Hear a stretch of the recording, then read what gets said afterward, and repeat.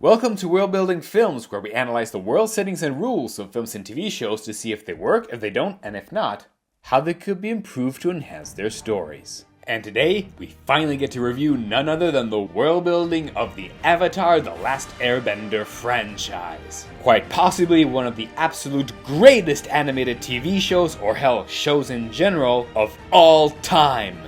And Korra's okay too, I guess. But for real, this franchise is easily one of the very best ones around for its characters, plot, and yes, for what might be the single best example of world building I could possibly think of. So much so that I have no notes. So thank you for joining today, see you next time, and as always, keep building worlds. Well, maybe there's a few things we can talk about. Hear me out. Okay, jokes aside, this really is one of the greatest examples of world building out there, for real. But upon rewatching the whole franchise, even I had to admit there were some small chinks in the mail. Which is no surprise, with such an expansive story you're bound to make a few mistakes. So, that's what we're gonna do here for these videos, to see how we could improve upon an already great world building foundation. And to be clear, we will be reviewing the original Last Airbender show, The Legend of Korra. Oh, we'll get to Korra alright. All the tie-in comics, wikis, as well as any other supplementary info that I could get my hands on. So, needless to say, spoilers for all of these. Also, because this franchise is so vast, if you feel like I missed anything, feel free to let me know in the comments down below. Oh, and by the way, special announcement. If you want, in the description below, you will find the link to the official Discord server for the Worldbuilding Films channel. So if you're interested and you want to join in, feel free to click below and I'll see you there. Alright, enough chit chat. Let's get right into it. This is the world building review of the Avatar: The Last Airbender franchise.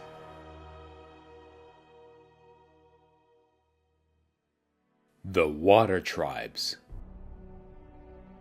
Before we tackle the entire world as a whole, I think it's fair that we should start to analyze each one of the four nations first, starting with none other than the Water Tribes. So, the Water Tribes consist of people who have, waterbending. Except, water is a pretty broad term here. Technically anything that even remotely counts as water is their domain. From regular water to sweat to bloodbending, freaking ink, and even mud if they put in enough effort. Not to mention that their bending offers a lot of advantages, such as being able to instantly shift water from its liquid state, to freezing ice, to hot vapor, and hell, they can even heal with the damn thing. It's no wonder that they're considered to be the most versatile of benders, and it's even less of a surprise to see where they have settled. Both tribes seems to live pretty exclusively in the northern and southern poles of this world, although they've had a pretty turbulent history with each other. The northern tribe is the one that's most prosperous, where they built this enormous city made entirely out of ice, with huge buildings, rivers running through it like a frozen Venice, massive ice walls against invaders, and all of that good stuff. The south, however, is the one who kinda got the shaft, as they're the ones who have no such grand buildings, have the fewest numbers of benders, and at most live in small villages with a few regular igloos. Also, yes, despite popular belief, there actually are other villages in the north and southern pole of this franchise. Just wanted to clarify that. They're just not shown very often. And by the way, real quick, yes, they are actually inspired by our real-world Inuit cultures, in the same way that all of these four nations are each greatly inspired by at least some form of Asian culture in our world. Which is fine, I won't be touching upon that parallel, because I know the creators needed at least some base to start from. And at least for Western audiences, it's a lot more refreshing to have a chance to be exposed to different cultures in both their aesthetics, philosophies, and such, and they're all done so beautifully anyway. So I won't be commenting on that unless absolutely necessary. Anyway, back to the original point. The southern water tribes still are the ones who have the most political issues, and have had the hardest time against even the Fire Nation when they first invaded during the 100-Year War. And in fairness, there are some elements that kinda help justify this. It's the pole on the map that's furthest from the other nations, so any form of trade with them will be harder to do.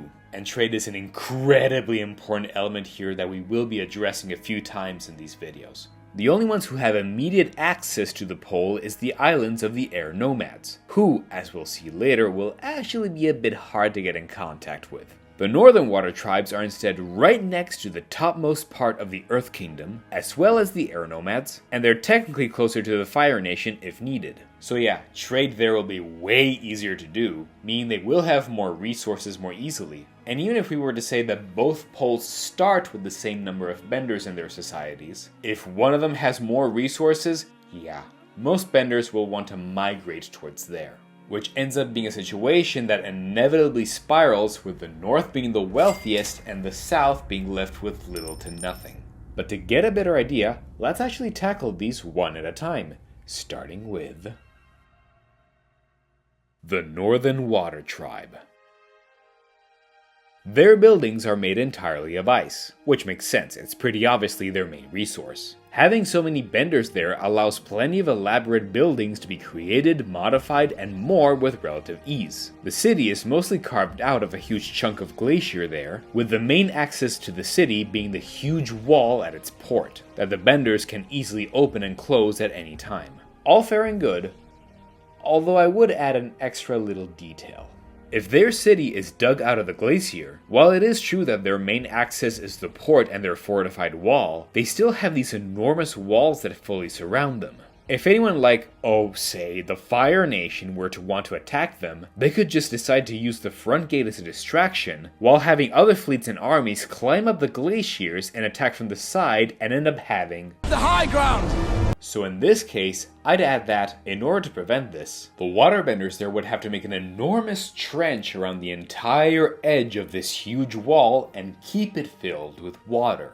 That way, ships can't reach it because they'd first have to traverse hard icy ground, and tanks can't reach it because they'd have to face the water, and since they're, waterbenders, if they have guards patrolling the entire perimeter, at any sign of threat, they could easily let their enemies drown inside this trench, or, if they can swim, just freeze them right there and there. Not like they can do literally anything about it, as even talented firebenders like Azula had a hard time getting out of being fully frozen, despite having literal firepower that was powered up by the comet no less. So this trench would be an even better defense for the city. Not to mention that they'll never run out of water since it's all made of, ice. And they can shift between solid and liquid states at any time. It would be similar to how medieval castles have moats for defensive purposes, except in this case even more effectively so. Speaking of their structures, I was going to point out that these buildings would have been a safety hazard because they would have put a lot of downward pressure on the lower blocks of ice, and ice is definitely not as sturdy as rock,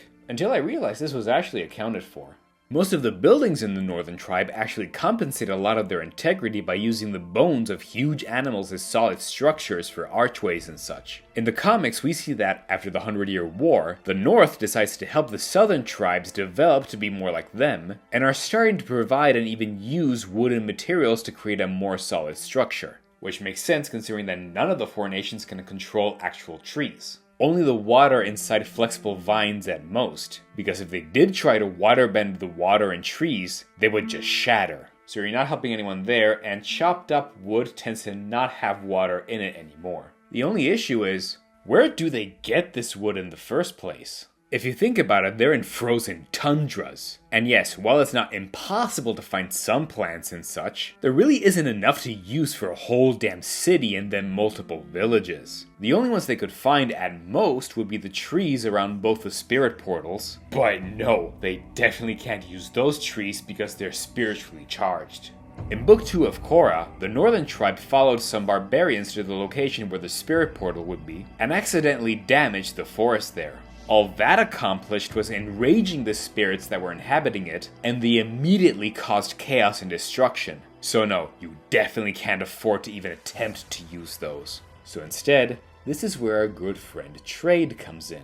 The water tribes would have to necessarily trade with the Earth Kingdom for their supplies of wood for their buildings, as well as fire to keep warm, considering that the Earth Kingdom has the largest amount of landmass, and can easily afford to cut down some trees. In exchange, however, the water tribes would have to give away something else in return, and that can be two things. First off, water. Specifically fresh drinkable water, because they can melt part of their own glaciers when needed. They easily have an abundance of it, and the North can transfer it over pretty quickly.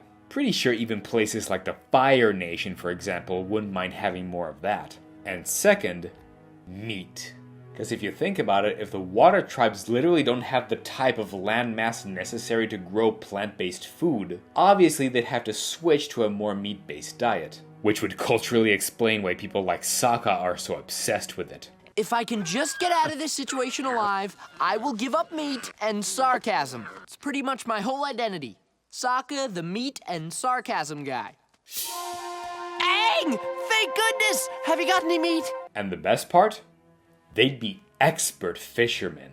Like, screw fishing rods. If you're a waterbender, you can literally just take out a large chunk of water and all the fish inside would be done for with no escape at all. Which you might think would be unfair to the fish who would have a big disadvantage in this case, and you'd be right, if it wasn't for the fact that I think this is exactly why in this world, the oceans are teeming with enormous sea creatures that you can even ride or that can straight up attack you. Because they have all been forced to evolve to be much bigger as a countermeasure to waterbenders easily fishing them out. So they're forced to evolve to be enormous as well as hide as deeply in the ocean floor as possible for safety. But then they would need a lot of food to maintain their size, so even they would have to be forced to re-emerge to the surface at times. And if they pick the wrong moment, boom, a large group of waterbenders can easily just snatch them up. And even just one of these things would be easily enough to feed an entire population and then have enough excess to even trade with the other nations. Although, yeah, I would still have the waterbenders use even more of these giant bones for the structural integrity of their homes. Because it's one thing to have structural integrity for archways in some places here and there for design purposes, but it's another to use several rows of them to really strengthen them up even at the upper and higher levels. Hell, if the Fire Nation is willing to line their own catacombs with freaking dragon bones, waterbenders would have no reason to hold back on the bones of the giant fish they can so easily catch, and recycle whatever they can. Even columns would have to have this, perhaps made out of the femurs of giant animals, perhaps with wooden cores to really strengthen the entire structural integrity, cause just ice columns really wouldn't be structurally sound enough and they could easily risk melting. Ironically, the Netflix series seems to have taken this bone structure idea and the set design of the southern water tribes more into account, so despite its faults, it at least improved on that. Another detail though that has to be put into consideration would be lighting and heating. Sure, they can use all the fur they want to keep themselves warm, even light up the floors and walls of their buildings with them, and ice is indeed a very good heat insulator, but they will still have to have some actual light and heating, and require the use of fire at times, if nothing else to cook their food. Because since this world does indeed have seasons just like us, it would mean that their planet tilts, and the north and south would also have to alternate between 6 months of sunlight and 6 months of darkness. You really don't want to face polar winter time without some source of heat and light, and while they can technically turn water into vapor, aka they can heat it up with water bending, they can't control it anymore as much when it's vapor, and you don't want to suffer an overdose of humidity in the dark no less. Not to mention you really don't want to risk having cold showers here of all things. So for all of this, there are actually two solutions. One, Genomite crystals, which naturally glow on their own and the four nations do use. Although we will get back to that one another time. And two, as mentioned before, straight up fire. The problem though?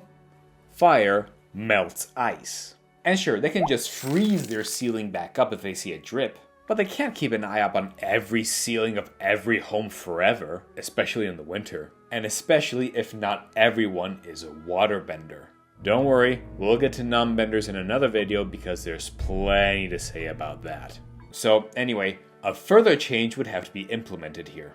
I think that homes and buildings in this city would have to require to have a much more dome-like shape and design. Definitely not straight, no matter how big they get. The reason being that, first off, if ice were to melt from ceilings due to all the fires and candles and whatever for lighting and heating purposes, then at least melted ice could melt more slowly along the sides of their curved dome-like walls, and they could build cisterns on the very edge that would collect all of the said melted water, ensuring at least for even non-benders to have some more drinkable water for themselves, and again have excess they can sell off to the other nations. If the buildings start to melt a bit too much, there could be waterbenders whose legit job is to patrol various homes, see the conditions, and if needed, refreeze the whole thing lickety-split. And yeah, this would be an even bigger reason why you want to have your structures be built much more around the bones of giant fishes for integrity purposes. And if you think it would be hard to build these enormous dome-like structures in various numbers, keep them standing, and also have to always be on the lookout for them, then they can build a central pillar for even further structural purposes and even further water collection. I mean, let's be real here. We humans were able to create huge domes like Brunelleschi's dome in Florence without any kind of bending, so pretty sure people who can literally lift huge chunks of ice, a much lighter material mind you, into the air wouldn't have too much of an issue. Oh, and by the way, since there are waterbenders who are natural healers, it was a good idea to have their hospitals be buildings that would require to have main pools of water, spiritual or not, from which they can gather a bunch and heal their patients. And while I don't think they actually showed this in The Legend of Korra, I think that later on in Republic City, even if they don't have ice buildings there, it would be mandatory for all hospitals to at least have one main source of water, like a huge tank or something, from which all doctors and nurses can gather all the water they want to heal their patients. So, yeah. If you build these homes with these shapes and designs in mind, as well as perhaps reinforcing them further with the wood they'd gather from other nations and easily water slice them into curved shapes as well, this would have been the best call for the North and its city. Just make sure that candles and fires would be much lower on the ground since, heat tends to go up, and you can't afford to miss all that sweet, blissful heat in the frozen tundra. But this is all for the plentiful, pampered northern tribe. What about the south? Well, yeah, they would have other issues. The Southern Water Tribe. The South Pole, as I said, is the one that has the least amount of resources in almost every way. They're more isolated, so they have to fend off for themselves more. The Waterbenders they had gradually chose more and more to go to their sister tribe in the north, leaving them with only a few benders here and there, so they had less power to actually do all the funky stuff the other tribes have been able to accomplish. It's kind of no wonder they became much more tribal and, dare I say, brutish. In such a harsh weather and environment, all they had were themselves. In fact, from the point of view of world building, there isn't that much to say here because if you take away their bending, all that happens is that they resemble much more closely to our real-world Inuit cultures. They live in small villages, they put a lot more effort into hunting the animals on the surface of the South Pole instead of fishing, because without benders they'd have even fewer chances if the water creatures have evolved to be big, and they live exclusively in much smaller igloos. Igloos are actually a valid option in a frozen tundra because ice is much easier to cut than stone. You can build them pretty easily, all things considered, and they're built in a way to absolutely maximize the heat they can contain on the inside. And if there are any issues in the structure, just kinda add more ice by hand. If an igloo falls, it's dangerous, yeah, but not even remotely comparable to the ones in the north that are built to the size of cathedrals, and they're relatively easily rebuildable even for non-benders. So, yeah, not really much to say about them. It's no wonder that they are the way they are, and it's no wonder that they put in so much effort into keeping their lifestyle out of necessity, with some like Katara and Gilak indeed having a hard time accepting change and industrialization when it does arrive after Aang won the war, fearing that it means losing a culture that was such a necessity back then when all they had was each other. It's hard to let go of such things when they help to define who you are, for better or worse. Although, I have to say, Unalaq complaining that the South isn't as spiritual anymore is bullshit. Since most cultures who struggle to have even basic resources will compensate by being more religious and spiritual to keep their morale up. So at most, this would have been the other way around. Anyway, the only main issue is that if they did have such a hard time and had such dwindling numbers of benders, it does very much leave the South exposed to any attack from other bending nations, especially during the 100-Year War. So it kind of makes me wonder how they even survived at all at this point. But there are actually some things that we can use to justify this. Let's tackle the issues first. First off, with the exception of political manipulations from someone like Unalaq, I think we can chalk off attacks from the Northern Water Tribe because I doubt they'd be inclined to actually kill their own brethren that easily, and the air nomads are too peaceful to care for attacks anyways, so at least those two are taken care of. The frozen tundra they live in would help against Earthbenders because there's no Earth to bend unless they bring their own, and the Fire Nation would be very much out of their environment and at a disadvantage against even one Waterbender. Not to mention that, for millennia, the Avatar has always been around specifically to avoid conflicts between the nations and keep peace and balance. Anyone who steps out of line gets utterly plowed, and if you do try to attack the Avatar when they're still young, they'll pop out again eventually. You're just guaranteeing a dead and utter pounding the moment they come of age and master all 4 elements. So no one has an incentive to attack them specifically when they're at a young age. Alright, cool. But what about the 100-Year War?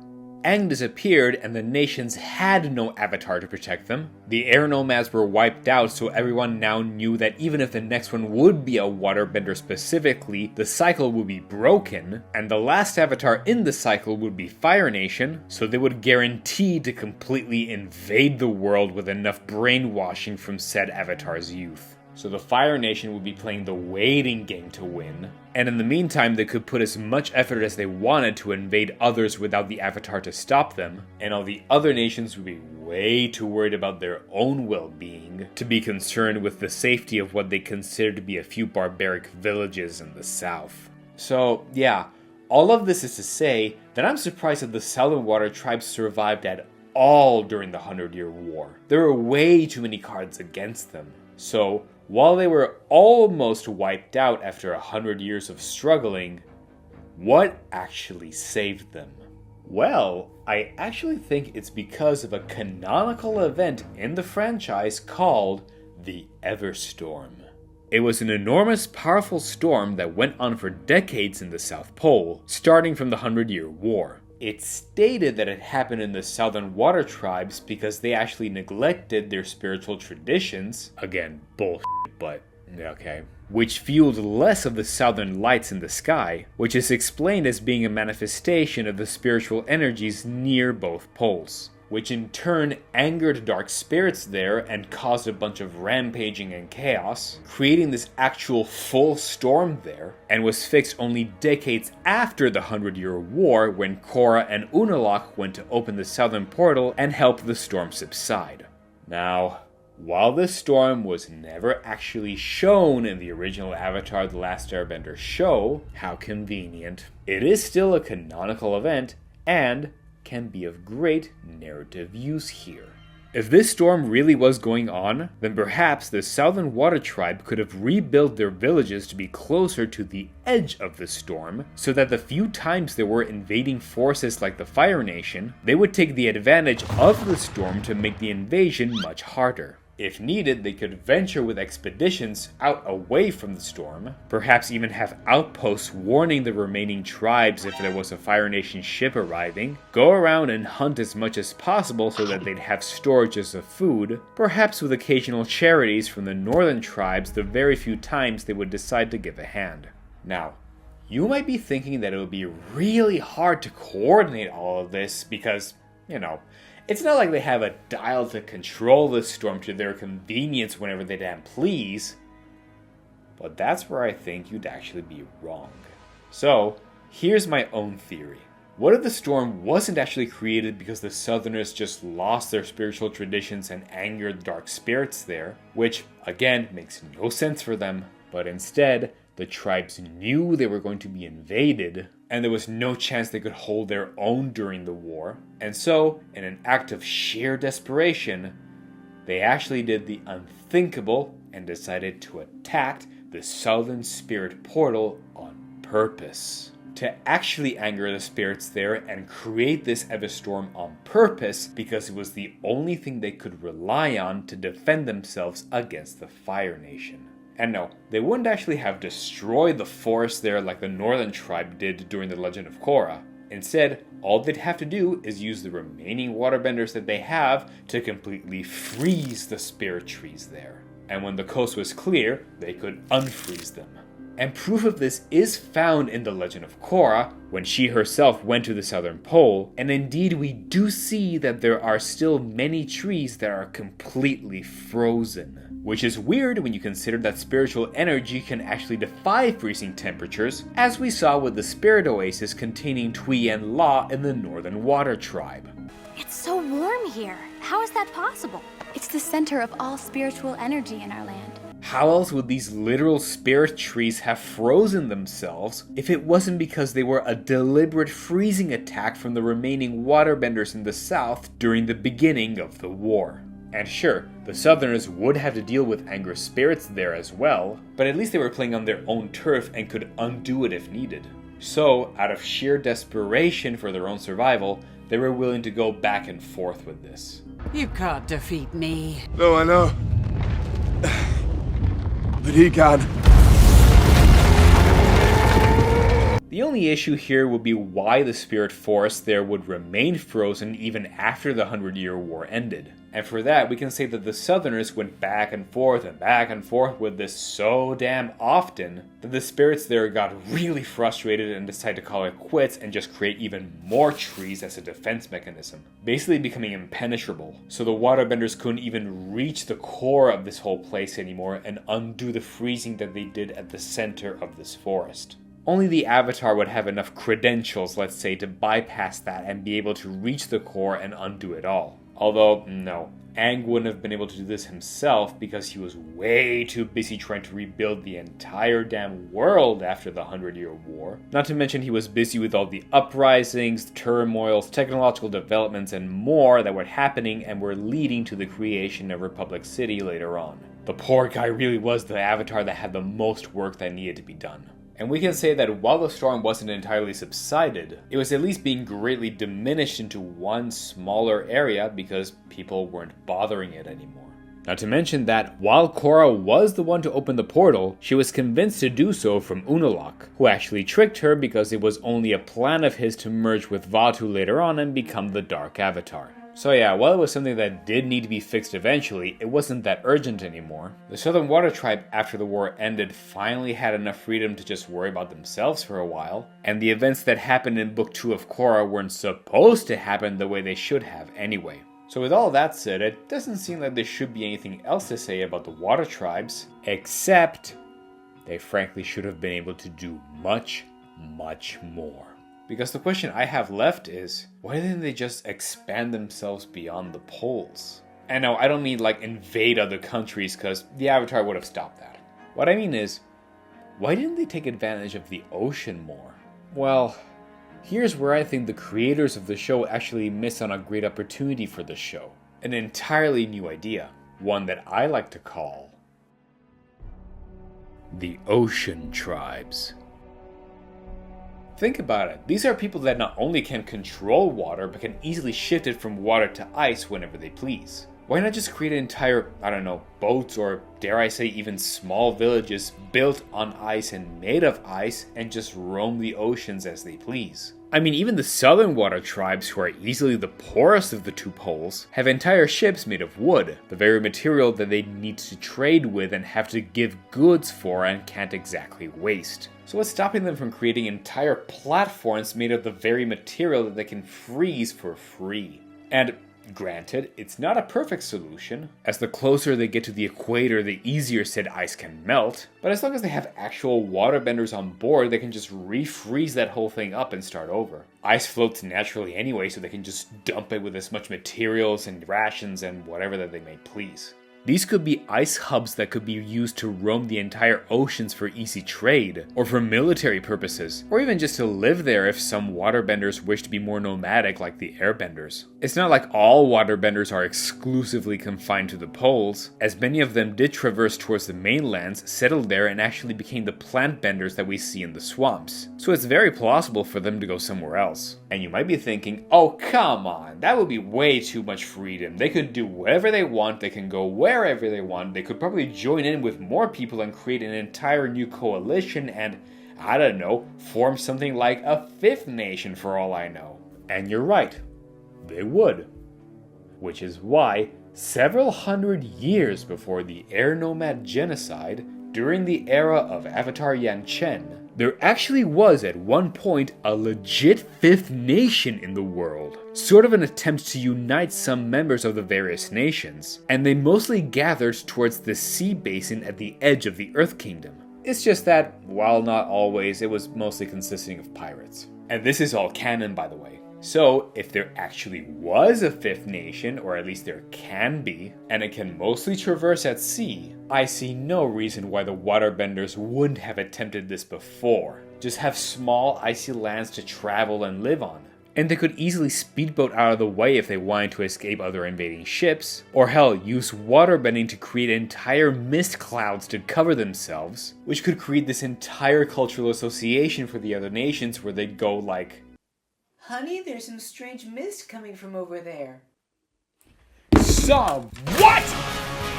Actually, you know what? Screw that. They wouldn't even need to rely on ice exclusively, and they could even just create entire cities made of wood and happily float wherever they want. Hell, again, the Fire Nation has an entire village built on water and a spa built on a freaking waterfall. So I see no reason as to why freaking Waterbenders wouldn't do this. These two freaking tribes ought to have been legit masters of the sea since the beginning. How did they not take advantage of this and control everything from the start?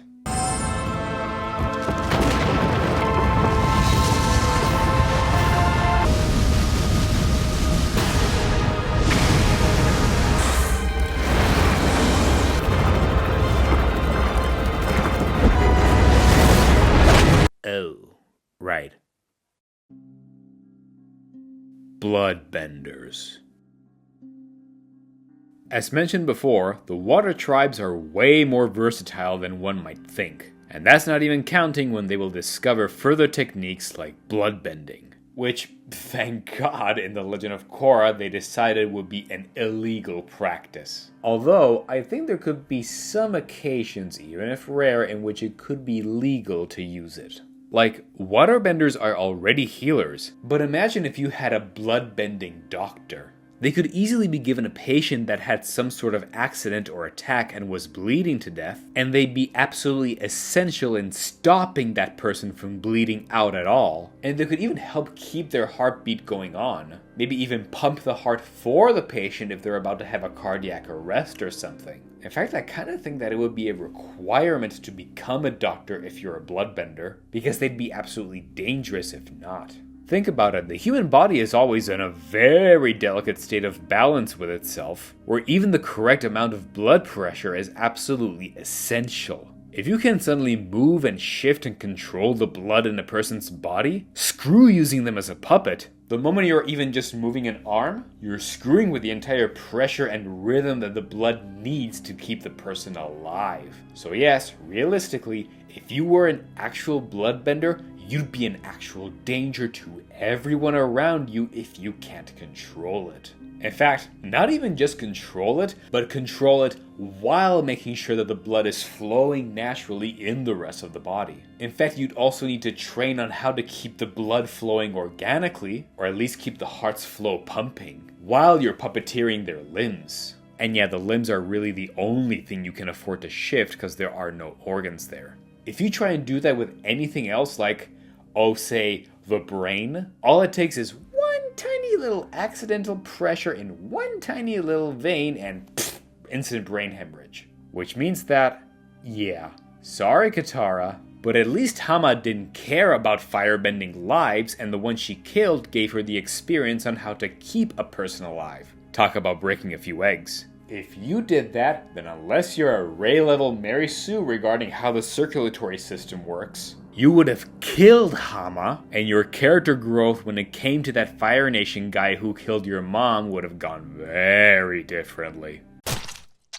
So, alright, we've talked extensively about the water tribes, and now I think it's time to move on. But since these videos are going to be long enough as it is, you guys have no idea how much planning and research this all took. We will be analyzing the next nation in the cycle, the Earthbenders, in the next video. So don't forget to click the subscribe button so we can bend this channel all the way to success, and I'll see you all there. Stay tuned, and as always, keep building worlds.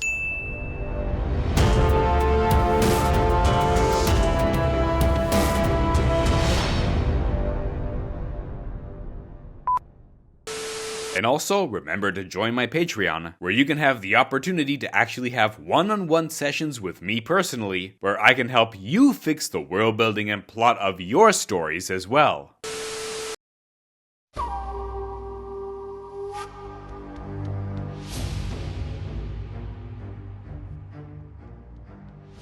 The Earth Kingdom. The Earth Kingdom is the one that has the greatest landmass in the entire map of the Avatar world, so it only makes sense that that is where the Earthbenders can be found.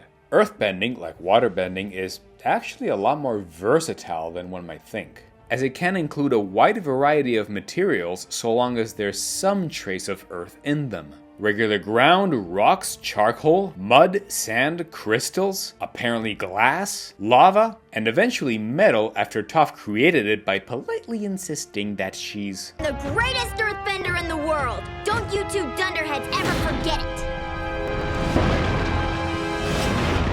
Nah, can't see why she's a fan favorite at all. So yeah, Earth is a very broad term, and its versatility depends mostly on one's own personal skill with it. This means they can do a lot with more solid materials, and it really shows.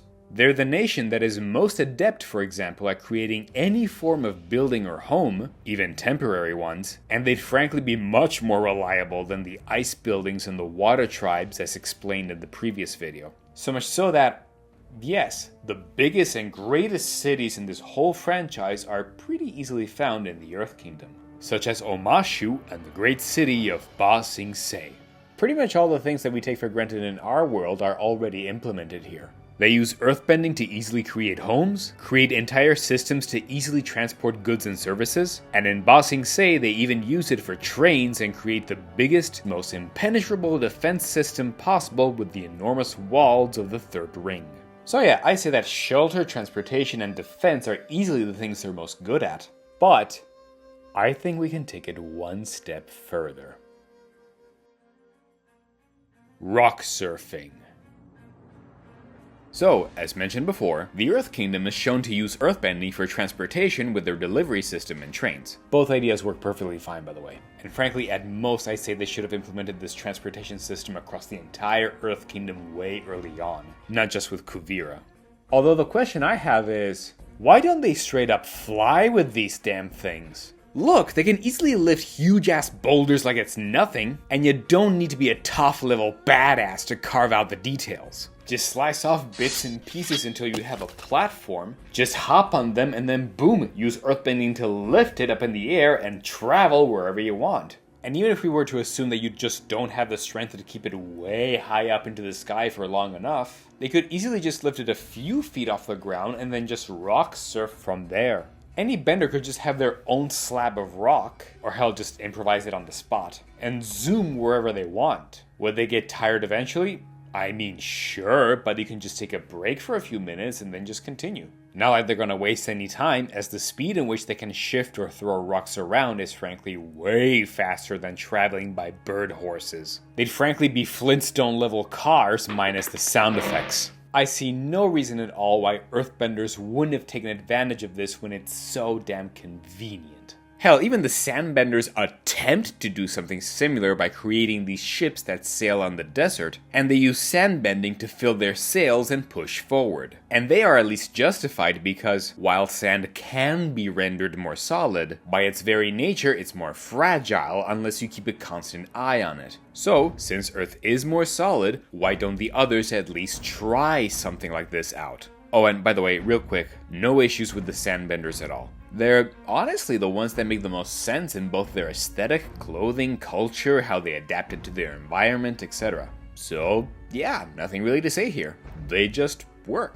I just think they're neat. But anyway, back on track. Even in Korra, after metal bending is easily much more available for many more Earthbenders, I'm surprised that no one uses bending to just create little metal pods and move around with those. Not even in the future city of Zaofu, the city made of metal. Sure, cars would inevitably conserve way more energy for humans, especially with long-distance travel. But come on! If you're a metal bender, there definitely should have been at least some metal pods that people would consider to be this world's equivalent of hovering shelled bicycles. Although you'd still need a license for that, just in case.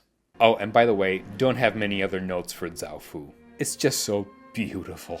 Maybe just put a little bit of extra coating on all the surfaces so it doesn't rust when it rains, and you don't get electrocuted when you touch exposed wires. But aside from that, c'est magnifique. Also, while I didn't mention it last time, I definitely think that Waterbenders ought to have applied the same thing with ice and easily fly around with, like, ice boards too. Except, at least ice is very slippery and, cold to the touch. Although, then again you could freeze your boots into place, I guess. But either way, rock has none of these disadvantages. Hell, you think you'll destabilize and fall off? Just create rock handles and you're good to go. So yeah, while Omashu's delivery system is great, and should frankly be implemented on all carriages at this point, I see no reason why transportation wasn't an even bigger and easier deal in this world. Architecture. Alright, this is a big one for me. We know that all the buildings in the Earth Kingdom are made of at least some combination of earth or rock, materials that are easily bendable. Hell, even bricks would count. And while it makes perfect sense that Earthbenders would have no issue whatsoever in creating even the most grand and elaborate of buildings if they're in large enough numbers, how the hell do they maintain all of this? What I mean is, just as they can easily build, they can easily destroy. Even Katara freed Aang by accidentally shattering his iceberg with waterbending just because she was emotional in one moment. What happens if an Earthbender does the same? You have one bad day, or someone angers you or whatever, and then suddenly, wham! You destroy an entire pillar that was important to the entire structure of a whole damn building.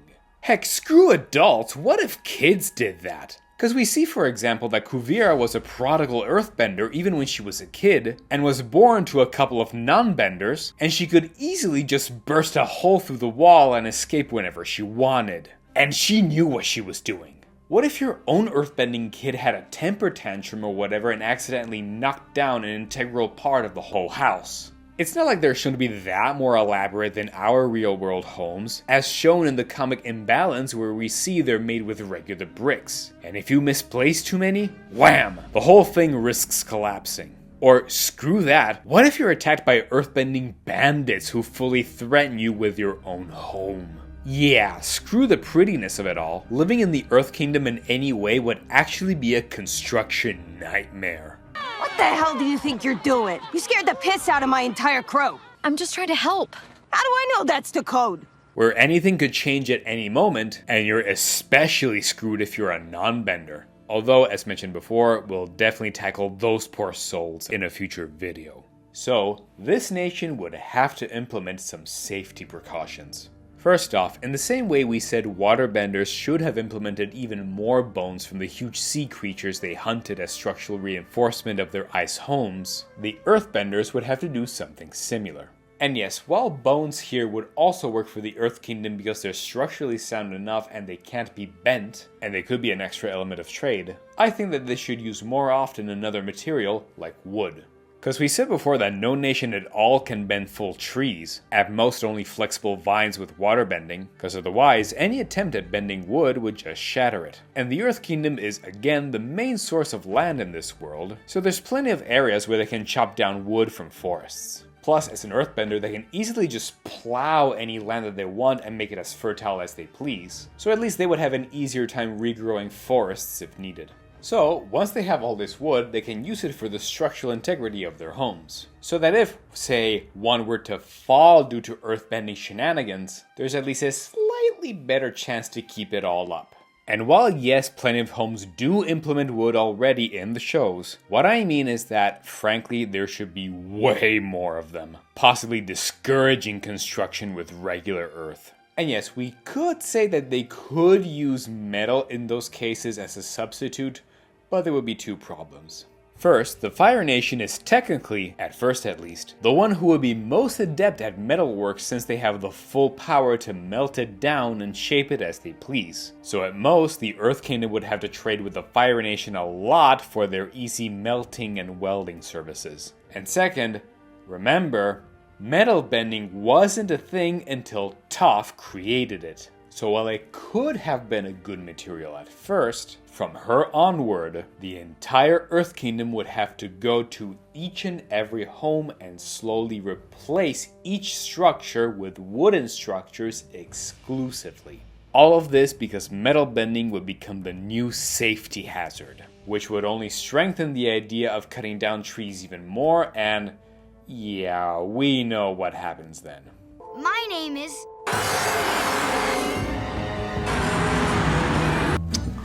Thanks, Obama. Not to mention that, honestly, you'd have some privacy issues here as well. Because if you think about it, doors would be pretty damn useless. If careful enough, these fools can just open up a whole new hole in any wall they please. So you'd have to make sure that doors, if they exist at all, would have to be made exclusively of non-bending materials like metal and later on wood. Perhaps platinum for the really rich since metal benders can't bend that. And make sure that the skeletal structure of all these buildings is tightly woven enough to not allow room for earthbenders to just slip through, even if they earthbend an opening inside said wall. Yes, even in the Earth King's palace. Because despite there being soldiers checking and controlling every wall at this point, if you have an earthbending prisoner, they'll have just as much of an upper hand as the soldiers, and be annoyingly hard to keep down.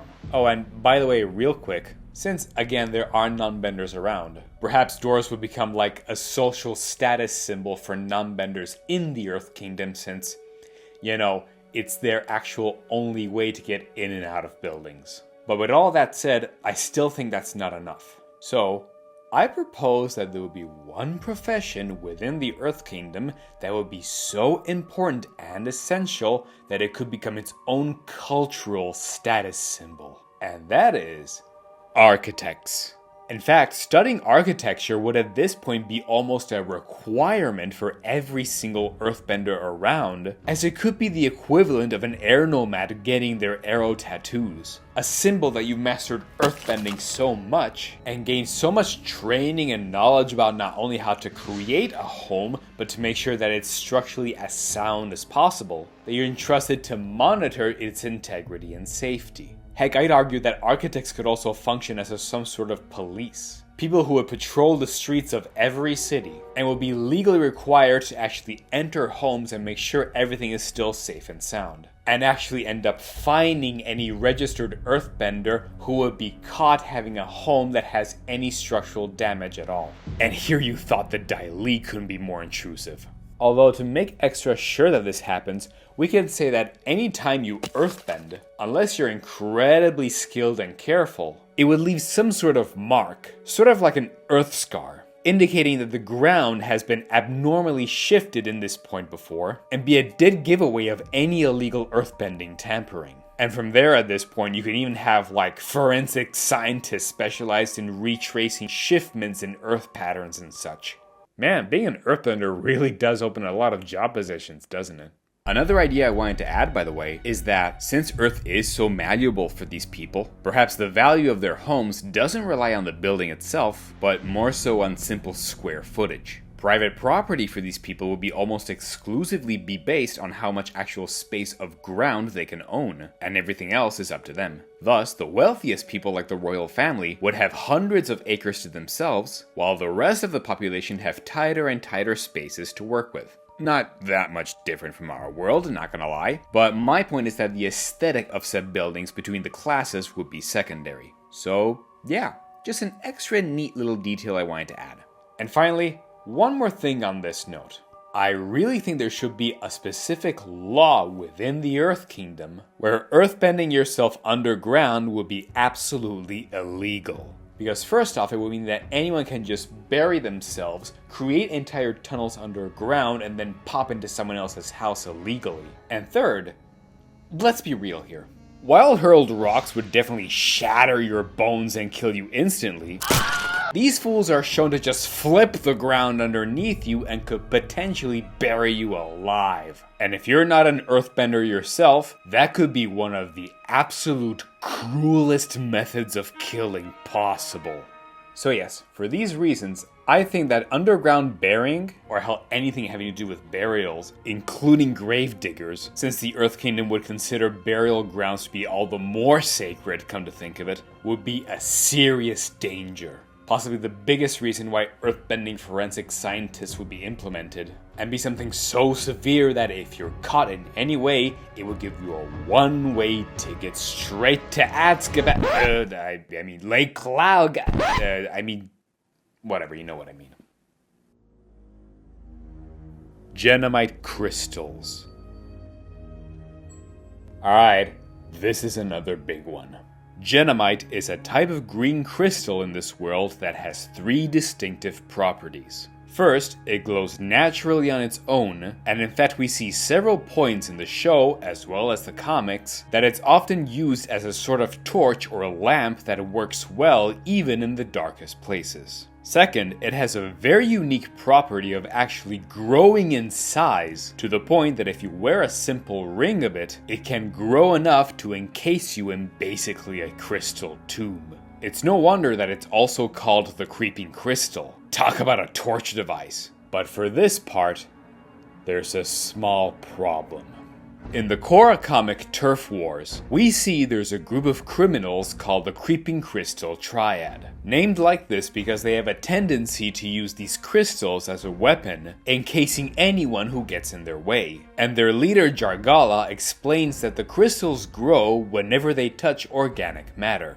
Which, okay, could work if it wasn't for the third part, which proves that the second is actually a huge retcon. Cause remember, in the very first freaking season of The Last Airbender, the show that started this all, it's very specifically stated that these crystals are also used as... Genomite is made of rock candy. Delicious. And look, I get it. It's King Boomy saying it. And he doesn't exactly have his mindset straight. But, crazy or not, if you're actually eating these things for whatever reason, at the very best it would screw over your entire digestive tract. And I'm pretty sure Boomy wouldn't have reached over 100 freaking years in age with that bod if that was the case. But at the very worst, if the crystals do grow when they touch organic matter, you're immediately dooming yourself with that very first bite because it would grow out of control straight out of your stomach. So, comedy or not, that bite would have killed King Boomy from the start. And sure, one could say that the rock candy idea should have been eliminated from the start and they should have actually just gone with the idea of it growing when it touches organic matter as a trigger. But if the Earth Kingdom wants to trade with this, other nations might be a little weary at the idea of having these things, because even if they do emit natural light and could be useful, if you accidentally touch them for any reason, you're done for. And if you think that that's the same risk that one would face with regular fires or torches or whatever, I would fully agree with you and that would be fair, if it wasn't for the fact that, while fire does burn at the touch, it's much slower at expanding and burning if you don't have the right materials. Whereas these crystals could grow at a much faster rate at the slightest provocation, and unlike fire, once it grows, you can't turn it off with water. It wouldn't just disappear and could risk becoming way too big to handle at a certain point, especially, again, if you're not an Earthbender. The less careful you are, the worse it gets, and I don't see why the other nations would be interested in this material for trade. So, no. Sorry, comic, but that just cannot work. Also because you're kind of missing on a big opportunity here. Because these things aren't created, but naturally grow in the underground of the Earth Kingdom itself. To the point that, and this is all canon by the way, Ba Sing Se began as a subterranean city, and they immediately found the Genomite crystals, which illuminated the whole underground areas. And when the city expanded to the surface, these crystals became an excellent form of trade. Indeed becoming a perfect source of light for any other nation who might want it, and that's specifically why we do end up seeing it in other places in the franchise. God, this is so well thought out. And in fact, if they're indeed fully edible as well, that only helps even more, as this means you can have a form of food that not only forms naturally but can keep on growing on itself and become an endless source of food. These things would be super valuable then. And at this point, the fact that it's an Earth Kingdom can make sense, because perhaps, and this is just my own theory mind you, the first families or whatever from like thousands of years ago could have found this and become super rich off of it and could have had enough power and influence to become the first monarchs. It would all make sense, if you don't assume they get diabetes from all these rock candies. But anyway, yeah, there is still one small problem. The fact that these crystals grow at all.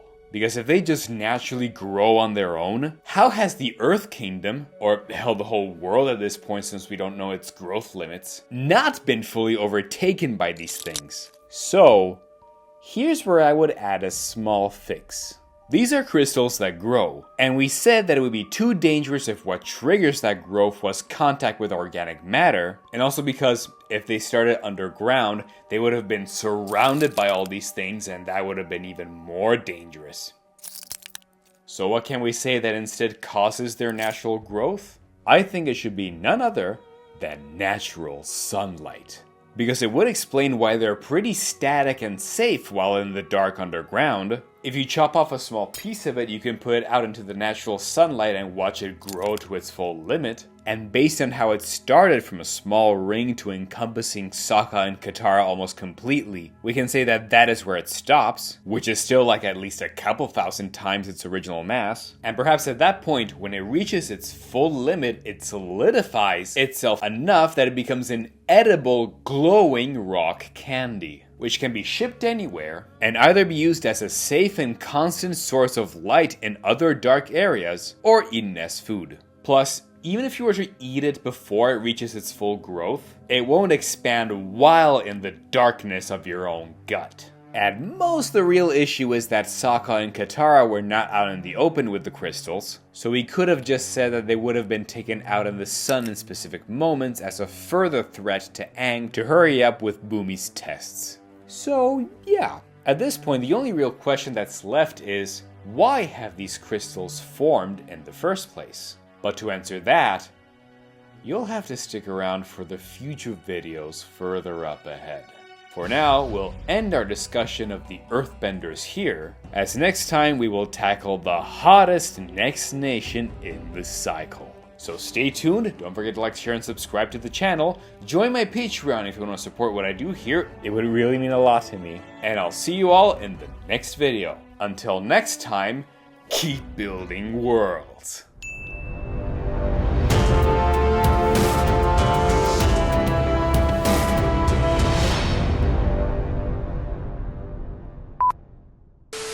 And by the way, real quick, this video is sponsored by me. Cause yes, my book Grimm has now been released in 3 languages, English, Italian, and German, and are all available on Amazon right now. It's a dark horror fantasy suspense story about a teenager who has the strange ability to see none other than the Grim Reaper. And one day he has to strike a terrible deal with the Reaper in order to save someone he loves. The reviews so far have been surprisingly good, and I thank each and every one of you who had a chance to read it. If you're also interested in giving it a shot, feel free to click the links down in the description below, or use the QR codes you see right here on the screen for each language. Give it a read, and feel free to leave a review, or let me know your thoughts on this channel's Discord server, also linked below. Thank you for listening, and see you at the next video.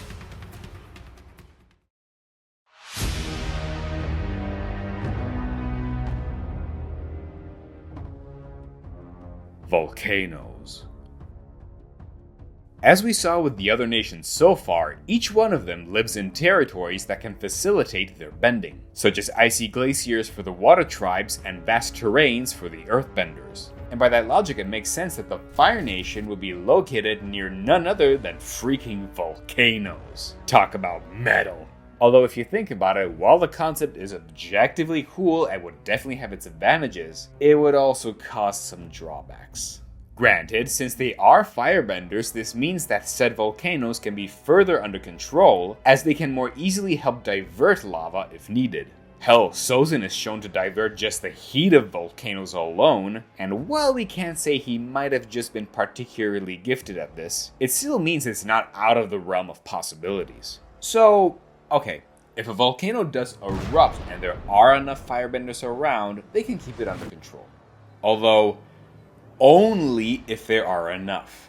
Volcanoes are no joke as they are incredibly powerful and hot, where even staying hundreds of feet close to magma can already burn you, and you would actually require specific suits to survive just its vicinity. And even if we didn't compare it to our real world, we're shown that even Roku, the freaking avatar of his time, had a hard time keeping a single one in check, even with the help of Sozin.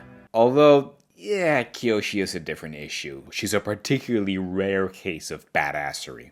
So yeah, great effort would be needed to keep these under control, but with that said, it's not impossible. So I think it's more than fair to say that after thousands of years and what must have been millions upon millions of firebenders, they were able to shape and control volcanoes and divert potential dangers and use them to their advantage. So much so, their capital and the palace of the Fire Lord is built inside the biggest one around. Talk about the ultimate power move. It's just possible that some smaller volcanoes might have been dormant, and since they're firebenders and not earthbenders, unless they get help from the Earth Kingdom, it's not inconceivable that eventually one or two of them might have escaped their radar before it was too late. So yeah, sorry Roku, but talk about bad luck.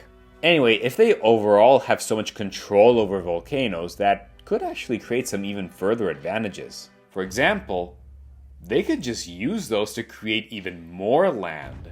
Like, let's take as a reference our real-world volcano of Eldfell in Iceland. In 1973, it erupted and obviously caused a lot of damage and tragedy, but at the same time, the sheer amount of lava flowing out ended up on the coast, close to the harbor, and when it cooled down upon contact with the water, it solidified and actually created more land all of a sudden, over 2 square kilometers. So at this point, the Fire Nation could have gone to some of these volcanoes, punctured some holes on the side, perhaps with asking the service of Earthbenders, and used their firebending to divert the lava through specifically built canals, and make them land at sea and solidify and suddenly create a whole bunch of more, well, land.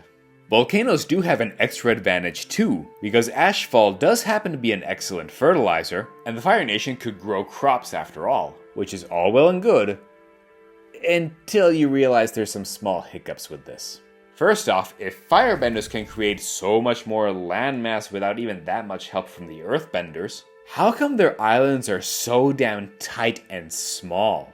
Really think about it, we only ever see them in these small archipelagos, and even with wider shots of each island, there doesn't really seem to be that much more room for flat plains and whatever to grow agriculture. And this is taking into account that they can create landmass. So by proxy, if this is the best they could do in 10,000 years, it makes me think that the original islands were even smaller and this was the best they could do. That's rough, buddy. Yeah, no kidding, because that means that even if you do have ashfall, you literally don't have enough space to create the farmlands necessary to feed off the entire population. Not saying there wouldn't be at all, mind you, just that they would actually be more rare than you might think. And that's not even counting if you have the wrong ashfall. Cause, see, volcanoes emit 2 types of ashes, black and white. If it's black ashfall, sure, its properties are good enough to be fertilizer. But if it's white ashfall, that actually has corrosive and acidic elements in it. Which means that the crops there would actually end up being sick, damaged, or straight up die. And if it ends up in the diet of animals, it screws over their entire digestive tract, causes plenty of diarrhea, and they could even damage their teeth, and in turn it would screw over their digestive tract even more. It's just bad all around. And while firebenders can control the heat part of volcanoes, I'm not sure they'd be able to control the mineral and chemical parts of them, especially during what ends up being a very prolonged feudal era. Plus, lava bending wouldn't be invented until after the 100-Year War was over, and even then that will be an Earthbender trait, not a Firebender trait. Yeah, I know, we'll talk about that another time. Oh, and that's not even counting if a Firebender accidentally, burns your crop. Granted, it is canonical that they can divert heat, and it's shown they could even snuff out fire if needed, which is definitely good, but one slip up is all you need to screw over thousands of citizens for months. And also, hell, technically they don't even have any kind of advantage or resistance against fumes, as again, even Roku was easily knocked out by one accidental fume burst when he died at that volcano, and again, he's the freaking Avatar who could have just airbented all away. Maybe they could have some slight protection and resistance, but clearly not enough if their own territory goes out of control. At which point, by the way, I have no idea if the Fire Nation would put heavy sanctions against any kind of smoking or incense or whatever because they can't afford to have more of it, or they get so used to it that they wouldn't even care anymore. Winston, people are angry. They see us as the culprits. Culpable for what? It's fog. Fog is fog. It comes and it goes away. Perhaps I should remind him exactly how serious the situation has now become. Hospitals are filling up as our citizens are breathing in poisonous sulfur dioxide.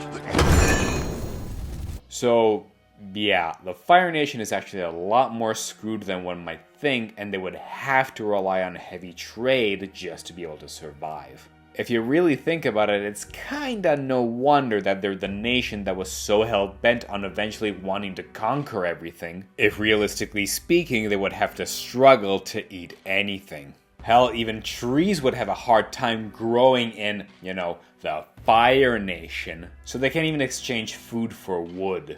So, at this point, what could the Fire Nation have of value that they could actually trade with the other nations? Well, actually, there could be a couple of things, and they would be salt. So if you think that food was an issue for the Fire Nation, water would be doubly so, as they're the ones who are controlling the element that is the most opposite to water. Not to mention if they end up polluting their own waters from the ash of their own machinery when they start taking over in the 100-Year War. But while this wasn't specified in the actual show, so to be clear, this is just my proposition, I think that the Fire Nation could have used this more to their advantage than they realize. They could have solved this trading and water issue with one simple method, and that is boiling seawater. Really think about it. Seawater is salty, meaning you can't drink it, much less use it for farming or whatever. But since they are firebenders, they can still create enormous tanks of metal. It's certainly a material that at this point Earthbenders wouldn't be able to control yet, and the Fire Nation could find it and melt it with relative ease in their volcanic islands. Plus, no Avatar would have any reason to bother them about this, since it's something for the health of their own people and not for war, so it wouldn't have been a problem. Then, once these metal tanks are constructed, they can fill it with seawater and then boil it all. After which the evaporated water can go through a series of tubes, and they could recondense back into other containers as fresh, drinkable water. This way, they would at least have all the drinkable water that they want, and best of all, what's left from the previous tank is the thing they could trade with the other nations. Salt. Salt is an excellent spice for a variety of reasons, as it's not only a great ingredient for all sorts of food, something any nation would certainly want, but also because it functions as a great preservative for meat. So while the Waterbenders could easily just use their own ice as perfect freezers, others like the Earth Kingdom, which I would argue have the greatest number of population if we're basing this off the size of the continent and the size of Ba Sing Se alone, would definitely need this for all its citizens and preserve all the food that they need. And at this point, even if the air nomads don't eat meat, they could still use it for their own vegetables or whatever. And while we're at it, if the Firebenders can use metal this easily, I wouldn't be surprised if the Fire Nation would be hired for their craftsmanship in melting and sculpting metal, and glass at this point for good measure, and any other form of volcanic ore or whatever that even Earthbenders would have issues with. So yeah, overall they would have a hard time, but at least they would have a leverage with this. Not to mention they would easily be considered the makers of the best red stuff over there.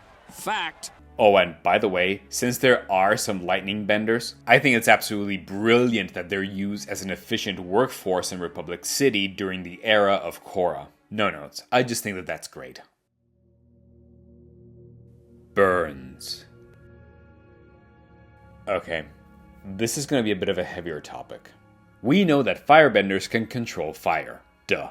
They can control or redirect existing fire, snuff it out, and yes, they are the only ones who seem to be able to create their element out of nothing. Hear that, movie? But let's not forget, fire is freaking dangerous. One false move and you can permanently hurt anyone, even those closest to you. Zhang really wasn't kidding when he said that fire is the most dangerous element that should be taken with the utmost seriousness and could even be considered a curse. He's very right, which makes me think burns will be very common for everyone. So, mind you, this will be a dark subject, but if we're to analyze how the world building of this nation would actually be like, I propose that across the entire Fire Nation, burns and scars would actually be not only common, but might have been implemented as an actual cultural custom, and at times they could even do it on purpose. Sort of like an Airbender's tattoo, to symbolize that, yes, they are firebenders, and if they have to live in the constant danger of burning each other, they might as well do it beforehand, and at this point create them in elaborate drawings or designs or whatever, regardless of the shape, perhaps even as a rite of passage or something. Because if it has to happen anyway, they might as well do it on purpose and on their own terms. Now hold on, before you type away in the comments down below, I already know what you're thinking. If this were the case with everyone, then it would absolutely nullify the sheer weight of Zuko's scar. And we would rob the world of what ended up being quite possibly one of the greatest redemption arcs in fictional history. And you'd be right. So, while I do still think that it would be a cultural element anyway, I will forego that idea in order to preserve the good that we have. But we don't have to do so entirely. Since firebenders tend to shoot their fire from their feet or, most importantly, their hands, and they are the only benders who can create their own element out of nothing, this means that the hands, regardless of their position, will be the most exposed of the sheer heat of their fire. It wouldn't be as immediately dangerous since the full heat of fire tends to go closer towards the top or outermost edge of the flame, which by the way is how real-world fire eaters can accomplish their trick by snatching the flame from below where there's less heat, and thus firebenders would at least have a small protection there. But in the long run, it would still cause eventually some calluses and burns. So I propose that culturally, as soon as a firebender shows they have said ability, they have to go through sort of a rite of passage, where they would have to purposefully immerse their hands into fires or burning coals or whatever, slowly if possible, but eventually faster, until they have enough calluses or burns or whatever on their hands. They'd have to implement something to deal with the fact that they're firebenders, despite the issues that may come, such as not being able to feel anything with your hands anymore. Be it freshly cut grass, or soothing water, or your own lover. A necessary lesson to avoid going out of control later. But if nothing else, at least the face would be left intact, which means that it wouldn't alter or affect the story arc that Zuko goes through. A tough lesson, but let's face it, when you have the power of fire, awesome as it might be at first, it's definitely one that will inevitably force you to humble yourself one way or another. And if it doesn't, then you were a lost cause to begin with. The Sun Warriors. The Sun Warriors are a part of the Fire Nation that was thought to have died off completely, but instead are secretly alive, and are the ones who help Aang and Zuko discover the true depths of firebending. They're the ones who are said to be the precursors to the modern-day Fire Nation, having learned firebending from the quote-unquote original firebending masters. In other words, fucking dragons! And now, ever since the Fire Nation has gone evil by starting the 100-Year War, and twisting the true meaning and original source of firebending as an art form, the Sun Warriors keep themselves, as well as the last two dragons, Ran and Shaw, hidden from the world, since the Fire Nation has hunted almost all of them down. Now, cool as this all objectively is, there's a lot to unpack here. First and foremost, how the hell have they remained alive and in secret all this time? The temples, while certainly damaged and ruined, are still there. And if the Fire Nation is so hell-bent on conquering the world, why not just invade these lands and use them for, I don't know, military purposes or agricultural purposes or, I don't know, anything at all? It's not like the land isn't usable, as there's plenty of forests as well, so clearly plants can grow. And it's still Fire Nation land after all, so it's not like anyone would have stopped them. And there's so much of it that they could have used to just reconvert and create free real estate. True, perhaps the Sun Warriors served more religious purposes in the Fire Nation, and since they were deemed gone, perhaps just invading those territories would have given them too much of a haunted voodoo vibe, and Firebenders would have been too superstitious at the idea of claiming it for themselves. Which, okay, could be fair, but remember, the Fire Nation by this point is going full gun-ho on invading the entire world. They don't care about religious purposes if it means halting their progress and conquest. And if they were so willing to, quote-unquote, wipe out all the Sun Warriors and hunt down all the remaining dragons, you know, the ones that were deemed to be the original freaking Firebenders, and yeah, we'll eventually talk about that too, to the point that hunting down a dragon was considered achieving the highest title possible, I see absolutely no reason as to why getting rid of the Sun Warriors would have been A-okay, but getting their territories, which again belonged to the Fire Nation anyway already, would have been a big no-no. Second issue, even if they would have conquered said territory or not, how did the Fire Nation even know they were wiped out when clearly they weren't? And I don't mean, oh, how did they miss these guys specifically or whatever. No. What I mean is, how the hell did they not even find the bodies of potential Sun Warriors who might have been wiped out before? Like, we see the bodies of the air nomads and the Firebenders at the Southern Air Temple, and those were abandoned too. So if the Fire Nation didn't claim these territories and there were no bodies left around for any hypothetical battle, how did the Fire Nation come to the conclusion that the Sun Warriors were gone? There were no bodies as evidence. And no, you might think that, as Zuko told Aang. The first people to learn from the dragons were the ancient Sun Warriors.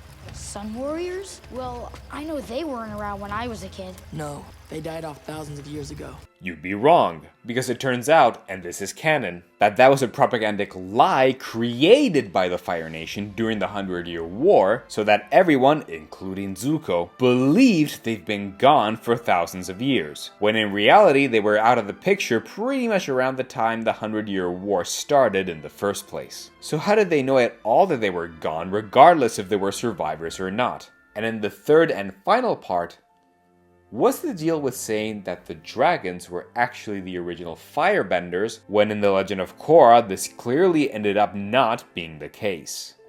So, yeah, as you can see, there's plenty of issues with these people. They're a really cool concept, don't get me wrong, but there's a lot of things that don't match. And in all honesty, there's so much of an issue that they kind of need a full rewrite. So, from here on out, this is my proposition on how their story and world building should be fixed. First, I would forego all the Indiana Jones style booby traps and whatever.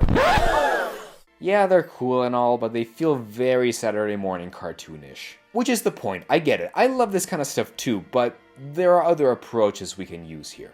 Then, with that out of the way, I think there should be a different series of events with the timeline of their demise.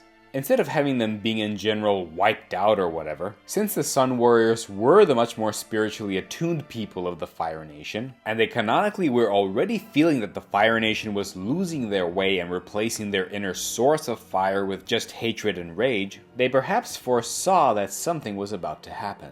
And as soon as Sozin began the 100-Year War, they could have had some intel about what was about to happen and taken some precautions. It's not that impossible to think of after all, as even the Netflix live-action series starts with the plans of the invasion being stolen so that the Earth Kingdom could be aware of the attack, but it was all just a ruse from Sozin himself to trick them into diverting their attention away from the air nomads, leaving them more helpless. So, if the Sun Warriors would have been able to find out about the plan in advance, they'd know that even if the arrival of Sozin's comet would power them too, they would still be at a great disadvantage against the much greater forces of the rest of the nation who would have had superior numbers. They would have been doomed no matter what.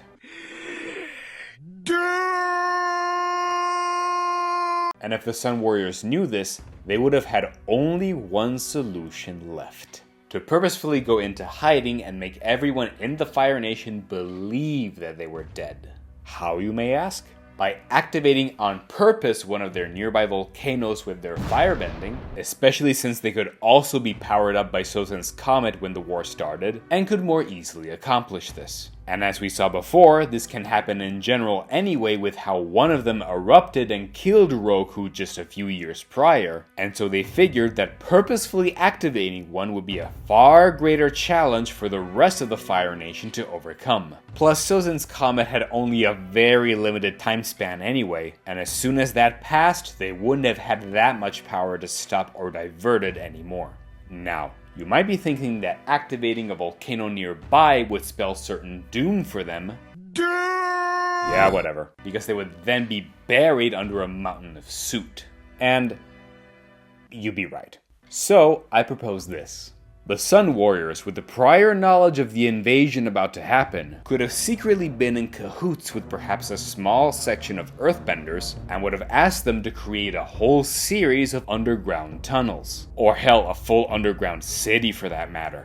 In exchange, the Sun Warriors would have given as much information about the Fire Nation as possible to the Earth Kingdom, so they could have been more prepared for their defenses. All of this in exchange to have a secret place to hide, while making the Earthbenders swear an oath to secrecy and make sure that everyone thought that the Sun Warriors were gone and cover up any suspicion. And by that point, the surface of their island would have been covered in so much soot from that purposeful exploding volcano that their city would have been completely buried. Kind of like a modern day Pompeii, where it would take probably even longer than a century for it to become a properly fertile land again, and if the Fire Nation tried any funny business in trying to take that territory again, the Sun Warriors could then add in as many booby traps as they pleased and pretend that they were the angered spirits of their own deceased ancestors, and then fuel their superstitions enough to leave the island alone. Or hell, maybe they were actual spirits for that matter, and they used the same method I proposed in the Southern Water Tribe in the first video of these series. Either way, Aang and Zuko then wouldn't have found an abandoned city anymore, but it should have been just a desolated, burned wasteland. But with that said, I know this causes another issue. How would the Sun Warriors have survived all this time? Surely if they lived underground, they couldn't have lived without water and food and, sunlight, since they're the freaking Sun Warriors. So, how can we fix that? Well, I think the solution is actually in the name. Sun Warriors. I propose that if they were indeed forced to go underground and remain in hiding this whole time, since their entire philosophy revolves around the positive aspects of the element of fire, the life-giving ones, out of sheer desperation, the Sun Warriors could have been forced to develop an entire new technique that doesn't revolve just around creating a single flame, but the specific type of light that can create just enough radiation underground to mimic the sun. I don't mean full UV rays, by the way. Not that they'd know the scientific term for it anyway, but just enough to at least create photosynthetically active radiation, or PAR, which falls within the 400 to 700 nanometers on the light spectrum, the same with which we can see colors anyway, and facilitate the growth of plants with proper sunlight in these hypothetical underground areas. And if you think there's the potential that they could make some mistakes, or overdo it, or perhaps that spectrum isn't enough and they'll have to push even further and accidentally discover UV radiation, perhaps when they take turns into shining this new form of bending on the plants underground, they would necessarily have to wear plenty of extra heavy clothes to protect themselves against the very radiation that they're now emitting. In a way, they could look like underground sandbenders. I'm not saying this is a perfect solution, mind you, as this would still create some health problems along the way. Nonetheless, with this new technique, they could really earn their name as Sun Warriors and become the very first people to develop light bending.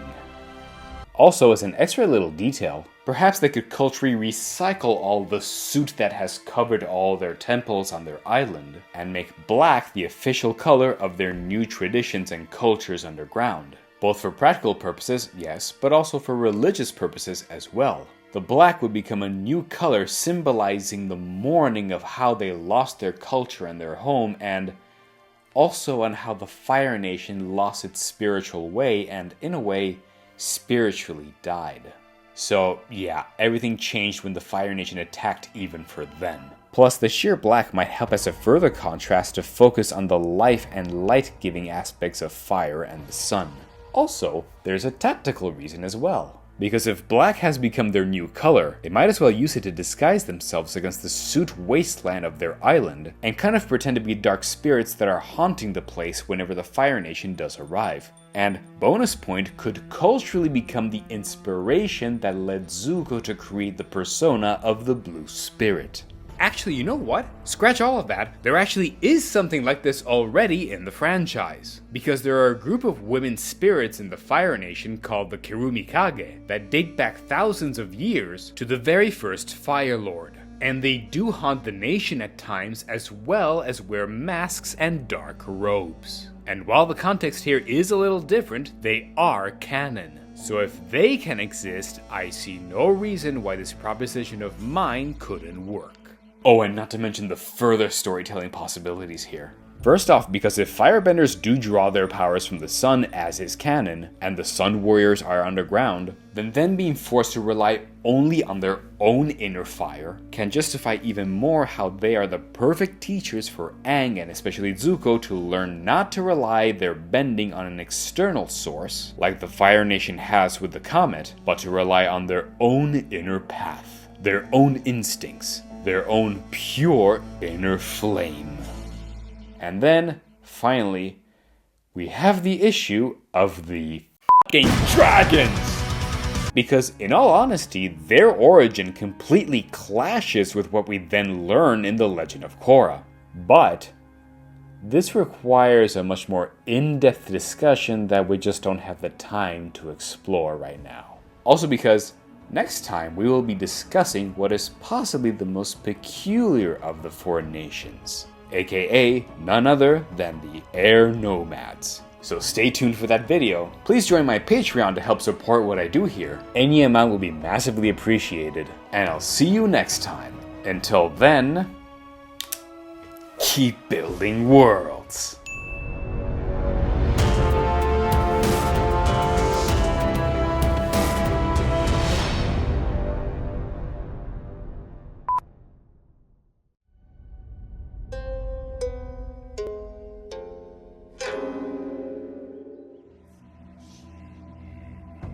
Airbenders and Spiritualism.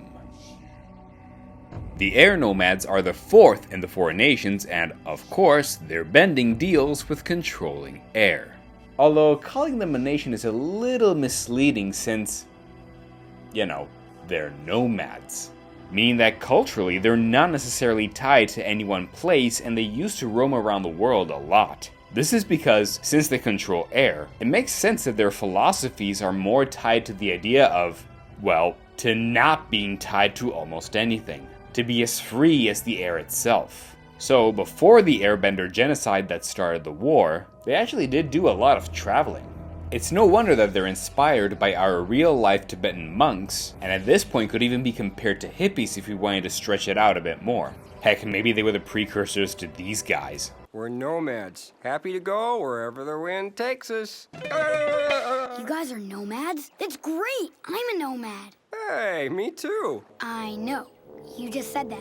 Anyway, yeah, they were very loose and free and didn't exactly have a place to call home. The closest thing to that were the 4 air temples, and even then, being temples, it meant that their purpose was limited to pretty much resting, meditating, regrouping with their own kind, training future airbenders, and at most throwing the occasional party. But not homes per se. Anywhere else, they just wandered. Although I personally think that they could have still built some camps or whatever across the entire world, like, some tents or shacks or stuff like that could even be possibly out of reach. And to be clear, while this is not confirmed, so this is just my own theory, we could say that perhaps they were the huts that we see Jet and the Freedom Fighters use after the Air Nomad genocide, and that had been abandoned for decades. Cause, kid show or not, I don't think a bunch of teens would be able to build these otherwise, especially if they're so high in the air and if they themselves are not benders. But anyway, aside from that, there's an important detail that we have to keep in mind. The air nomads are the only ones in all the 4 nations where you have the absolute highest chance of being automatically born as a bender. And this is fully canon, by the way. No joke, you have like a 90% chance. It's super rare not to be a bender if you're born from their people compared to all others where it's... Well, okay, we don't actually know the percentage of that, and we'll talk about that another time, but still, it's way more than the others. And that's really interesting because it turns out the reason for this is because the air nomads are actually the most spiritual of all the nations. Which, as we will discuss next time, means that bending in general is actually a much more spiritual technique than one might think, and doesn't actually have anything to do with genetics. If you have high spiritual energies inside of you, or at the very least you're more fine-tuned to it, that means you have a much higher chance of being born an airbender within that culture. Hell, further proof of this is in the legend of Korra. From the moment the air nomad genocide happened, all the way to book 3 of Korra, airbenders are almost gone. The last one was indeed Aang, you know, the last airbender. And it was up to him to create more, and when he grew up, the only promising one ended up being his son Tenzin, who in turn had his own 3 airbending kids. That's it. Aside from Korra, since, you know, she's the Avatar, they were the literal only airbenders around the entire world. That is, until the climax in Book 2, when Unalaq fused with Vaatu after he tricked Korra into opening both the northern and southern spirit portals, and after he lost, Korra herself decided to keep the damn things opened and usher in a new era for spirits and humans to traverse and interact with each other more easily. What happened afterwards? All of a sudden, many people who were declared to be non-benders suddenly became airbenders out of the blue, officially bringing hope that the air nomads could finally return in full. So, if the airbenders have returned thanks to the spirit portal, this means that airbending as a technique can only happen if you have great spiritual energies inside of you, or, alternatively, it can happen if you're juiced up thanks to an external source of spiritual energy, and it'll still count. Meaning at this point that the spirit portals now have to remain open for good, or the airbenders will just kinda disappear. And if you want further proof of this, we can find it in the canonical lineage of none other than Avatar Kyoshi. See, it turns out that Kyoshi was actually born from an earthbending father named Hark and an air nomad mother named Jesha. Hark was actually a thief, and when the two fell in love, they founded the Flying Opera Company, which was actually a crime network disguised as a theater group. Jesha had to completely abandon the air nomads community to join this, and her rejection of her own people was so strong that, in defiance, she even tattooed a snake design on top of her airbending tattoos. The consequence of this, however, is that being part of the secret crime group corrupted her spiritualism so much that her airbending suddenly weakened and never recovered since. And to make up for it, she carried with herself a pair of metal fans to compensate her weaker bending. The very same fans that Kyoshi would end up inheriting when she grew up and became the Avatar, after a really long and hard upbringing, mind you, and would become her signature weapons. Yeah, this is all fully canon and confirmed, by the way. Airbending thus is a very binary technique. Either you have enough spiritualism inside of you to be almost guaranteed to be an airbender, or you don't have it at all. Which can actually explain something else too, which is that airbending is a far more powerful technique than it has any right to be. Like, okay, think about this. Airbending is the most immaterial of all the elements. Duh. Even fire, while also immaterial, technically can compensate by at least having burning heat that can cause great damage, and can spread on its own anyway if you're not careful. But, let's say you wanted to throw all the elements at the same speed. Unless you're going supersonic, Earth will cause the greatest impact because it's the most solid, water would come right after, regardless if it's iced up or not, fire third because at least we can say that one could use it in a concussive way with explosions, and air, if thrown at the same speed as a regular throw, would honestly just be a pretty strong breeze. That's it. Not to undersell it, but wind would require to have a lot of effort and speed put into it in order to, like, suddenly blast people or even boulders away. Or make quick bursts of travel with air scooters or whatever. And yeah, to be fair, we can also say that it's a bit of a stretch for water to, say, slice metal. But first off, we see it's Katara doing it, who happens to be particularly gifted, and water can cut through metal if given enough pressure. Yes, air could do the same, but the force required to do it is even stronger than what's needed for water. But we do see nonetheless that the air nomads can accomplish this and more. It's never an issue at all and they can accomplish great things. So this does mean that if you have a high amount of spiritualism in you, you're not only guaranteed to be an airbender, but immediately a powerful one as well. Able to automatically generate much faster forces to be on par with other elements without having to try as hard. And that's not even counting how they can easily threaten you with literally taking your breath away. You're breathtaking! They're so powerful, in fact, that I'm kind of surprised that the Fire Nation was able to kill them all this easily. Yeah, I get it. They were juiced up with Sozin's comet, which is fair, but I don't know, I feel like at least some air nomads might have survived outside of Aang, right? Which is fair, unless we say that it's exactly the comet that, with its sheer overwhelming presence, was throwing off the spiritual balance and energy of the entire world. And if in order to airbend you need to rely on your own spiritual strength, perhaps the comet was enough to scramble their affinity to spiritualism during its passage in the sky, to the point that the Fire Nation was powered up and the Airbenders were weakened. Although, we'll get back to the implication of the comet another time. So, okay, very cool and all, although there's still a few more things that need to be tweaked a little. So, let's continue with the Air Temples. As mentioned before, the air temples are the only places that the air nomads claimed for themselves, and they were mostly used as gathering points more than anything else. They were also built high up in the mountains of these specific little islands, because the idea is that they're so far up that only an airbender could reach them. Yeah, so while I understand the idea, honestly that wouldn't work. Or at least this would have worked if the Airbenders were the only ones around, but remember, this is a world where Earthbenders exist as well. People who can manipulate the Earth and just shift any horizontal or vertical surface to their damn pleasure. And that's not even counting if they learned to fly by surfing on rocks they could earthbend into the air as mentioned in the previous video. Feel free to check it out in the corner up there, by the way. Please and thank you.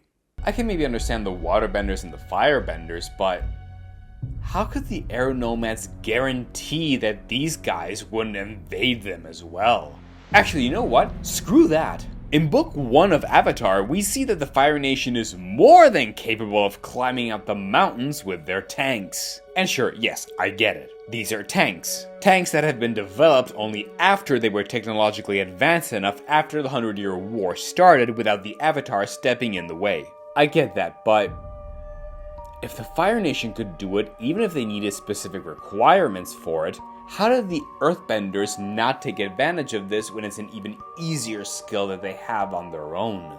These aren't unreachable places, they're just a bit inconveniently vertical, but doable anyway with enough effort. And sure, again, the Avatar is always there to keep balance and avoid war and conflict and invasions, yada yada yada. But there are still time spans in which you need to wait for the Avatar to grow up and actually master the elements first. I'm surprised that in all of these 10,000 years of history, no one seems to have attempted to reach these guys. Maybe if the air temples were literally hovering or flying in the air, I'd get it. But yeah, there's no way an entire group of airbenders could be powerful enough to keep an entire air temple high up into the air forever. And we were never introduced to any kind of material that could even remotely attempt to accomplish this thing. Guess the Nomads should have invested in the other Avatar franchise for that. So, yeah, honestly guys, this is kind of a hard one to solve. So I'd honestly be curious to hear your suggestions in the comments down below, but Okay, in the meantime, I'll try and justify these things, even if, to be clear, I'm not that convinced of these myself. So, one possible idea I propose is that since the Airbenders would know that their temples aren't exactly reachable for Earthbenders, perhaps they could have covered the side of these mountains with some other materials.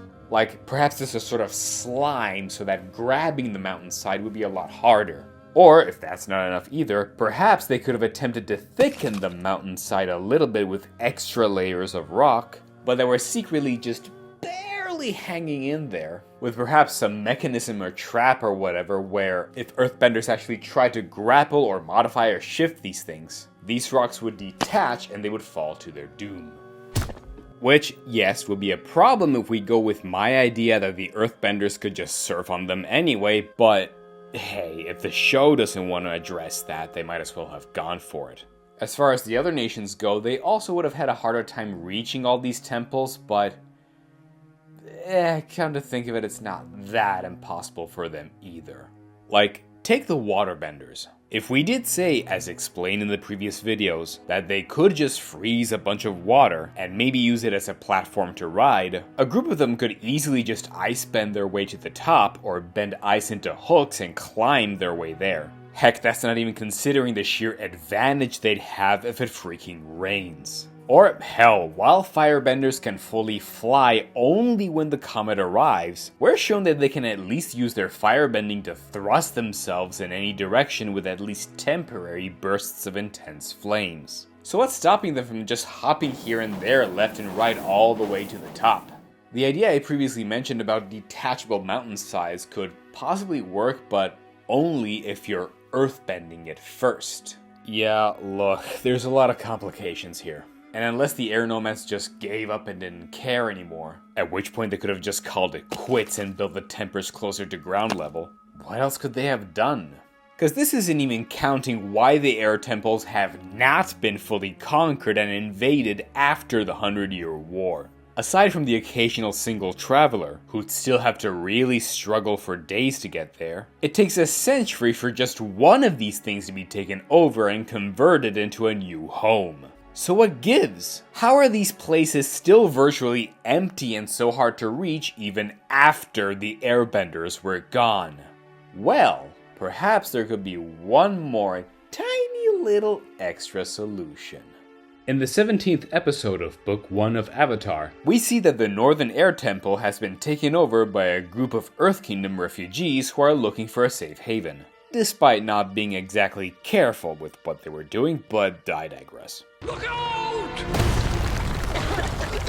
They do discover, however, that there's a pocket of natural gas that forms just under the temple. It's filled to the brim with natural gas. From time to time, we have gas leaks, and they're nearly impossible to find. So this place is an explosion waiting to happen. Which they use to explode and stop the Fire Nation from reaching it.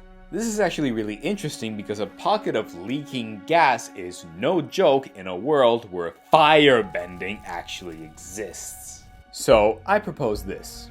What if the air nomads chose the location of the air temples not arbitrarily, but specifically on top of areas that produce natural gases? Because it could be a straight up toxic gas that, if you breathe it, could be very harmful if not lethal to you. That way, Earthbenders and Waterbenders would have to find some way to overcompensate this breathing problem and eventually just give up. And the Firebenders would be the ones who'd have the worst time because if they decide to firebend their way up there in any way, said gas wouldn't just be poisonous for them, but straight up explode all around them.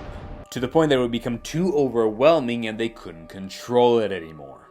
And if you think that means that they couldn't have invaded the air nomads and start the 100-Year War, you'd be wrong. Because at this point we can say that Sozin's comet would have powered them up so much that even if the gas did explode from these mountainside leaks, Firebenders would be so powerful and juiced up that they could manipulate the very flames of that explosion to their advantage and redirect and weaponize it against the air nomads up above. Meaning that, yeah, the air temples would have had a lot more burnt areas this whole time, but still. And aside from the event that caused the genocide, Airbenders wouldn't have to worry about all these gases because, again, they're Airbenders. They'd be the only ones with full access to the temples cause they could just shove all this gas out of the way with ease with their bending. The only ones who would have the literal key to access these places, and if you're a foreigner that wanted to visit them, you'd have to do it on their terms. Your mother was a hamster and your father smelled of elderberries! Plus, since Airbenders were so spiritually attuned, we can also say that the air temples were haunted by the dark spirits who were still lurking there after their genocide. It is shown that this happens when their surroundings are thrown out of balance or destroyed or whatever, regardless of where they may be from, so I don't see why it wouldn't have been the case here. And even then, they'd still be able to give Aang a pass anyway, because, as Sokka put it, he's the Avatar, and he's the bridge between our worlds. He'll vouch for me. This might not be the best solution, mind you, and yes, I know that this would very much alter the Mechanist episode, so it would have to be reworked around that, but in all honesty, I still think that something had to be implemented in these damn places, because otherwise they would have been at a much greater risk for much longer than one might think, and I think that these solutions could at the very least be a start. But I can't say this would work for all the air temples, because there's one of them that would have a whole slew of other problems, and that is the Western Air Temple. Out of all the 4 temples in the Avatar world, the Western one is the most peculiar because all the buildings are actually built upside down in the underside of a canyon, making them supposedly unreachable or at the very least unfindable because they're right under your nose. Alright, look, I get it. No, seriously, I get it. It's a really cool concept. It really is. It's really cool. I get it. But, guys, come on. This makes no damn sense whatsoever. I don't care if Airbenders would be able to move around and reach this place more easily, because you're still forgetting one big important element here. Earthbenders. And you're building these things next to the very nation you're also trying to stay hidden from. And sure, while Toph is an anomaly because she's the greatest Earthbender in the world, she can still just plow a whole damn tunnel in the mountainside and make a quick getaway with ease. And this feat isn't exactly that unique to her anyway. Any Earthbender could have taken over this place. And the fact that it's hidden? Yeah, no, because it's only half hidden. Because it depends on which side of the canyon you happen to be coming from. If you're on the right side, it's under your nose. If it's on the other, you could frame it in a picture just before invading it. And again, Earthbenders. How the hell would they have thought that this was a good idea? And okay, even putting aside its usefulness, there's the problem that its design doesn't make sense. Because they're regular temples with rooftops and everything that are just now upside down. And rooftops are, you know, designed to let rainwater fall off to the sides. Here, if they're turned upwards, all they're going to do is just collect more water, which sure could be a source to drink from, but remember, it would also just add more weight to the entire structure, which isn't resting on itself but hanging off of a literal cliff. The weight distribution just means that if they're not really careful and clever with their design, they can't afford to have any extra unnecessary weight added to them lest they plummet. And that's not even mentioning the fact that they're collecting so much water that there's literal trees growing out of them. Which, sure, maybe that's because they've been abandoned for 100 years now, and the trees grew because the air nomads couldn't tend to them anymore, but it would have just been more weight anyway. So the bare minimum they should have done was flip the rooftops upward in the proper direction against rainfall. Also, while I did mention in the first video of this series that I wouldn't have touched upon the fact that the foreign nations, hell, the whole Avatar universe in fact, are inspired by our real-life Asian cultures and architectures because the creators needed at least some ground base to build this world upon, and I can respect that, this is one of those rare few times I have to address a small detail about it. You know all those curved rooftops that are so common in Asia? Well, engineering aside, they're actually like this for a specific cultural reason. These designs originated primarily from ancient China, and the idea is that they are curved because they believed that dark spirits moved almost exclusively in straight lines, so the curves helped ward them off. So, if we take this idea and apply it into the Avatar world, yeah, this starts not to make sense anymore.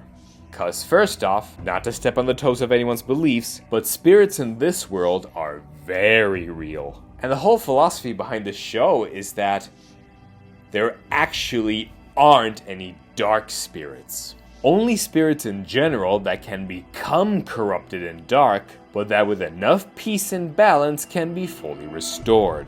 So, my question is, why would the freaking air nomads, the most spiritual beings of them all, as well as those who are considered to be the most caring and good-hearted towards others, decide to just dump the responsibility of dark spirits instead of thinking it's their moral duty to help them be at peace? This curved rooftop design then shouldn't apply to the air nomads at all. And yes, by the way, while we're at it, this would apply to all the other air temples as well. So, yeah, sorry, but for them at least, none of their architecture should have any kind of curved rooftops. Only straight ones if this is the reason for their designs. Also, while it's true that we don't see spirits moving only in straight lines in the show, and instead they're a lot more loose and free, at this point we should be able to say that spirits should be moving only in straight linear ways, and that's it. At least while they're in the physical world where they don't belong. Which we could say wouldn't be an issue from Book 3 of Korra onwards anymore, because we can say that, with the spirit portals open, enough spiritual energy has leaked out into the physical world and they can move around more freely. Hey look, this might all be very nitpicky, I know, but while I'm willing to close an eye regarding the logic of these rooftops, if you don't want to jump through so many hoops about spirit movements, then you wouldn't need the logic of curved rooftops in the first place anywhere in this world at all. And hey, look, maybe I'm overthinking this, or maybe I'm getting something wrong. I'm willing to admit that. But this is sadly one of those drawbacks that comes with just copying and pasting our real-world existing human world building into another world building where the rules of the world, like controlling the 4 damn elements, wouldn't have translated that well, I think. Anyway, back on track with the whole picture. Since it needs to be fixed and justified more, perhaps we can say that the reason the Western Air Temple is this way is because it's representative of one of the few times in which the air nomads, across all their history, did decide to intervene a bit more with other nations like, say, the Earth Kingdom. A place meant for them to specifically join forces. Because if you think about it, the air nomads would need their services and their help with stuff like, agriculture and stuff. The Earth Kingdom is easily the one with the most landmass for that, and as we said before, they'd be the #1 people who would be able to trade crops, fruits, and vegetables with everyone. And, well, let's face it, the air nomads at best roam around the world, so, like the Fire Nation, they'd have to trade more than usual. At worst, they'd be stuck on small islands filled with rocky mountains, and potentially have limited space for agriculture on their own. Not that it would be impossible, and they do learn to be less attached to earthly concerns, so eating less can be an advantage, but it would still be a challenge. These guys can't rely on freaking cakes forever, and that's not even counting the fact that willingly being vegetarians mean they can't even compensate with meat for nutritional reasons. So, the Western Air Temple could have been exactly that. A meeting point for Airbenders and the other nations for trade and cultural exchange, which isn't even as inconceivable as, canonically, it was also used at one point for an experimental fire and air learning center. Which that admittedly was tampered with several times, but hey, at least it's proof that it is possible for it to be a cultural meeting point.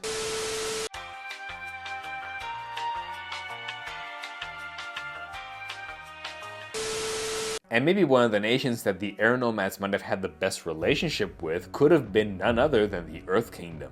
Perhaps with the exchange of maybe agriculture, this place could have been a training ground for both nations. Earthbenders could come here and harness their earthbending with better finesse, perhaps to see if they could learn indeed how to fly by surfing on flying boulders as mentioned in the previous videos. And then it would also be training ground for the Airbenders as well, because since they need so much fine-tuning with their spiritual energies in order to airbend at all, any one of them who would be out of touch could decide to travel to the Western Air Temple to train. It would be the best place to really go through intense training, since either you manage to use airbending to fly with your glider, or you just fall to your doom.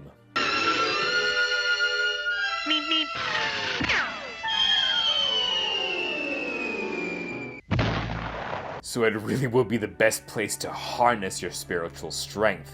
It's almost like Broadway or something. If you can't make it here, son, you can't make it anywhere. Which you might think makes little sense because they're so close to the other nations that they'd be distracted by their influence, but I instead think they would actually help with that. Because if you can find your inner peace despite their proximity, then you'd be a true full master of yourself. After all, if Airbenders are as wise and spiritual as they want people to believe, they would know that true enlightenment doesn't come from just cutting yourself off from the rest of the world and calling it quits. Keep your toga on, pal. Despite what some might believe individually, but it would come from acknowledging the issues of the world and remaining internally unaffected despite them. And what better place to do this than the location where at least the Earth Kingdom can give a hand at keeping out of reach, aka the upside down Western Air Temple. So, yeah, if we have to have these damn things, I figured this would be the best fix in order to justify them. Just, please still fix the architecture. Make it a honeycomb design or something for all I care, but just try something at least. But anyway, contrary to what one might think, there actually is one thing that the air nomads can use as a service or trade with the other nations, which brings us to the idea of Stormbenders. So, adding to the whole slew of plausible and implausible bending applications, there actually is one that I think should make the most sense out of all of them. And that is my idea of Stormbenders. Which, honestly isn't that much of a stretch at all if you think about it. It would just be a bunch of air nomads who would go high in the sky and use airbending to gather as many clouds as possible to artificially control the weather and rainfall for crops and agriculture. Something I'm pretty sure at least the Fire Nation would be pretty grateful for if nothing else. And sure, while we're shown in Book 1 of Avatar that Aang required the help of Katara to shape the form of clouds, since clouds are a mix between air and water, I don't see why a whole group of airbenders wouldn't be able to accomplish the same thing even with some effort. Heck, even just guiding clouds without controlling them would be a big deal. And we do see in The Legend of Korra how devastating a whole group of airbenders working together can be. Plus they have sky bisons, so it's not like they don't have the excuse to reach really high altitudes. With this technique alone, airbenders could consider this as a legit job. One of the few times in which they forego their either nomadic or at times isolationist tendencies, and it would be the greatest trade offer they can give to the other nations. A personal service where if any one of the nation is in a specific need for rainfall for their crops, or actually wants to stop rainfalls from creating floods, they just ask for the service of the Earthbenders and poof, the job is done. I'm not saying it would be a perfect job, since I'm pretty sure all the airbenders in the world would have a hard time preventing the biggest storms of this world, but hey, they could at least work as a buffer against the really extreme kinds of weathers, and either dampen storms that are too strong or incentivize them a bit more in places that might be a bit more arid. And since the air nomads do very much believe in balance in nature and all of that, even they might be at times be inclined to just let nature go through its natural course and be itself, and still give the opportunity for Aang to be caught by that storm where he got frozen. And also, formations in the desert and the Earth Kingdom can still happen organically because that's just how the world is, no matter how much the Earth Kingdom pleads, begs, or trades. Plus, if we fast forward in time, after Korra opened the spirit portals, we can say that since there are now plenty of airbenders around, later on in the series they could return this profession and help create artificial storms again. Not just for crops and whatever, but to help create storms that can shoot plenty of lightning, which the now technologically advanced world can use to gather for further electricity. And then in return, help the energy demands of all the cities without overworking the Firebenders and their lightning bending. It's honestly a win-win for everyone. And yeah, this does however mean that it would be that much more of a tragedy due to the air nomad genocide. The Fire Nation would have doomed all the nations, including themselves, to suddenly be unaccustomed to have to rely on nature's grace for the weather of proper crops and such. Way to go, Sozin. Oh, and by the way, there's one more idea I want to add here. That at this point, since airbenders really do require so much spiritual attunement, this idea of offering their trades and services for the rest of the world in such a tangible manner could almost be seen as a betrayal to some specific members of the air nomads. And thus, this could be the rise of a new concept of airbenders that I like to call the Grey Nomads, who are against using these storm-bending services, and unlike their brethren, would opt out of wearing colorful warm clothes and dress almost exclusively in white or gray clothes, so that they could more easily blend within the clouds and use them as cover. A sort of Trojan horse to try and sabotage the work of stormbenders, thinking that nature shouldn't be altered this way no matter what the excuse may be. I don't know, I kind of find it a pity that this idea wasn't considered before. And then, again, just my own personal theory here, we could say that some of these Grey Nomads went to such extremes that it was Guru Lahima himself who decided instead that they were also exaggerating, and his philosophy of true enlightenment would be to detach yourself from all worldly concerns, be it trade with the other nations or worrying if nature is taking its natural course or whatever. And supposedly, achieving this is the thing that unlocks the power of flight. The philosophy that, during the Legend of Korra, Zahir would try to fully follow as well. Except bullshit. Cause Zahir loses his loved one, uses it as an excuse to let go of material concerns, achieves the ability to fly as well, but is also still attached enough to the world that he wants to continue his mission of toppling governments? Yeah, that makes no sense at all, and I'm sure that all of you watching thought the same thing when it happened. So instead, I would fix it by saying that all along, these theoretical Grey Nomads that I proposed, as well as Guru Lahima, were actually technically both right, except that they both went too far in their extremes. One point intervening too much into the real world to the point of attacking their own kind, and the other deciding to ignore the world as a whole. The power of flight could have been technically achieved by either one. Perhaps the Grey Nomads would require a lot of constant air pushing from below to keep themselves afloat, and on the flip side, Guru Lahima could risk going too high and, I don't know, maybe even going out of the stratosphere. Screw gravity! And ironically, Zahir was the one to be able to achieve the perfect balance of this, cause he let go of personal material attachments while still being concerned with the greater world at large, to the point that he gained full control flight. The true Grey Nomad of these two hypothetical extremes. And perhaps he never would have realized this because perhaps even the textbooks would have gotten things a bit mixed up.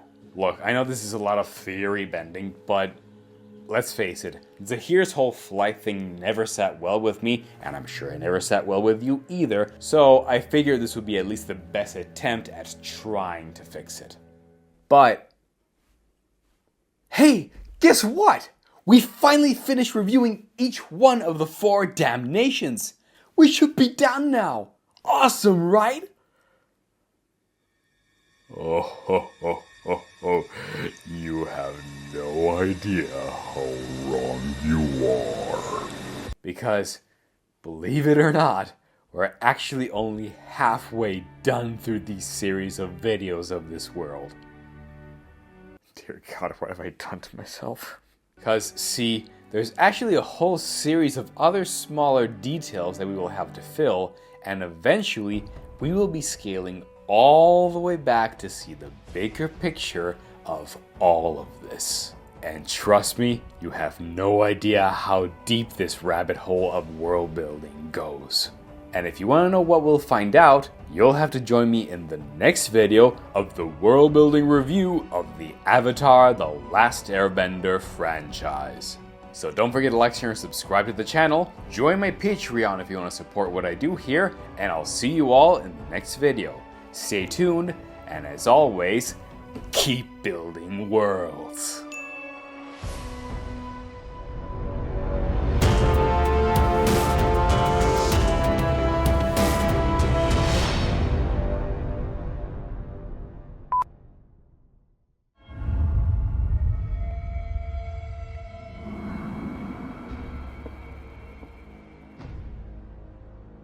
Nonbenders. Yeah, we're going there. This is a world with 4 different nations that can each control one of the 4 elements. However, in each one, there are a certain amount of inhabitants who are actually non-benders. People who have no control over any element at all. And yes, we did say last time that the air nomads are sort of the exception of this because something approximating 90% of their population are airbenders, and this is because they have such high spiritualism in them. But I should point out that while this is the case for them, there doesn't seem to be any actual data on the ratio between benders and non-benders for all the other nations, regardless if one of them is the majority or the minority or equal or whatever. And honestly, regardless of what the answer is, it would have major implications either way, because being a non-bender in this world would be absolutely terrible. But okay, let's tackle this a bit at a time. Let's assume first that benders are actually a minority, that there's only a select few in the world. This would be frankly the best outcome because then someone with bending would frankly be considered of, I don't know, automatic high status or something. Be it royalty, sheer raw talent, an equivalent of a rock star or a hero or whatever. Socially speaking, it would kind of be how we live in our world, except sometimes a family member is born with a literal superpower, regardless of its origin or technicality. They would frankly get all the praise, all the easy money, and all the attention from those around them, and non-benders would honestly have less to worry about because they'd at least be in higher numbers. And in fairness, there are a few little moments that can confirm this, such as the comic Imbalance, where the council members of what will later become Republic City are trying to create a task force, and Toph's dad is there, insisting the force should include non-benders, seeing as there is quote-unquote more of them. And later on, Sokka mentions that bending is a skill that only some people have, which is a huge clue, but honestly one of the only sources I could find. And it's not exactly confirmed in any other way. Plus, frankly, there still seems to be a lot of benders around, so yeah, I don't know. Anyway, okay, fair, except this wouldn't even be the case all the time.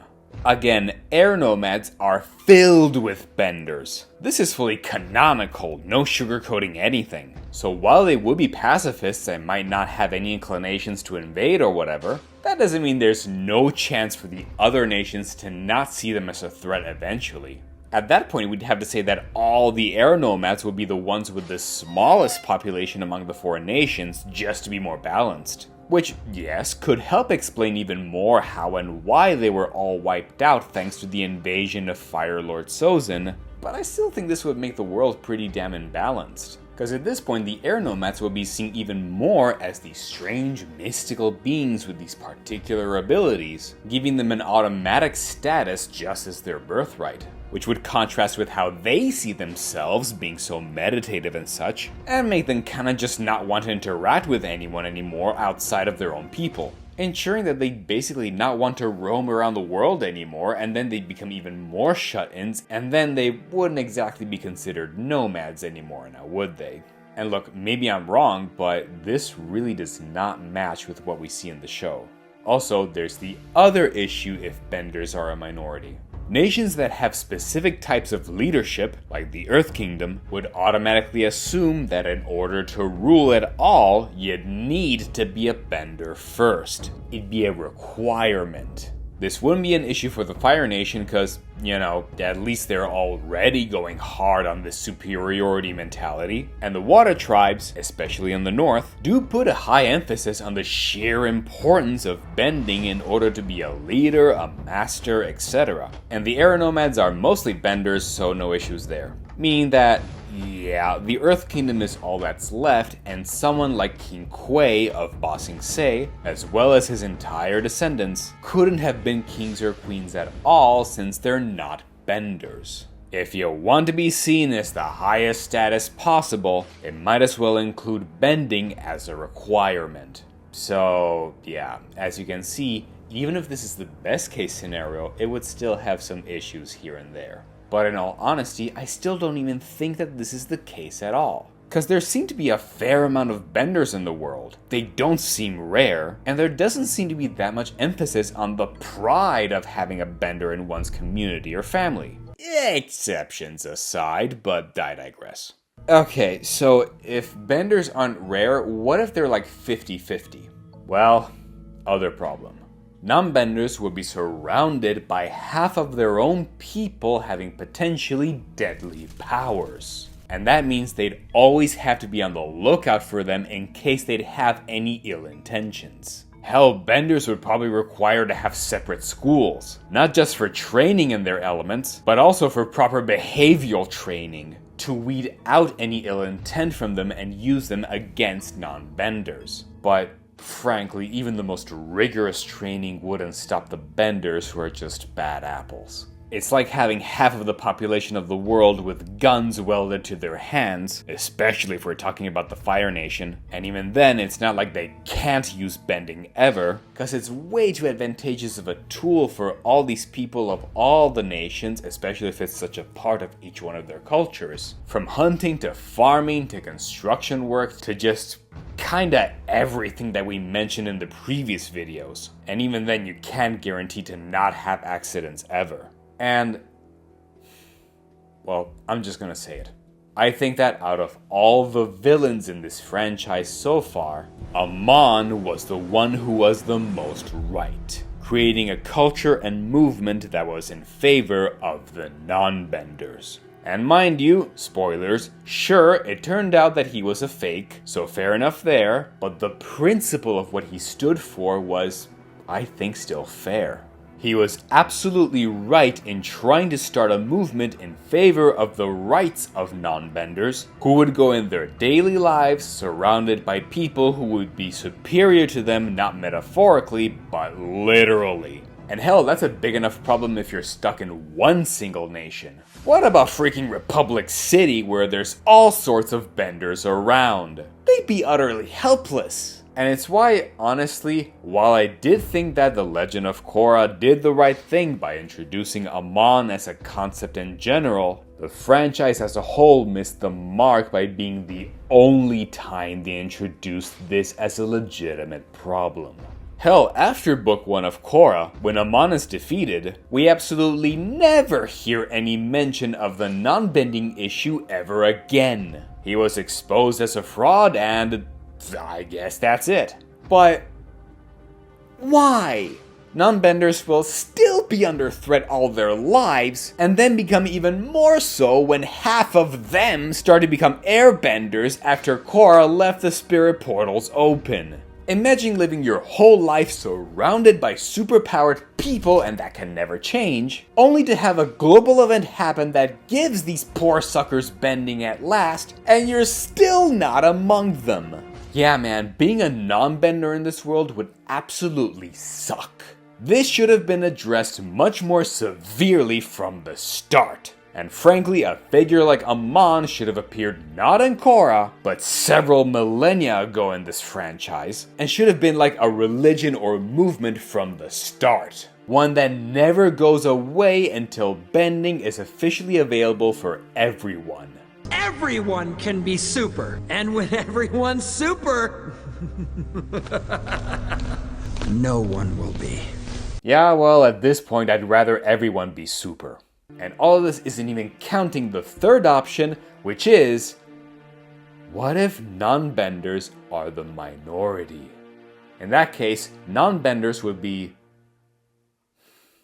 well, let's face it. They'd be considered at best the handicapped of this world, or, at worst, straight up slaves. I mean, I don't see how this wouldn't be the case. So, yeah, this would be a major issue. Quite possibly the single greatest issue in this whole franchise that was there from the start and was superficially acknowledged once and then never again. So, no. Considering everything that we see envelop in the show, this needs a major fix. So, how can we accomplish that? Well, actually, I think there could be a way, and it would have to do with something that I like to call spirit bending.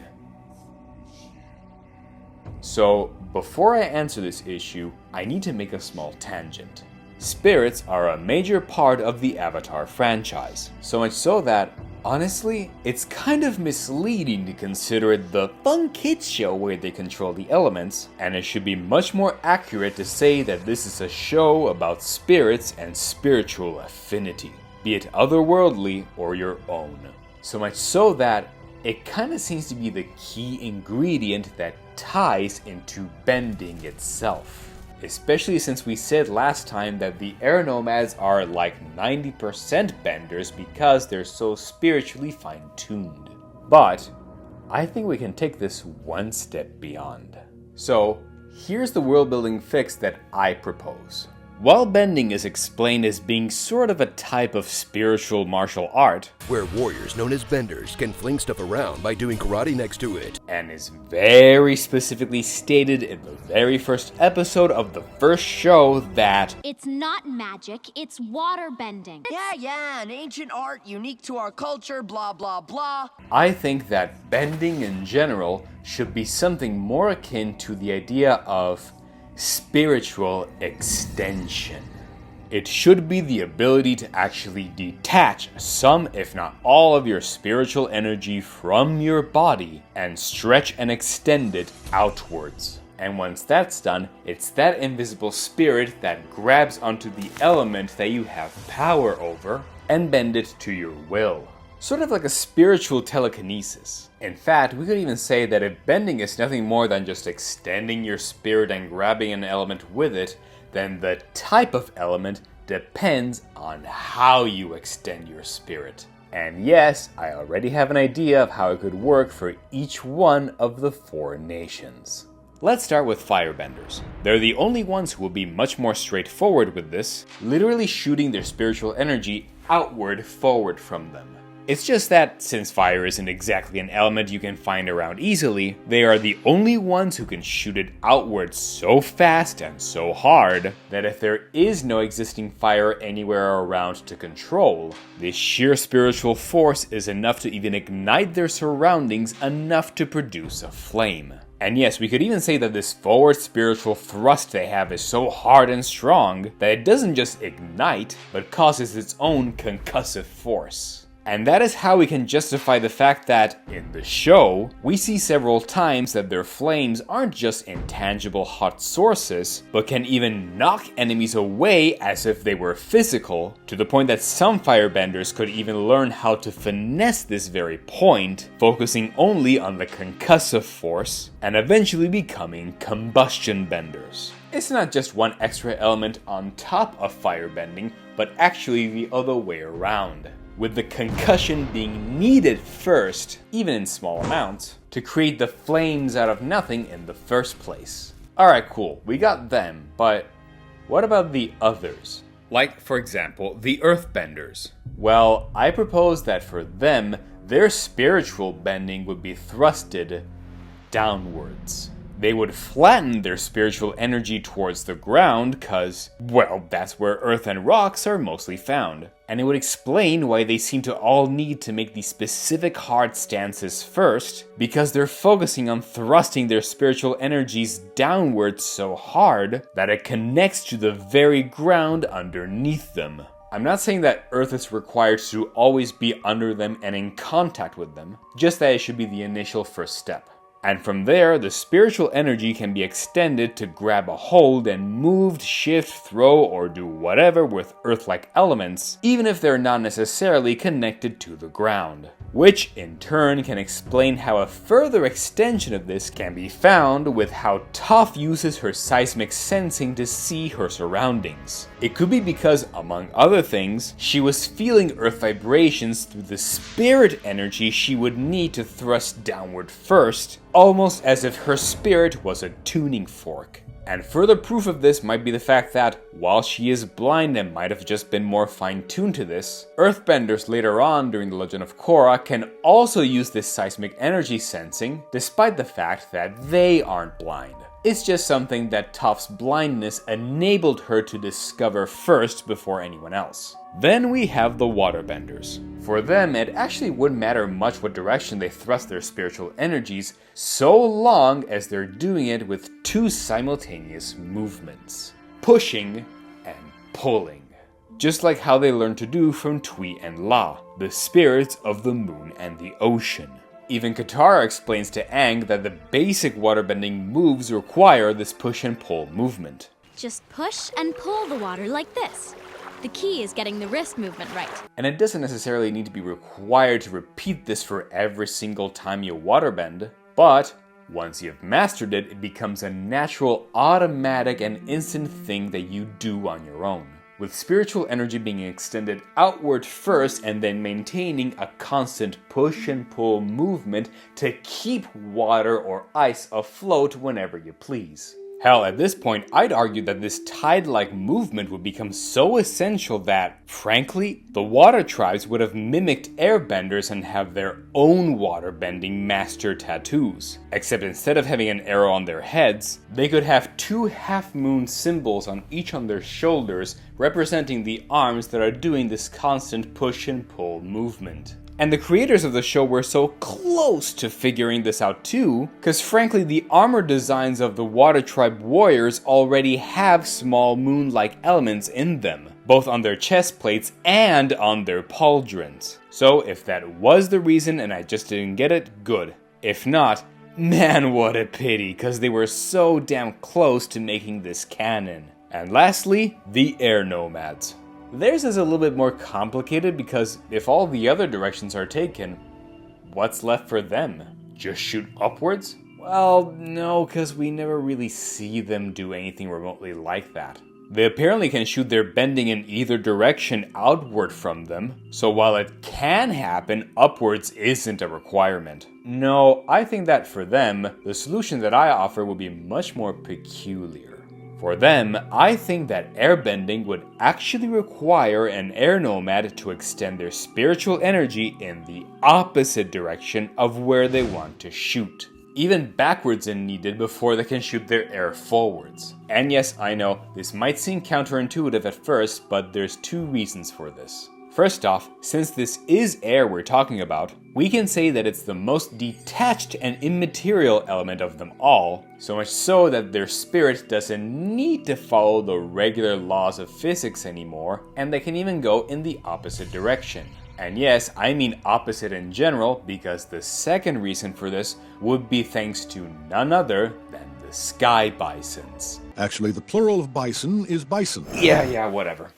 If you think about it, they're these huge creatures, a mix between a bison and a manatee by the way, that, despite their massive size and several ton weight, can easily fly. And do you remember how they fly? The thing they need to do every time is slam their enormous tail on the ground, and then they take flight. So, if airbending requires you to throw your spiritual energy in the opposite direction from where you want to shoot, then the reason they slam their tail is because they are also thrusting their spiritual energies down first with so much force that they have to do so physically, so maybe that's why their tails evolved to have this specific shape, and the result of which grants you the gift of flight despite your weight and mass. And may I remind you that this must work for the Airbenders too, because they learned airbending from the Bison, who are the original airbending masters in the franchise. Or, at least, Great Lion Turtle, I ask that you grant me the power of air so that I can defeat Vaatu before it's too late. We are bonded forever.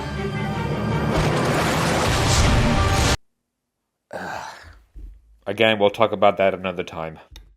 Okay, so I think this could have been the solution all along as to how bending in this franchise could have worked. In order to bend anything, they would first need to extend their spiritual energies in some outward direction, the type of which determines what kind of element they can master. And the avatars can still be the exception because, since they have the literal spirit of Rava in them, we can say it sort of functions as an extra spiritual battery pack or something, so they can easily have the juice to keep going and extend their own spiritual energies in all the directions they want without being cemented or limited to one. Alright, cool. But now this means we have to return to the issue of Nonbenders. Because after everything we said about how complicated life would be for them, I think a solution to fix them in this franchise's world building is exactly here. With spirit bending, or at the very least, with the lack thereof. In this proposition I made, the idea is that bending requires to extend your energy outwards, right? Well, what if Nonbenders plainly don't have the ability to extend their spiritual energies at all? It's straight up nailed to themselves. And the only way this could change would be with a surge of outside spiritual energy. As we saw in Korra, when the spirit portal suddenly gave previous benders the power over air all of a sudden. But we could say that this spiritual nailing in them could actually be used to their advantage. I propose that if they can't extend their spirits, then said spirits can at least be reinforced while inside them. Perhaps creating a sort of elemental aura or protective shield that can resist elemental attacks that are specifically spirit-based. If even, for example, an Earthbender were to throw rocks, said rocks would have traces of that Earthbender spirit still attached to them in order to be moved at all. And if said rocks were to hit a Nonbender, then this spiritual aura of theirs would be enough to perhaps repel most or at least part of that spirit-stained rock that was thrown. Kinda like two magnets of the same pole trying to repel each other. And here I thought I was done talking about magnets in an Avatar titled review. That way, Nonbenders wouldn't have an actual power, but could at least have a little bit of an extra resistance to at least survive basic elemental attacks, even if just by a little. And if you think that that's too much of a stretch, then we can flip it by saying that if a bender does extend their spiritual energy to bend a specific element, that leaves their own physical body exposed and vulnerable to most forms of attack. And if hit in that moment during bending, it would be suddenly much more damaging than normal, maybe even in a permanent way. Nonbenders instead wouldn't have that problem ever, and would know that if they have to choose a right specific moment to attack, it would be exactly when a bender is being the most explicit with their own elemental attack. Their strongest weapon becomes their greatest weakness, which in turn could explain why, if an avatar is killed while in the avatar state, the entire cycle will be broken. Because the higher the spiritual power, the greater the damage if an attack on them is successful.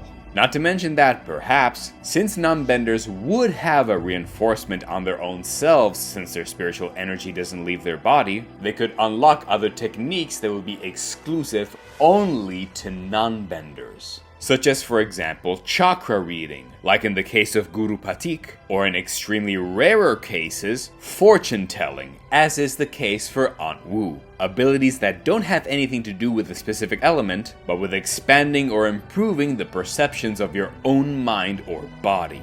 And we can honestly see some evidence in the show already, when King Bumi explains to Aang the concept of Jing, which is the technique to redirect your own energy. There are options in fighting called Jing. It's a choice of how you direct your energy. He says that there are 3 Jings: positive, negative, and neutral, where you choose to do nothing.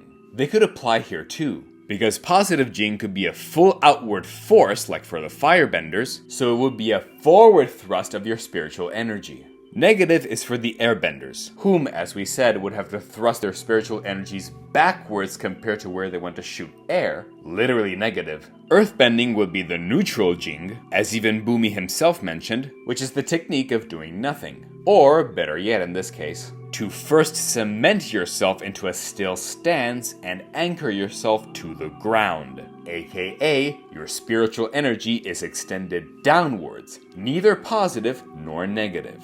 For the Waterbenders instead, we can say that it's sort of like Jing 3.5 or whatever, which is the balance between the positive and negative, aka the constant push and pull of your spiritual energy, just like the tides, as we said. So, yeah, even Jings can fit in this picture, except they'd be like 3.5 or 4 or whatever. Well, technically there are 85, but let's... No! Do not give me more homework! Anyway, further proof of this is the fact that it turns out the creators of the show recently revealed an extra new little detail about this franchise, which is the concept of chi fields. This is sort of an energy field that extends from a living being's body and surrounds them, sort of like a slight protective aura. So frankly, this whole idea could work even for the Nonbenders. And actually, while we're at it, we can say that these chi fields are the thing that prevents a bender from manipulating something within another person's body, like manipulating the water inside of a person's stomach or freezing them from the inside. The exception for this is bloodbending, which, again, requires the added power of the full moon, and even without that, the absolute highest mastery of waterbending. So much so that doing it without a full moon would mean that you would have to have the ability to pierce through that chi field first, which could explain why Tarlok, Amon, and their father were able to achieve this. And hell, if you still don't think this makes sense, this could fit perfectly with chi blocking. Cause people like Ty Lee use this technique of hitting very specific pressure points in the human body, and it causes the target to suddenly lose their sensation and movement, and it completely stops their bending. And sure, you might say that bending in general requires you to do specific movements with your limbs and whatever, which is true, but it's not necessarily always or exclusively the case, cause people like King Bumi can easily bend with even just their face, and again later on, Tarlok and his family needed nothing in order to do freaking bloodbending. So this means that movement isn't the important factor here. It's just an extra thing to facilitate bending if you're not the greatest master of your element, but not a requirement. Instead, it should have been spirit extension all along, because in this way, the chi blocking would work yes as a way to block the physical body, but also nail a bender's spiritual energy inside their body. Get it out! Preventing them from extending it outwards towards a nearby element. The actual full solution to stop a bender in their tracks, and since a technique that requires attacking a person's own spirit, the only way to do that is with another spirit. One that can't leave the body. AKA, it would be a technique available exclusively to non-benders. This could have been the solution to help solve or at least rebalance a little bit the issue of non-benders this whole time. And yes, by the way, I think this should be a requirement for every single non-bender to learn this from a very early age. I don't see how it makes sense at all that only in book 1 of Korra did it occur to everyone that it should be useful, and even then they had to do so in freaking secret because Amon convinced them to do so. But if I really had to find an explanation for this, maybe the reason why someone like Amon and the Equalists would rise to power specifically and only during the thriving years of Republic City is because there are so many types of benders around that all Nonbenders would be working overtime to try and adapt to each weaponized element, and it's only now that they become desperate enough to demand more. And after Amon was exposed and defeated, it should have been the opportunity for many new laws to be put in place for the safety and well-being of Nonbenders. Because otherwise, being one in this city, or hell in this entire world, would be an absolute living hell. One that I hope will eventually be solved in the upcoming shows planned for Avatar Studios. With all of that said though, we're not done yet because we have a lot more to cover. So stay tuned for the next video, let me know what you think in the comments down below, join my Patreon if you want to support what I do here, it would be very much appreciated. Don't forget to like, share, and subscribe to the channel, and I'll see you all in part 6, oh god, of these videos of the world building of the Avatar The Last Airbender franchise. Until next time, keep building worlds.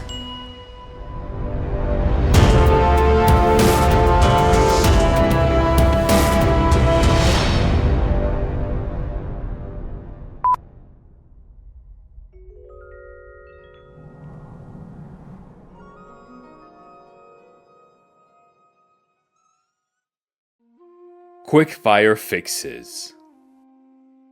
This is just going to be a list of various smaller elements here and there that I think need little tweaks, and that I didn't have a chance to properly integrate in the other videos. So just FYI, we're just going to speed run through all of them, such as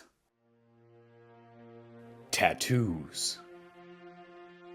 Airbenders are the ones who have the most prominent design on their persona, which is their arrow tattoos. Which is something I admittedly forgot to mention in part 4, by the way, so we'll just get to them now. It's stated that the reason they have them is actually so that eons ago they could have appeared more friendly towards the sky bison and earned their trust when they were learning airbending from them, and have since become a cultural status of an airbending master. Which is actually great and works on its own, and I could have just left it as that, if it wasn't for the fact that there's actually more to it.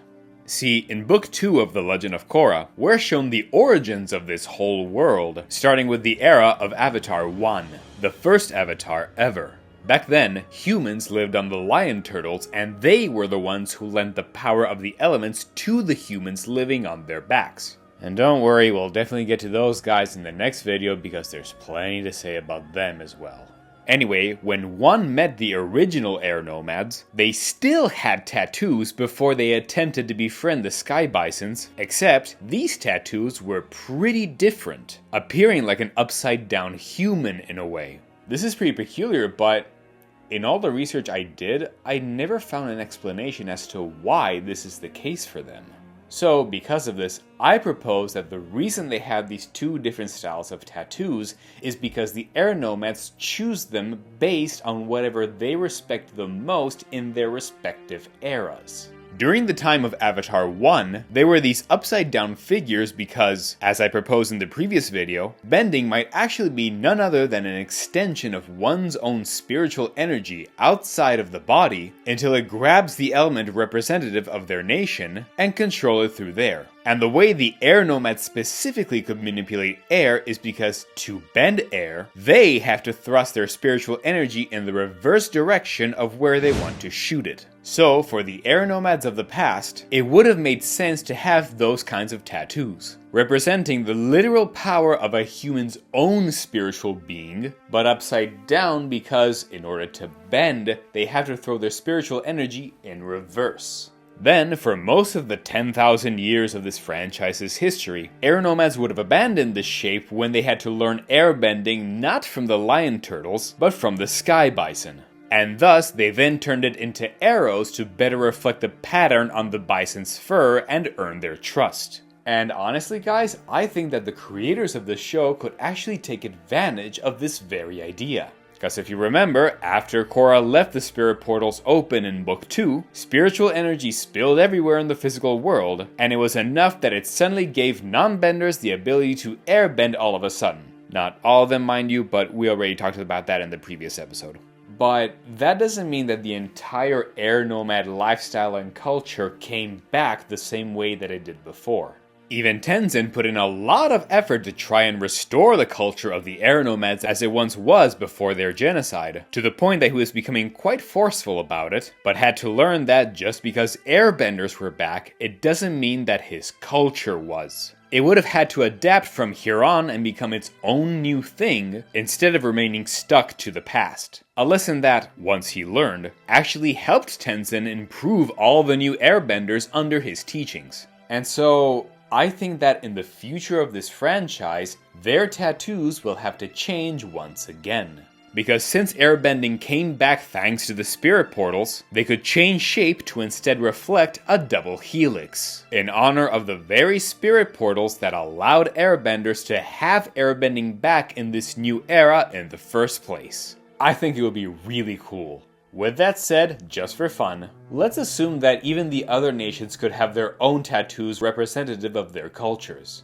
Like, for example, I think that the Waterbenders would have 2 half moons on each of their shoulders, as mentioned in the previous video, because their arms would be reflecting the push and pull movement just like for the moon and ocean spirits. For the Earthbenders instead, they could perhaps have tattoos on their fingers that sort of reflect something like claws, similar to the claws of the badger moles, since they learned earthbending from them, and badger moles tend to be very crouched down, just like the direction an earthbender's spiritual extension should go. And finally, maybe even the Firebenders could have tattoos as well, like the shape of a dragon's open mouth on each one of their cheeks with like teeth and everything, to better reflect their respect for the dragons, and the fact that their spiritual extension just goes straight forward, just like how the dragons shoot it from their mouth. Which could also explain why in the Fire Nation, the highest status you can achieve outside of being the Fire Lord himself is that of the title of Dragon, just like how Uncle Iroh achieved the title of Dragon of the West. Hey, come on, it's fucking dragons! I had to put them somewhere.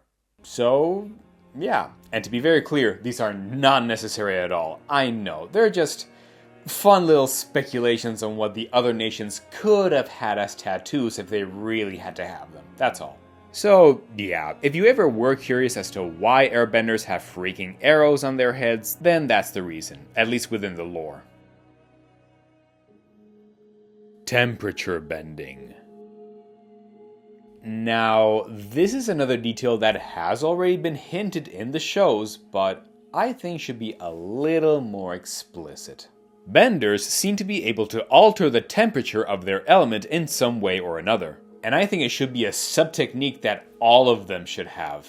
Think about it, waterbenders can shift water from liquid to ice and in some cases even steam almost instantly. Earthbenders later on can heat Earth enough to create freaking lava. Airbenders can use the air to actually warm themselves up with ease, so they can easily resist any cold weather and live in high altitudes without ever worrying about heavy clothing. Which in turn explains why even Aang could survive the North Pole's environment with his usual garment. If it weren't so cold, I'd go right back to sleep. Then this is the perfect time to learn meditation and proper breathing technique. Airbenders are able to warm themselves with only their breathing. And if you think that Firebenders are already using temperature bending already because, duh, fire, kind of. Cause, yes, fire is just high temperature on its own, true, but I mean they should have control over even just the temperature of fire without the flame itself. And we do see this anyway, as Sozin is able to redirect the heat of the volcano that killed Avatar Roku, to the point that the lava freaking cooled down enough to turn to solid stone. So, yeah, I just thought that this needed to be much more explicit than it already is. And at this point, I think that the technique needed to use this kind of temperature bending for all the elements would be breath. In order to shift the temperature of a certain element, you need to have a proper kind of breath control. For Firebenders, it could be inhaling in order to suck away the high temperatures of anything even without a flame. And when they want to shoot only heat, it could be a hard exhale. Even Iroh explained something similar to this already. Remember your breath of fire. It could save your life out there. For the Airbenders, it will be a slow, calm breathing through the nose, as it could force the molecules in the air to either remain still or vibrate in place, causing heat instead of a single blast into one single direction. For the Waterbenders, much like the Firebenders, a hard inhale or exhale will alter the water's temperature from hot to cold and easily shift between vapor, water, or ice. And for the Earthbenders, perhaps they would have to just hold their breath for a really long time in order to, dry the earth as much as possible, and eventually create enough friction that it can cause heat and then eventually lava. Look, I know it's not exactly the best solution, but I wanted to at least try it out, and at the very least you get the idea. It's just something that can be done in order to better clarify how temperature bending could be a thing in this world. Yin-Yang Clash. Okay, this is a concept that already has a foot in the door and is very close to being fully canon, but that I wanted to further expand upon. We know that Firebenders can actually create lightning, and Iroh explains to Zuko, the energy is both yin and yang, positive energy and negative energy. Only a select few Firebenders can separate these energies. This creates an imbalance. The energy wants to restore balance, and in the moment the positive and negative energy come crashing back together, you provide release, creating lightning. We even see that this spiritual instability can be weaponized, as Varric in Korra discovers that the spirit vines invading the world are actually unstable while in the physical world, and his devices are meant to help stabilize that, the result of which actually ends up being a powerful surge of energy that he can shoot. So it checks out. Instability suddenly becoming stable equals powerful energy releases. So we will use this concept, and for clarity's sakes, I like to call this the Yin-Yang Clash. Now, my question becomes, how come the other benders don't do this as well? Because, honestly, I think that they should, and it would create different effects for each one of them. So, let's see how. For Airbenders, for example, since their element is air, perhaps their Yin-Yang Clash could actually be something called the Gong, where, when their energies collide again, it could create a single powerful sound wave that explodes from their body and knocks every enemy away from them, sounding like a loud gong.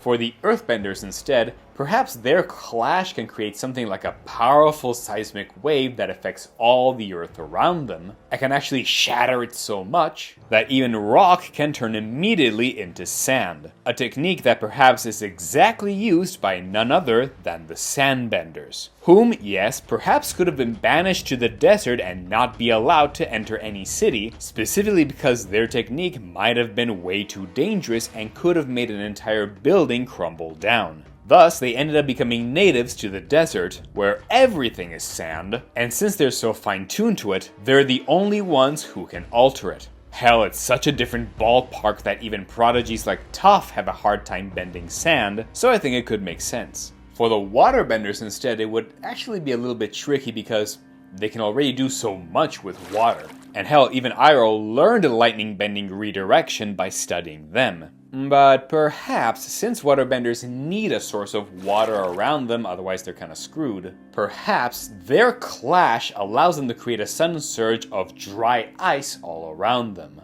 And in case you didn't know, dry ice is different from regular ice because there's no hydrogen in it. It's only carbon dioxide frozen to become a solid form. And while this could be considered cheating because, there's no water, remember that they're the ones who are best adept at freezing things. So their clash is simply that. a powerful temperature shift, or a sudden like freezing blast all around them, and if there's enough carbon dioxide in the air, it just creates a large amount of dry ice. Which, again, if you didn't know, is actually dangerous to touch with your bare hands. Might not be perfect, but hey, it's at least a little extra something.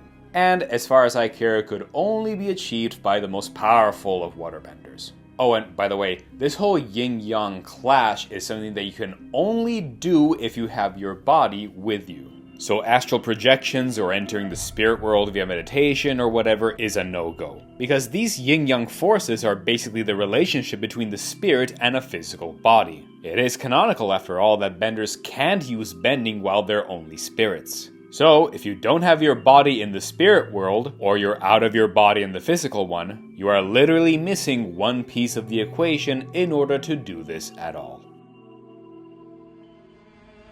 Tension years. Every time an avatar dies, they are immediately reincarnated into another child, following the direction of the 4 seasons between each and every nation. Alright, cool and all, but while the Avatar is there to maintain the peace and balance of the world, this honestly means that they have at least a decade and a half in which chaos could possibly ensue. Because the nations would need to wait for said Avatar to grow up first and train in all the elements before they can do their job. So, because of this, I think that there should always be something called the Tension Years, during which, in theory, the 4 nations are super nervous at each other's moves because there's no one to keep that balance anymore. However, we could say that the reason why no nation declares any war during those years is that the nation in which the Avatar will be born in will give immediate high value to that nation during those years. If, say, you're in the Earth Kingdom, and the next Avatar is born there, all the other nations know they shouldn't attack, because if they fail in their mission, when the Avatar is ready, they can hold a grudge against them and ensure decades of issues. So, it's like a silent pact with everyone. And the new Avatar can be the equivalent of suddenly gaining really high stocks for the nation they're born in. Which actually means the Earth Kingdom probably had its best period in history during Avatar Kyoshi's lifetime, cause she lived until she was 200 freaking years old. God damn, everything about her is badass. But yeah, I just wanted to mention this little detail. There should be some tension years each time there is a new Avatar, which changed only thanks to Sozin's comment later on. Although, don't worry, cause we will be talking about that detail later on as well. Spiritual decay. In Book 1 of Avatar, we see that the spirit world is actually a dark, gloomy, dangerous place, in contrast with the much more bright and cheerful mood that we see in The Legend of Korra. This is because, as the show itself explains, the health of the spirit world depends on the emotional state of the Avatar of that time. Aang was guilt-ridden for having disappeared for 100 years and see his culture be wiped out, so things in the spirit world are a mess. And in Korra, it's all hunky-dory because things are sort of stabilized now in the physical world after Aang won the war. Issues here and there aside, she kind of inherited an era of peace, although it's not necessarily permanent as it can all change suddenly as we see when she gets there herself. But I don't think this should be the case. Or rather, it shouldn't be because of the Avatar exclusively. They're not the freaking gods of the world, they just have a particularly powerful spirit within them. One that isn't even the most powerful force ever seen in history anyway. So I think that if the spirit world's health can be altered, it should be from the collective emotions of everyone across the world, including the Avatar. So that the 100-Year War is what screwed it up in the first series, and then in Korra it can sort of flip back and forth depending on how things are going. Finding the next Avatar. Alright, look.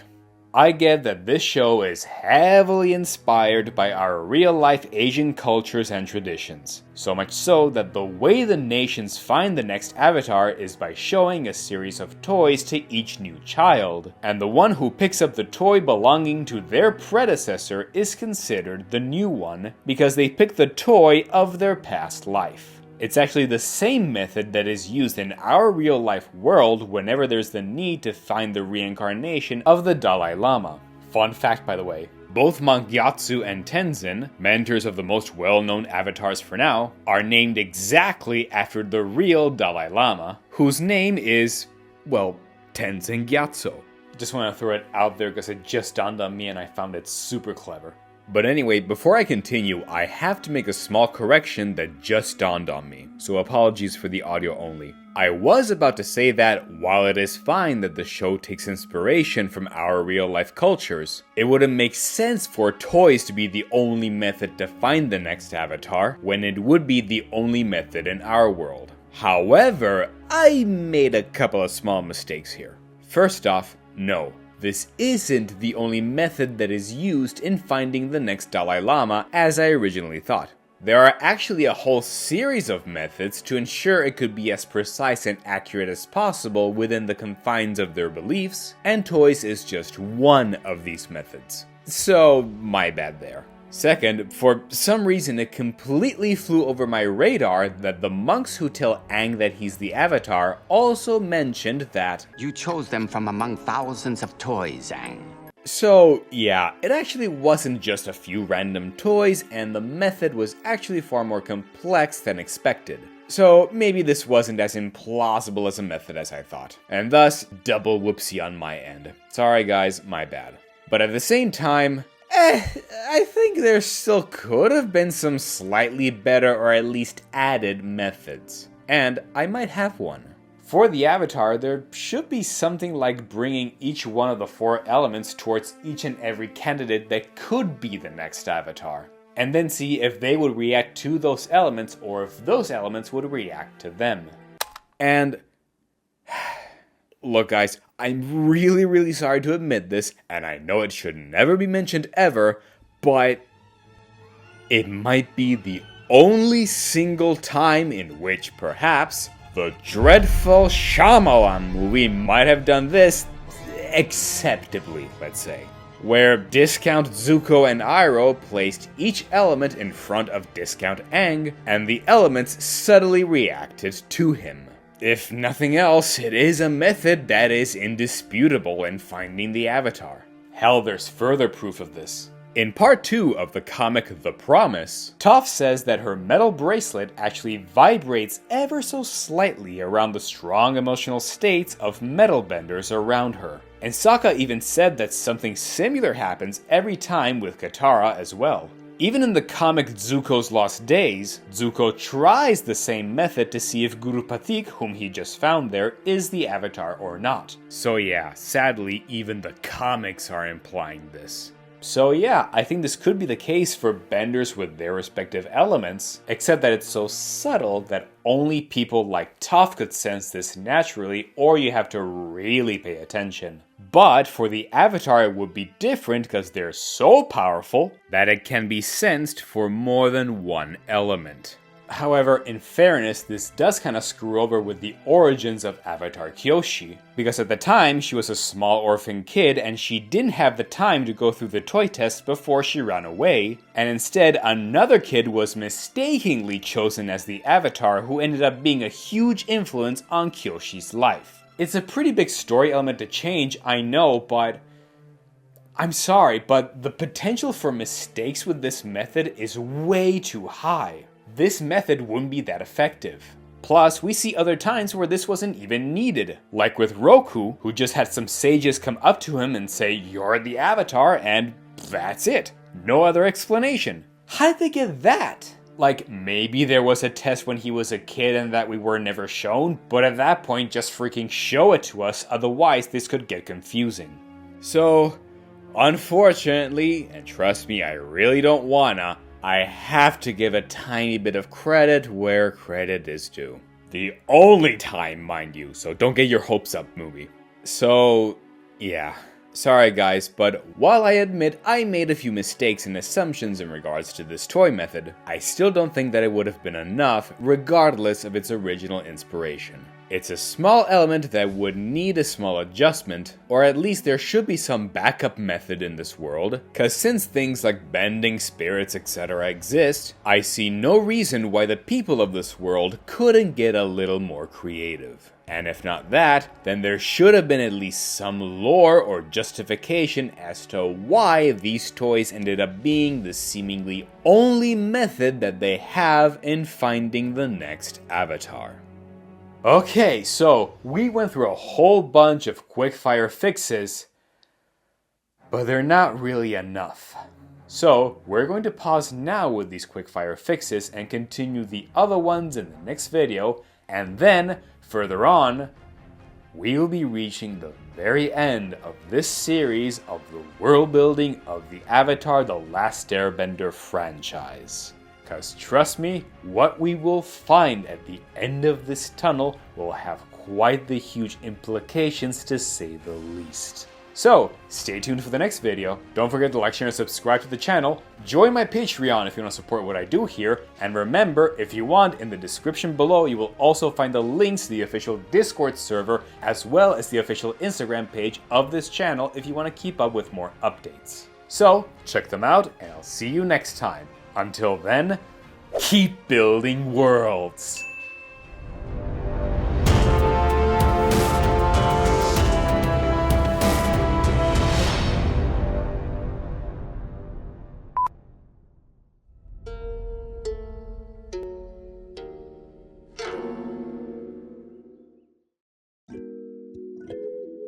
Animal hybrids.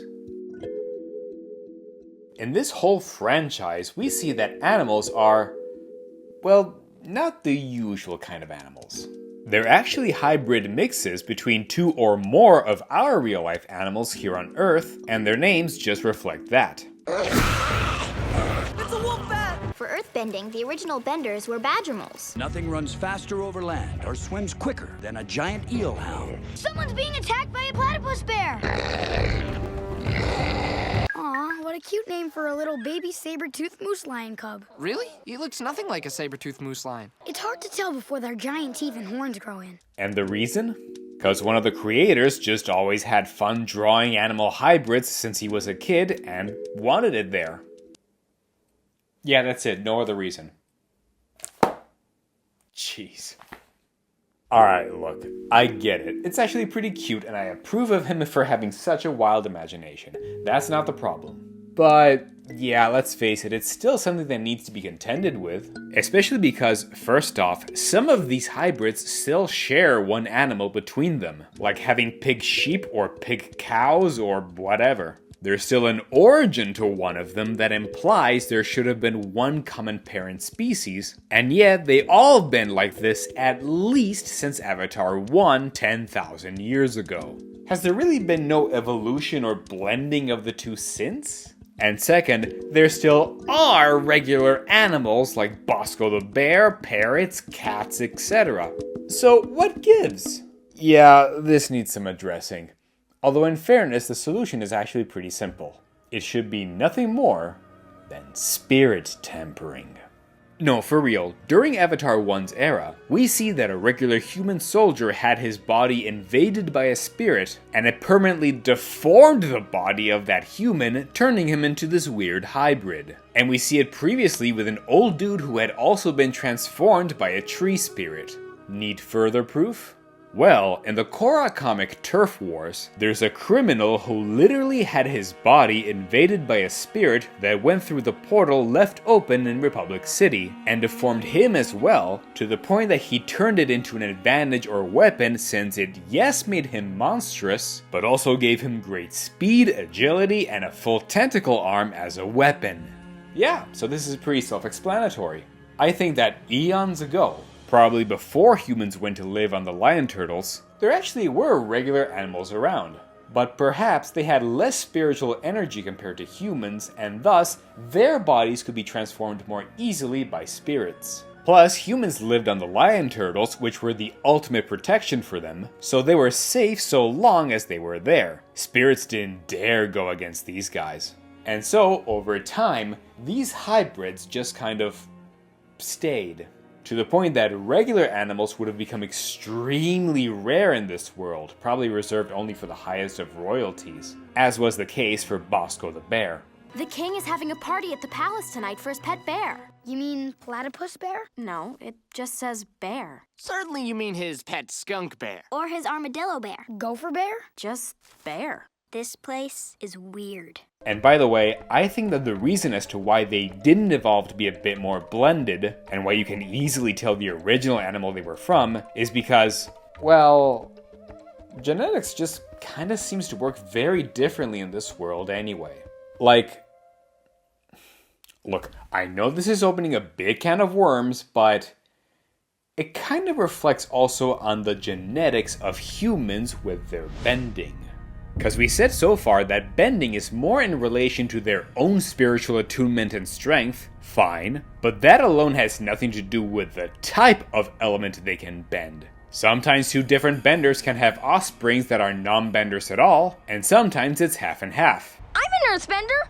I'm not. But sometimes both can be benders and get one element from one parent, or like two elements from both parents, as was the case for Mako and Bolin. But there's never ever any smudging between the two. The lines are very strict here, because if they weren't, there wouldn't even be the need for someone like the Avatar. Which, by the way, can only reinforce my previous theory, check it out if you haven't, of bending extensions and why benders just can't change the direction of it. So, yeah, in the same way humans keep very hard lines with their bending, I guess it would make sense that the same goes for the animals, where if you have the genetic trait of one species, it either keeps trickling down through various generations or just disappears entirely, but never gets fully integrated into its own species. Yeah, sometimes you just can't ignore genetics. And if nothing else, I suppose that at least it means that so long as you have one matching species trait, two different animals can reproduce way more easily with a variety of other animals, and the quote-unquote purebreds would basically be either super rare or limited to royal pets that have very controlled breeding, as was the case with Bosco the bear.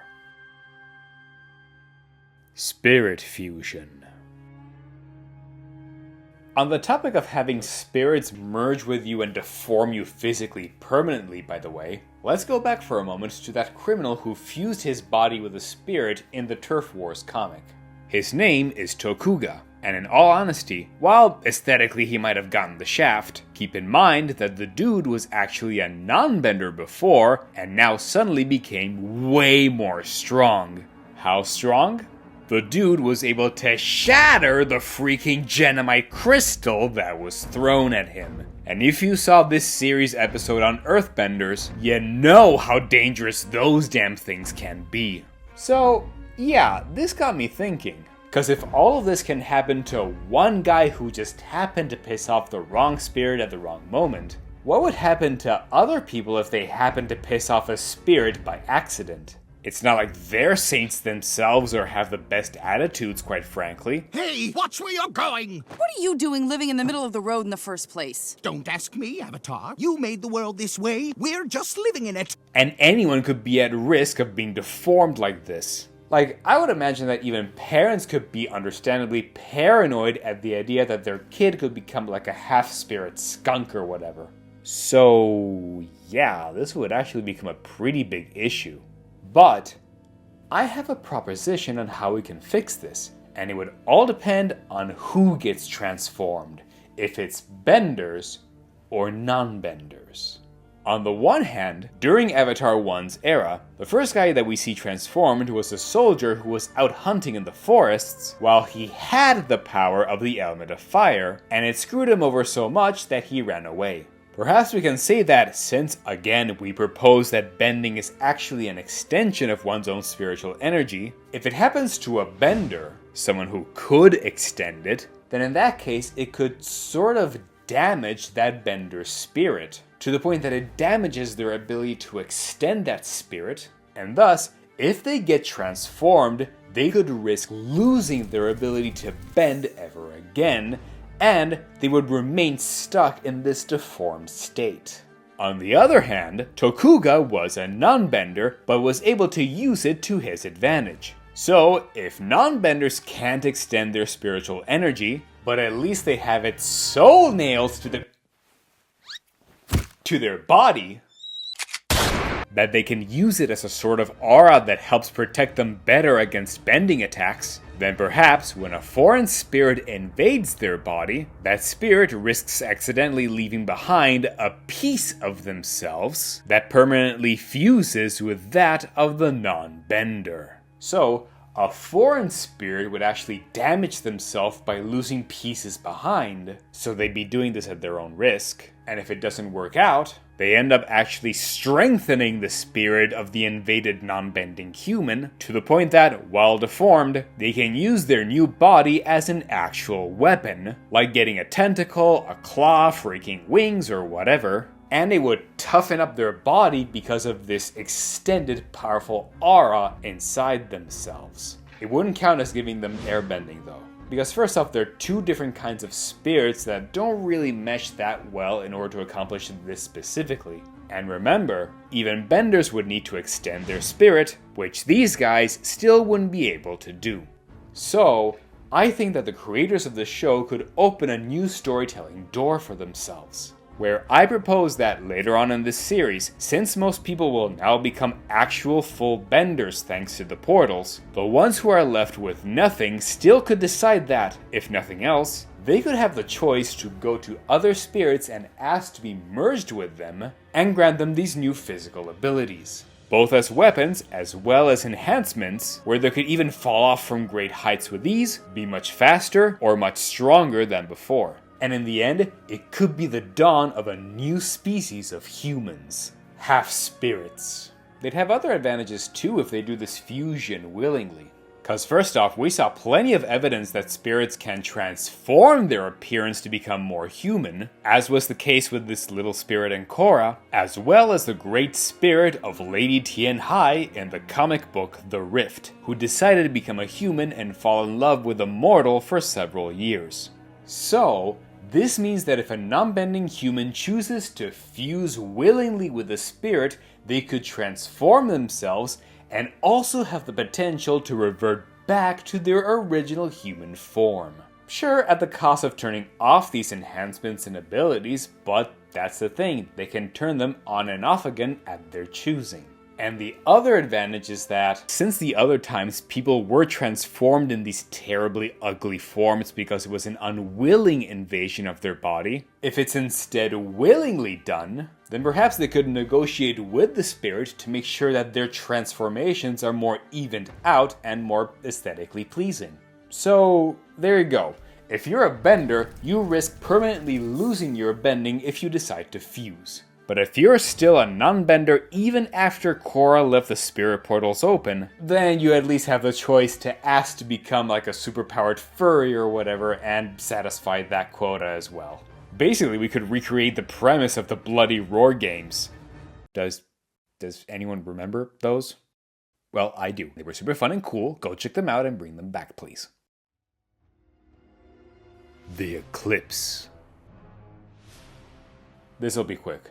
We see that in Book 3 of Avatar, there will be a total solar eclipse that takes away the bending of all firebenders. I was wondering why this would be the case, since by that logic, if the sun is canonically what gives firebenders their bending in the first place, then, I don't know, something like nighttime should take away their bending as well. And we can't exactly have that now, can we? So instead, perhaps the reason a total solar eclipse works is because, since the moon is one of the sources of waterbending, having the moon in front of the sun would be not metaphorically, but almost literally like water putting out fire, filtering and nullifying firebending in general. So yeah, just a little clarification there that I think could work. The Boiling Rock. A prison built in the middle of a boiling lake inside a volcano in the Fire Nation. Honestly, it could work if not for the fact that everyone there would get a sudden heat stroke. You can't even build this place out of volcanic rock itself because, while it stops the intense heat from reaching you, it itself still radiates heat. So yeah, either use the material of those solitary confinement cells around the entire building, or there should be some guards who are using firebending to actually redirect the heat away and leave cool areas. It would be the only thing that allows the isolation cells to freeze in the first place anyway, at least if firebenders redirect heat intensely enough. Otherwise, how else would they achieve that in the first place outside of hiring waterbenders? Spirit ports. This is just a nifty little idea that I recommend the creators use for the future of this franchise. The idea that, starting with Republic City, spirit portals will have the equivalent of like airports built around them to help monitor and control who comes in and who comes out. Come on, it's cute, don't deny it. Rava and Vaatu fusion. At the end of Book 2 of The Legend of Korra, Korra herself was powered up by the Tree of Time, turned into a spiritual kaiju, and took down Unalaq fused with Vaatu. The way she did this is by having the spirit of Jinora show Korra the core of Rava inside of Vaatu and extract her out in order to save the day. So, cheesy as this Power Ranger-esque idea was,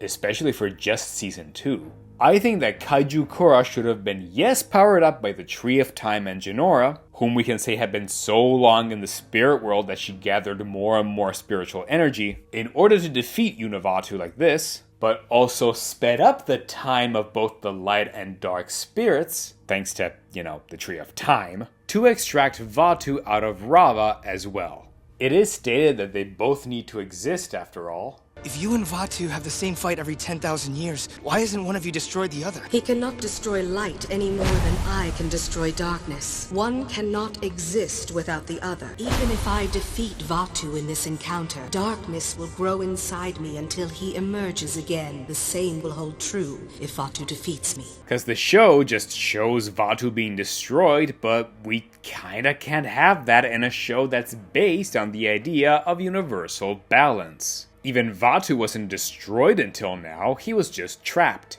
So, I think that to better clarify this, the solution should have been just taking the two spirits and fusing them into one. Probably accomplished only thanks to Jinora's intervention, making thus Korra the first of an even more powerful series of avatars in the future that are both light and dark at the same time.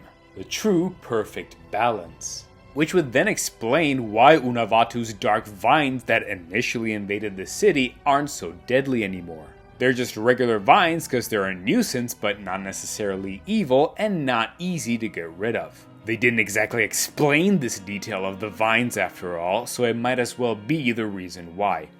Speaking of which, the Tree of Time. This is just a little expansion on the concept. The Tree of Time is found in the spirit world where both the northern and southern spirit portals meet and can help you relive your entire lifetime. Since it deals with, time, I had a thought that I wanted to propose. What if it could also help channel the potential power of your entire lifetime into one moment while you're meditating inside of the tree, borrowing the energy from the rest of your lifetime? In a way, a Nonbender would be ideal here. Alright, picture this. Perhaps said Nonbender was supposed to be a bender all along, but all their power in their life was actually nullified because it was being redirected into a single time they'd be in the tree, where they'd be suddenly an extremely powerful bender all at once, but then never again. It would be like a huge revelation and twist, but also great food for thought. How a character could have gone through an entire lifetime filled with insecurities and doubts and more, thinking that they were inept because they were born a non-bender, only to realize that they were supposed to be one, and an entire lifetime's worth of potential bending was actually being redirected into one single moment of overcharged bending while inside the tree, and it could have been like the one single time they could have saved the day if there was no one else around. And they would have to reflect for the rest of their life with the idea that they were actually born a bender, but they just had one single powerful shot. Keeping in mind it would only be one element, obviously. For the Avatar it's different, however, because there's just so many lifetimes of bending that they can sort of make up for it. So yeah, just that. It was a neat little concept that I wanted to propose. Now, I was gonna go to the next topic, but I made a slight miscalculation because this is going to be actually a little bit longer than I originally anticipated, so I'm sorry to say we're going to have to pause here for now, and next time we will continue on with another important topic about this world. But don't worry, we're getting very close to the final stretch. So, stay tuned for the next video, don't forget to like, share, and subscribe to the channel, join my Patreon if you want to support what I do here, and remember, in the description below you'll find the links to the official Discord server, as well as the official Instagram page of this channel if you want to keep up with more updates, have a personal chat with moi, and keep going into further world building discussions. Check them out and I'll see you there. Until then, keep building worlds!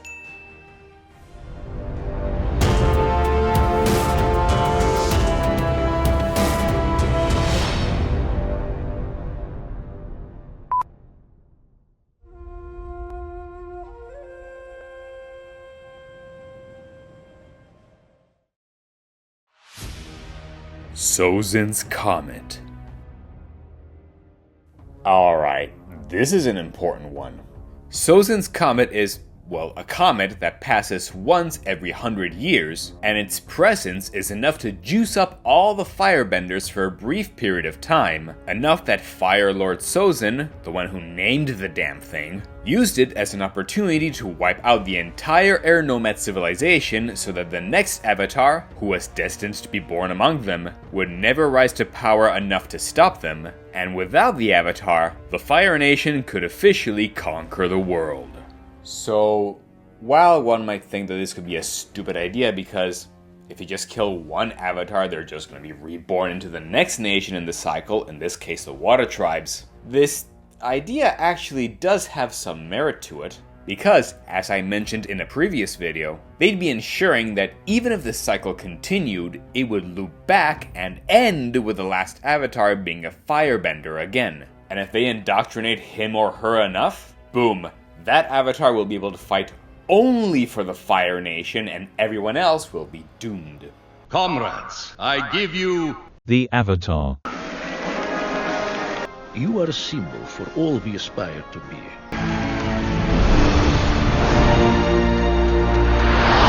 As far as warfare goes, it's kind of like the ultimate investment. So, tragic as it is, it does make some sense, but I do have one big important question. How the hell did this never happen before? Remember, this is a world that has continued on for 10,000 damn years like this, and the comet passes by every 100. I'm not a math guy, but doesn't that mean that this comet would have passed by like at least 100 times in this world's entire history? And I'd imagine that at least a quarter of these times would have been exactly when the next Avatar would have been born an Airbender. How the hell did the Fire Nation never think to take advantage of this before? Why did this happen only now with Aang? Yeah, honestly, this really doesn't work, so it would need to be tweaked. And honestly, I think the solution is a lot simpler than one might think. If the comet passes by every 100 years, and the entire damn world would have been very well aware that the Fire Nation would be cooking something up, they would have put a lot of effort to keep the Fire Nation in check during those times. I mean, look at the damn thing! It was lighting up the damn sky when Aang was fighting Ozai. How could the people of this world not know it was coming if it was on a regular basis? So instead, in order to avoid having to worry about that, we can say that the reason Sozin was able to do the unthinkable of killing all the air nomads now thanks to the comet is because this comet should have been passing closer and closer to this world each passing century. This way, for all those 10 millennia, no one would have noticed anything because it was just too far away. And perhaps it was in the past like 100 or 2 years before Zosen that Firebenders would start to notice it in the sky, and realize that it was powering their firebending a little bit more. Something they could have also pondered for a long time in secret without the other nations knowing. They would know that the next time it would have been close enough to really give them a boost. And Zosen would have taken advantage of it, wiping out the air nomads because he figured that now was as good of a time as ever. An opportunity that just wouldn't have been available before. And yes, this means that by the time it arrived again when Aang had to fight off Ozai, it would have been even closer and made the Firebenders even more powerful. Which checks out, because before they were strong enough to wipe out the air nomads, sure, but then look at them after! Ozai was able to blast entire forests of the Earth Kingdom single-handedly. Sure, he's particularly gifted, fine, but come on. These dudes could have easily burned the entire world now if they wanted to, if it hadn't been for Aang and the others. So yeah, this means that the comet would have been much closer, and it would have had a trajectory of coming closer and closer each time. Enough that before it was still a mystery because it would have been way too high in the sky to notice properly. Aang only found out because Roku told him after all, and the next time it was close enough that it turned the sky pretty much full red. And yeah, this does mean that we should see it eventually return again during the Legend of Korra. Her series is about 60 years, give or take, after the last time it passed, so by the time she's like, I don't know, 40 or something, she, the Avatar, would have to face it off again. And if you think it means the Fire Nation could decide to go gun-ho and try another invasion, think again. Remember, in this case, the comet would be coming closer and closer to this world, meaning that next time, the Firebenders wouldn't just be more powerful, but it could be so strong that it would go out of control even for them. After all, as John said, fire is alive. It breathes. It grows. Without the bender, a rock will not throw itself, but fire will spread and destroy everything in its path if one does not have the will to control it. So it would be very much in theme with their entire philosophy. Think about it, this is the opportunity to have an entire, I don't know, standalone comic or movie or whatever it is about Korra in her 40s or something, now a seasoned adult, and her mission would be to stop or destroy the comet entirely somehow, because if she doesn't, it means that the Firebenders this time could be a danger for themselves. Flame on! Whoa! I'm on fire! Not working! Get the fire extinguisher! Oh no! God, you idiots! And frankly, considering how close it was to this world last time, it might very well slam into the whole planet and cause a global extinction if no one does anything about it. So yeah, while this is something that needs to be addressed, I think that this solution could be a good storytelling opportunity for the creators to use in the future. And lo and behold, just as I was finishing the editing of this video, I found out that apparently there were major reported leaks for the upcoming animated series of Avatar Studios, set decades after The Legend of Korra during the next earthbending Avatar in the cycle. And if these leaks are in any way true, among them is the information that something major and cataclysmic will happen that will reshape the entire world, and it will apparently all be caused by none other than Korra herself. Very interesting. Now, speaking of Korra, there's a really big topic we should talk about now, and will open the door to a much broader discussion. So, let's talk about technological progress. That's right, one of the biggest issues I have with this whole franchise. How is it that these four nations have gone for over 10,000 years living in what is frankly a feudal level of technology and progress, with nothing changing ever, and then all of a sudden, after Aang stopped the war, we went from zero to hero, and there's this sudden enormous boom of technological progress during the Legend of Korra. And I mean it, it's not slow at all. Because even during the Korra series alone, we go from a 1920s New York type city to having giant freaking mechs in the span of a few damn years. And the real kicker here is that, again, these people have freaking bending. This isn't like our world where at least we really had to earn our way to where we are now, because we had to go through several millennia of slowly creating the right tools to develop ourselves more and more, because it was all we had. In this world, these suckers could have built any building, any irrigation system, grow as much food as they wanted, hunt as much food as they wanted with ease, already have controlled electricity, and do just so much more with just a few moves. They should have reached a Jetson level civilization after the first few hundred years in which they got bending. And yet they were stuck for over 10 millennia like this, and only now they wake up to the possibilities? Yeah, no. I never bought that and I still don't buy it. And also because the reason why The Legend of Korra is set in this 1920s setting aesthetic is just because one of the creators happened to like the Prohibition era aesthetic. Okay? And look, I get it, but if you have to do that, at least back it up with some logic. Because as of right now, it doesn't make sense. So, either we have to say that the entire Korra series is null, which would be throwing out a lot of material, or we're going to have to do a fair bit of retooling in order to justify this. First things first, even if there was a fair bit of stagnation for thousands of years in this world, I still think that there should have been at least some level of technological progress, even if very slowly. Maybe during Avatar 1's era, they shouldn't have had whole buildings on the lion turtles already, but instead they should have started in like a quasi-Bronze Age level of civilization or less. Where at most they can have like straw and mud huts on them, as we admittedly at least see with the original Airbenders, or they should have lived in caves on top of the lion turtles. Although, granted, it's not that impossible in fantasy to have some stasis or stagnation. For example, I highly recommend this video on medieval stasis by the YouTuber Perseus Grimm, which is actually really well done. Plus, let's face it, as other YouTubers have also pointed out, if you have buildings on the lion turtles, even the smallest movements from them will cause huge earthquakes that would damage these buildings.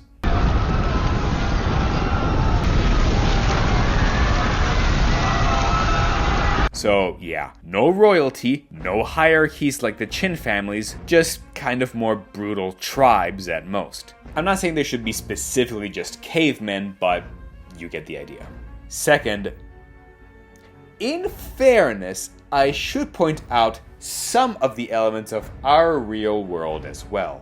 Because, see, while we in our real world did achieve a lot during the Industrial Revolution, that doesn't mean that all the nations of the world were the same, and depended greatly on their type of landmass and isolation. Because, for example, during the Industrial Revolution, in Japan, they still kind of remained in a type of feudal type of civilization for a much longer time than the Europeans did, because being on an island, they didn't feel as much of a need to develop technologically until invasions started to arrive.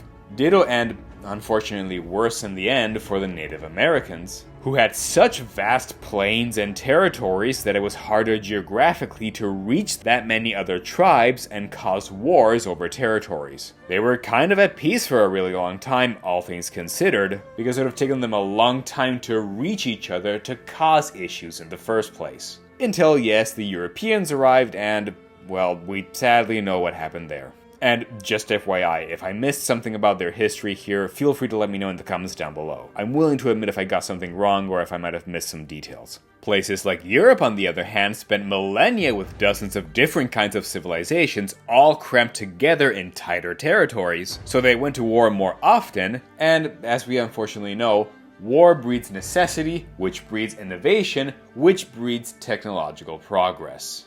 So, okay, I wanted to point this out because, yes, it is possible and fair that certain civilizations might not be able to develop technologically. And let's not forget, the world of the four nations in Avatar was specifically kept at peace for millennia because it was always the Avatar, him or herself, that enforced that peace. They couldn't do anything about it even if they wanted to. Okay, so maybe there's a leg that they could stand on when it comes to this topic, but I don't know, guys. These are still civilizations that have literal magical... It's not magic, it's water. Yeah, whatever. But it's still damn powers, and lots of them still have it. I honestly really don't think that we can equate our real world to this. This one element, bending, changes the entire damn equation. So, what can we use to fix this? What caused everyone to remain quote-unquote technologically balanced all this time? Well, I think the answer is actually right in front of us. Balance. Remember, this is a world where bending is real, but also a world where freaking spirits and the entire concept of spiritual energy is way more real than in our world. So much so that you can almost cut it with a knife. So, we could say that since there have been so many spirits around, regardless if they're in the physical or spiritual realm, their presence alone could have been enough to create a permeating sense of balance within every human across the entire world. Despite having this great advantage that is bending, all the civilizations would have developed a much greater inner balance to the point that it might have become physical in their bodies for all I know, and this... plus the threat of the Avatar by merely this was the thing that would have kept all the nations in a state where they just wouldn't have felt the need to develop technologically, or if they really did, it would have been at a really slow snail's pace. It would have almost forced them to be like this. Although it wouldn't have been a perfect solution, of course, as we do see every now and then that there have been some very slight technological progresses here and there. But if you think about it, they were not based on technological development, but in finding new ways to develop their bending and their spiritualism with newer and newer techniques. That would have been what their development was focused on. We assume that technology would have been the thing they would have developed on, but that's only because that's our perspective. But in a world where bending exists, we might have never realized that that was their priority. And hell, for good measure, I think this translates to the speed in which new bending techniques can become unlocked. Cause if you think about it, something like metal bending wasn't a real thing until Toph invented it because... I am the greatest Earthbender in the world! Yeah, that. And yet, while we could have said that she's a rare case because she's uniquely talented, in Korra, many more people can suddenly use it with relative ease, so much so they built a freaking city of metal. But how is this possible when before it was never even considered? How can we see plenty of techniques like lava bending or blood bending or whatever become much more prevalent the moment any one individual achieves this? It's almost like one person unlocks it for everyone. Well, in this case, maybe we could simply say that since, like I said, bending could just be an extension of one's own spirit, these new techniques count as a quote-unquote technological progress of sorts too. Except they're not outward developments, but inner ones. And perhaps, since this is all tied to spirits and spiritual energy, once one person unlocks it, said new technique reverberates towards all the benders of that same element. I figured it out. Skadoosh.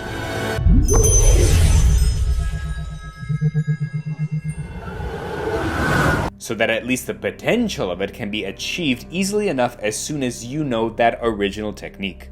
It's almost like saying the difference between unlocking a door or knowing that there was a door to unlock in the first place. And again, it was something that happened very rarely before, but it's now much more common because everything is progressing all together at a rapid pace. But when the potential incline happens, it just skyrockets immediately. And all of this wouldn't have happened at all if it wasn't for none other than Sozin's Comet.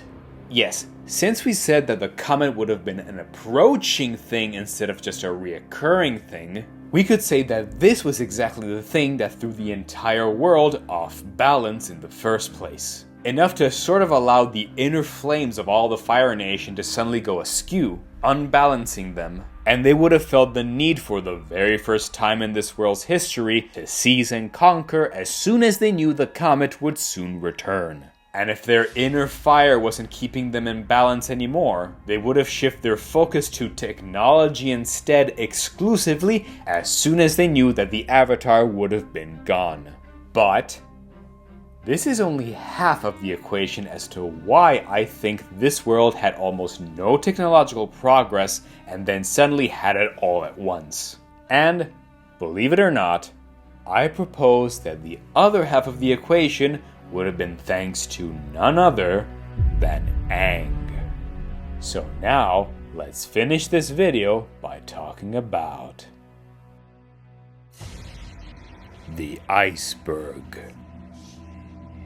We all know that Aang ran away from his home to avoid the responsibilities of being the Avatar. Something I don't think the Netflix show should have tampered with, but whatever. And was caught in a storm that triggered his Avatar state and forced him to trap him and Appa in an iceberg, remaining frozen there for 100 years underwater until Katara and Sokka broke him out. Alright, cool. But I do have some issues with this. If someone is frozen in ice, that doesn't mean that they're just stuck there until someone sets them free. Realistically, they just die. But I already know what you're thinking. It's heavily implied that what allowed him to survive in there all along is the fact that he entered the Avatar state, which is what kept his body alive in this icy prison. Sort of like how Captain America was able to survive being frozen because it was the super soldier serum that allowed this. So, okay, Aang's body could survive the ice, which is fair. But then, how did Appa survive it? He has no Avatar state to speak of, and what surrounded him was still ice, so his body shouldn't have made the trip. No, we need something better to explain this. And, ironically, the show was this close to doing exactly that. In the official art book of the show, I found out that the creators originally wanted Aang to not just be frozen in ice, but to be in a sphere of constant spiritual energy fueled by the Avatar state. No ice required. But they chose against this only because they thought it would have been too hard and complicated to animate, so they simplified their job by saying it was just ice. Man, I get it, but that would have been perfect. So, yeah, I'm just gonna roll with it.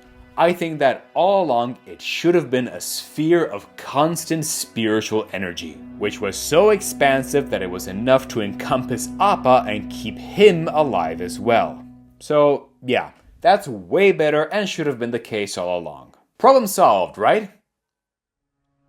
It would have been, if it wasn't for the fact that I think it still has one more issue. Can the Avatar state really keep both Aang and Appa alive so well that they didn't even age, and for a whole damn century? The Avatar state is something that all the Avatars have to be really careful of, because if they get killed during it, the entire cycle will be broken. And even then, they can't keep it up for more than a few minutes at a time, much less a whole century. It would have drained him. So how could have Aang kept this whole thing going for so long? Well, bear with me for a moment, because this is my proposition.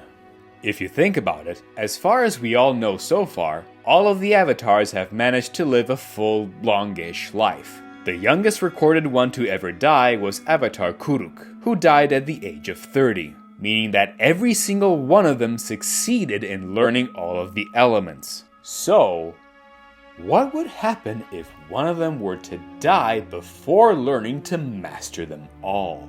Well, perhaps we can say that, since the power of the elements was gifted by the lion turtles to the first Avatar, 1, then that means that all the extra elements of all the Avatars were sort of borrowed. Or at least, it was the same element that was originally given to 1, and perhaps it was those elements that are transcended to each Avatar in the cycle. The only element that is truly their own is just the one of the nation they're born in, such as air for Aang for example, which is why all the other elements have to slowly and gradually be unlocked.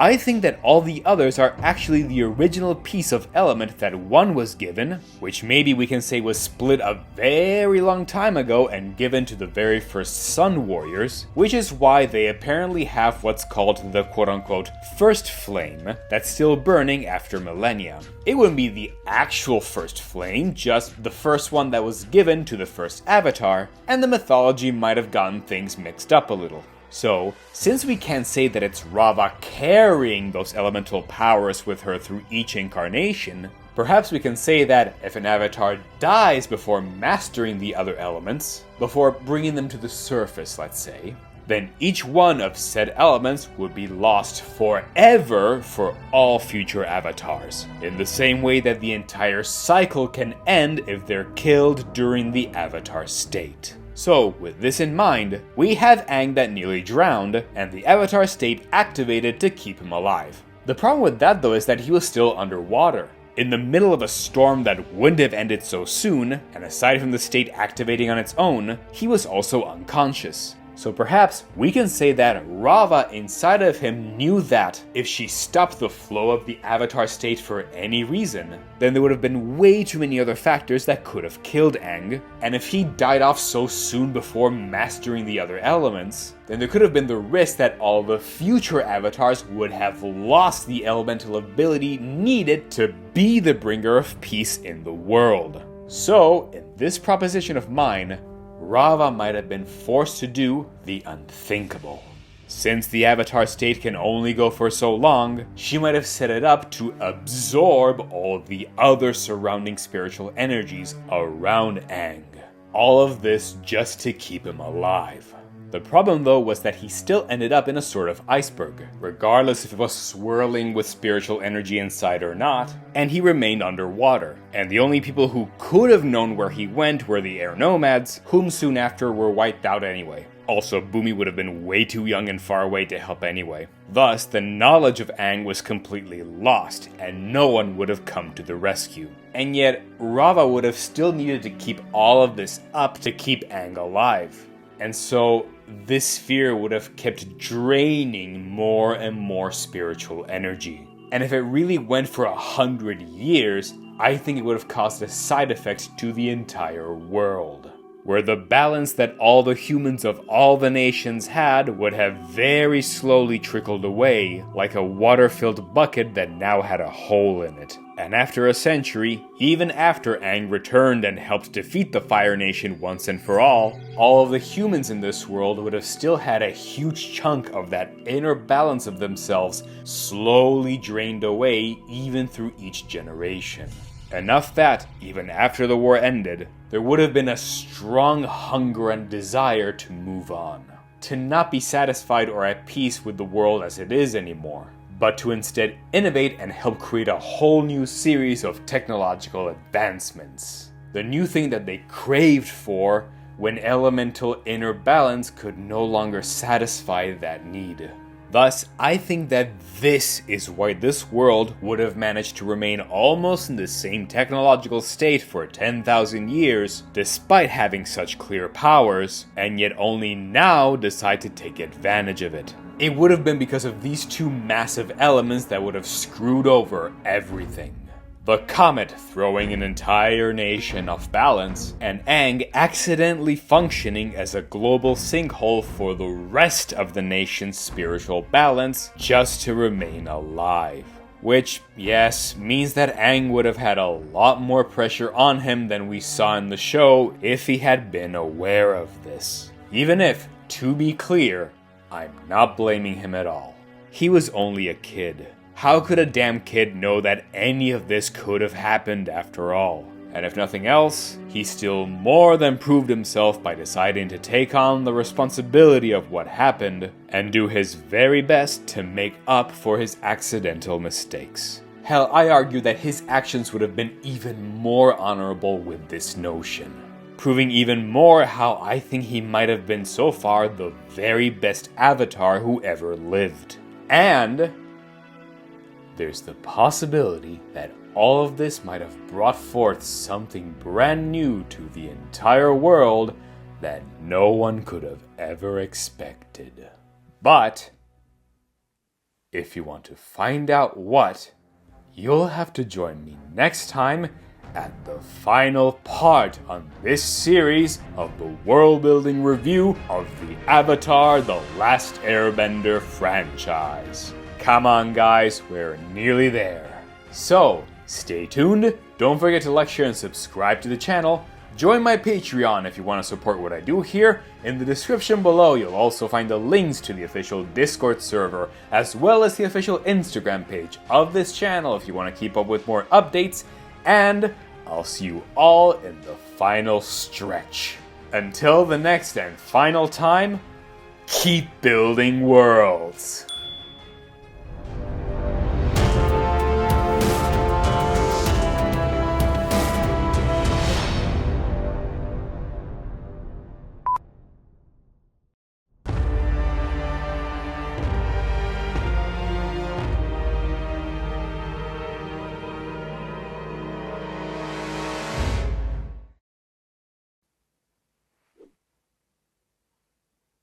We're here? Oh my god, we're actually here! Oh my god, okay. So, hello everyone, welcome back to part 9 of the world building review of the Avatar The Last Airbender franchise. Come on, we're almost there now. So don't forget to check out the other videos first, feel free to like, share, and subscribe to the channel, and get on with it! Okay, fine. Let's continue with the map. So, I mentioned that I have a lot of pet peeves with this franchise, and we tackled them one at a time so far. But another one definitely has to be none other than the map of this whole world itself. Or rather, not so much like the shape of it, because that one's fine, so much as the scale of it. Because if you think about it, this world is small. Really small. Like, okay, let's take as an example the city of Ba Sing Se, the biggest city in this entire world. From all the shots that we see in the shows, it's really damn huge, covering dozens and dozens of miles. And that's just the second of its 3 rings. If we count the third ring, it seems to be hundreds of miles. Since, yes, it's where the lower classes live, but also where they work most of the agriculture to feed the entire city, so it'll naturally occupy a lot of space. But look at it on the map. It occupies like at least 1/8 of the entire Earth Kingdom. So either this is a city that's so damn massive that it's basically the size of half of Europe or something, or this is a pretty small world. It's a small world after. No, anything but that. And if you think it's really hard to evaluate the true size of Ba Sing Se, then okay, fine. In that case, let's instead use as a reference Republic City from The Legend of Korra. It's very specifically inspired to be this world's equivalent of New York in the 1920s, to the point that if you see the map in the show, it's almost identical to Manhattan. Very subtle. But if that's the case, if we were to zoom out to the actual Manhattan in our world, and compare it to the scale of this world, then the entire world of Avatar would at best be as big as North America or something. We can't even say that this is only one side of the world, and perhaps on the other side there's some undiscovered land masses that have the Wood Nation or something, I don't know. Because in Book 2 of Korra, as the harmonic convergence was happening, we clearly see a shot of this whole world from space, and the landmasses that we see are only of the ones presented on the map. So, no, there's not even a chance to find anything on the other side. This is way too fun, oh my god. So, what gives? Is this world really that tiny? Well, okay, maybe we could have just chalked it up as a mistake made by either the creators or whoever it was that designed this map. Because if it was this small, it would have huge implications on this entire world, right? That's exactly what I was gonna say, until I realized something. While we could have just said that this is just a technical error, I don't think we could say that this is the same scale as our world, and that this one is necessarily smaller. Why? Because of none other than the solar eclipse. In Book 3 of Avatar, the gang are preparing an invasion against the Fire Nation because there will be a total solar eclipse that will cause all the Firebenders to lose their firebending in that brief period of time, something we briefly covered in a previous video. But think about this for a second. Here on Earth, when we get a total solar eclipse, it's actually a small shadow of the moon that crosses a small section of our planet's surface at a time. Whenever it happens and we want to see it, we'd have to follow its specific trajectory. And even then, you're more likely going to get only a partial solar eclipse. Do you see the problem? If this world was as big as ours, the eclipse would have affected only the Firebenders who would have been caught under the moon's shadow. And yet, the show says that when the day of Black Sun arrives, then all Firebenders will lose their bending. So by proxy, this must mean that this entire planet can be covered entirely by the shadow of its moon, and is actually much, much smaller than our own. So, the proportions of the map actually match. Oh man! Oh god! Oh man! Oh man, how do we even tackle this? This is a major implication here, guys. Like, I get that this is fantasy, not sci-fi. So we could just close an eye on this and just say that that's just how things are. But it's so hard to even get into that mind frame when the show itself is trying to go really out of its way to make all the rules, all the bending, and all the eventual technological progress as grounded, scientific, and as close to our real world as possible. It's no wonder that this franchise is often used as one of the chiefest examples of hard magic systems. It's not magic, it's water. You know, I know, I got it. I got the concept.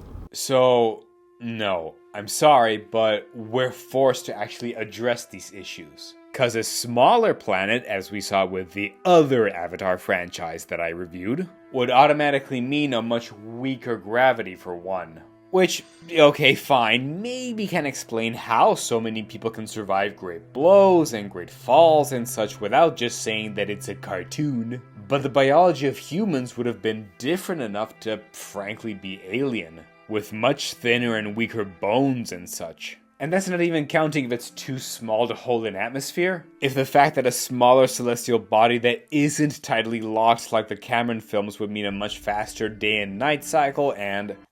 Look, it's a lot. Like, a lot. So, what can we do to fix this? Is it in any way plausible to have the planet still be small while keeping humans as close to our world as possible? Can we have our cake and eat it too? Well, believe it or not, I think we actually can. In order for all of this to exist as it is, it would require something at the core of this planet. A core that would be much bigger, denser, and more important than we might think, that actually compensates at least for the great reduction in gravity this world would have. And I think that the thing at the center of it all is none other than the spirit world. That's right. We talked a lot about how the physical world, the bending, and all of that can work from a world building perspective. But we barely touched upon the literal other half of this entire franchise. The one that frankly allows all of this to happen in the first place. The spirit world. And while we could have assumed that this was just like a parallel universe kind of thing, I think that there's plenty of evidence to suggest that this entire spirit world is actually located at the core of this planet. Now, before you type away in the comments down below, I know there's actually a problem with this. Because there is even a specific line in an episode of Korra that says, "Are we in the spirit world right now? No. Is the spirit world in the ground below us? No. Can I just get through my cards?" Which, okay, fine, fair, but A, this is from a tour guide who is a kid who just got the job and isn't even doing it that well. And B, if the spirit world in general is this real and everyone has known about it for millennia, they would all have the answer by now, or at least an inkling of it, and they wouldn't need to ask a question like this any more than asking if, like, Antarctica is where the South Pole is or whatever. If they know, they know. If they don't, there's room for doubt. And C, okay, fine. Even assuming that it's not there and that this is canon, I think that it should have been there. Even if I'm wrong, there are plenty of clues to suggest this, and I think that the creators could use this to their great advantage. Plus, it's not the first time they retcon something, so I don't think it would be too great of a loss. But I'm getting ahead of myself. So, let's tackle this one step at a time to see why I think that the entire spirit world would be at the center of this planet. First, the spirit world is an actual place, yes, but inside of which the laws of physics suddenly don't count anymore. It's a world where concepts like time, space, and gravity are thrown out the window, and it's also malleable that it would be even influenced, as we said before, by the emotional state of the humans in the physical world. So, if there is a world that has the usual laws of physics, but then deforms them to the point that they're sort of happening all at once, then perhaps this could mean that this whole inner world is more concentrated and denser in a way. So dense, in fact, that if it were indeed at the core of this planet, its force would be strong enough to compensate for the lack of gravity on its smaller surface, making everyone there have a regular human biology and walk around as if gravity was normal, while also slowing down what would have been a faster rotation of this planet, and give a regular day-night cycle just enough to be comparable to our own world, and have enough pull to hold in an entire atmosphere. Yes, I know there will be other issues as well, but let's just assume that these are the main fixes that would be needed. Second, this means that, yes, the outer crust of this planet would be just a thinnish layer separating the two worlds, and perhaps this is exactly why the Earthbenders didn't dig too deep. Not because they'll find the Balrog or whatever, but because they could end up straight into the spirit world by accident. Like, think about this for a moment. In our real world, we don't dig too deep because we have the Earth's hot core, and it gets really hot the deeper you go. In this world instead, if there wasn't this spirit world below, and it was just the planet's hot core, sure, Earthbenders would stop digging eventually, but remember, this is a world where Firebenders exist as well. Bring in your most powerful ones along with the Earthbenders, and they could have easily just plowed way deeper without any issues, redirecting all the heat that they wanted, and find as many minerals and resources as they wanted down below. But if it was the spirit world down below, then maybe that's the reason why something like this was never attempted, at least as far as I could research. Then, remember when we talked about the world building of the Earth Kingdom alone and discussed genomite crystals? Yeah, since they were found underground and seem to be the only fancy material that they ever dug up, what if those crystals were actually supercharged with spiritual energy because they were found so close to the spirit world down below? It would be the thing that gives these crystals the strange properties that they have, such as glowing indefinitely, growing out of control if unchecked, or even be supposedly eaten as hard candy. All very random and strange properties, but that would fit if powered due to the prolonged exposure to a place where the random, weird, and strange was common. And finally, when Korra opened the northern and southern spirit portals, they're on the opposite sides of the planet, sure, but in the spirit world, they're actually very close together. And that is specifically because the laws of time and space in the spirit world are kind of whack, so it wouldn't be proof against this theory. There's only benefits all around. Alright, so perhaps all this time the spirit world wasn't in just some random place in a parallel universe or whatever, but actually much closer than what everyone thought. I admit it might not be what's actually canon, but I personally think that it should be retconned like this in the future in order to fix this world. Alright, cool, but what do we do with this now? Is there a point to it? Does it lead anywhere? The answer is, oh you betcha! And to see where this series will be headed, we first have to take a step back. Way back in time, and talk at last about the next topic, which involves fixing one of the greatest mistakes of the Legend of Korra. And that is none other than the Lion Turtles. So, there's a big issue between these shows. Because while Avatar had a clear definition of the origins of this world, Korra is notorious for having completely uprooted and retconned them with its own thing. So let me explain both of them first to give a clearer idea.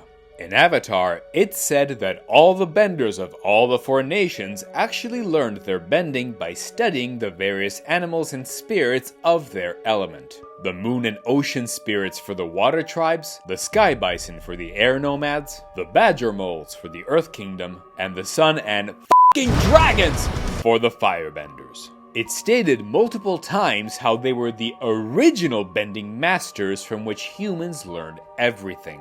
Not only that, but there's a fun canon detail about the Avatar as well.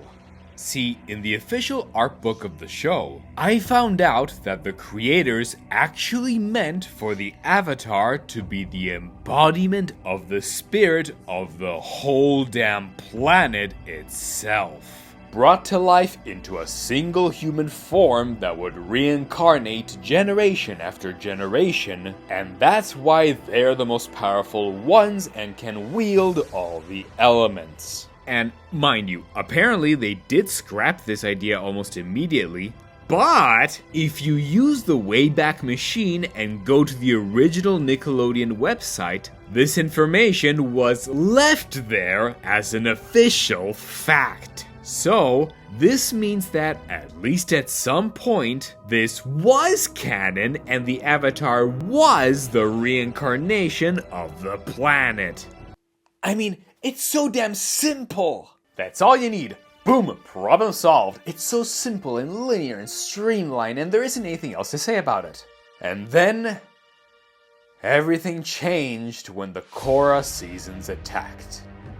When Korra started going on a spiritual journey to regain her memory in Book 2, she was given visions of the origins of the very first Avatar in the cycle, 1, and what the true origin of the whole world was. It turns out, all of humanity used to actually live on the giant lion turtles, who apparently decided to be the guardians of humans, and it turns out, they actually lent the power of bending to the humans so that they could go out into the wilds and hunt and gather food. And after one became the first Avatar, the lion turtles just decided to give the full power of bending to everyone and let them go on their merry way. And if that wasn't enough, as far as the Avatars go, they now weren't the reincarnation of the spirit of the earth, but now just the reincarnation of Rava, the spirit of light, exclusively, as it tried to keep the opposite Vatu at bay. Guys, what the hell? Both of the origins of humans and the Avatar are completely retconned here. So, which is it?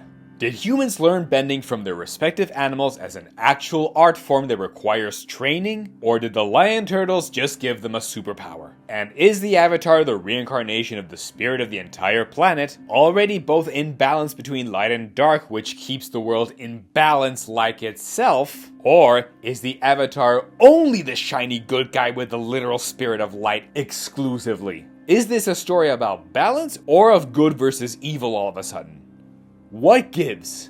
Yeah, as you can see, this is a huge retcon. It's often compared as being this world's equivalent of midichlorians, and it's one of the biggest complaints that fans have had with Korra's show. And to be clear, it's not even that bad of an origin per se. It's just that they decided to completely ignore their own lore, and the creators seem to have no one to blame but themselves. So, what's the truth here? Well, honestly, nothing has explained this gap in the franchise so far. Just nothing. Ironically, it's the fans who have come up with an excuse to bridge this gap. And the fan theory goes that if this is indeed all we have, the events and origins of Korra are actually what they were. Humans lived on the lion turtles and were, yes, given the elements by the lion turtles, but just because they were given the power, it doesn't mean that they knew how to control it properly. So, over time, they actually lost the ability to do so because they were never really taught anything. it was locked away inside of them, and only later did humans decide to study and observe their respective nations' animals and learn how to bend from them. It went from phenomenal cosmic power to, well, okay, maybe I do need training after all. And as far as fan theories go, I guess it works well enough. No, for real, it actually isn't that far-fetched. It even kinda has the moral of, you had the power, you lost it, and now you have to earn it back, baked into it. And it doesn't necessarily clash with the theory I proposed of spiritual extension in the previous videos, as we can say that the lion turtles just gave the possibility for humans to extend their spirit, dare I say, unhooked it. But doing so is still hard and requires training. Or, if we really want to make it more clear, perhaps the lion turtles gave the powers, saw how badly humanity was using the power of the elements in an incredibly irresponsible way, and they made a sort of new clause where they could use it, but it was locked away and they had to earn it individually. Their whole spiel is that they have energy bending anyway, which can still fit with this theory. And this decision to lock away bending would, in turn, explain why there are non-benders in the first place. Because they just can't extend their spiritual energy, and also explain why humans decided to hunt down all the lion turtles in the world in outrage, to the point that the only one left was the one who would help out Aang in Book 3 of Avatar. Oh, and that's canon, by the way. They were all hunted down, and he's actually the last one. Ugh. Alright, fair enough. It's annoying that all the fans have to do the heavy lifting to justify this, but it seems to have been collectively agreed online that this is the case now, and that's that. Because otherwise, there's a hole between these two franchises that's as big as the Great Freaking Divide.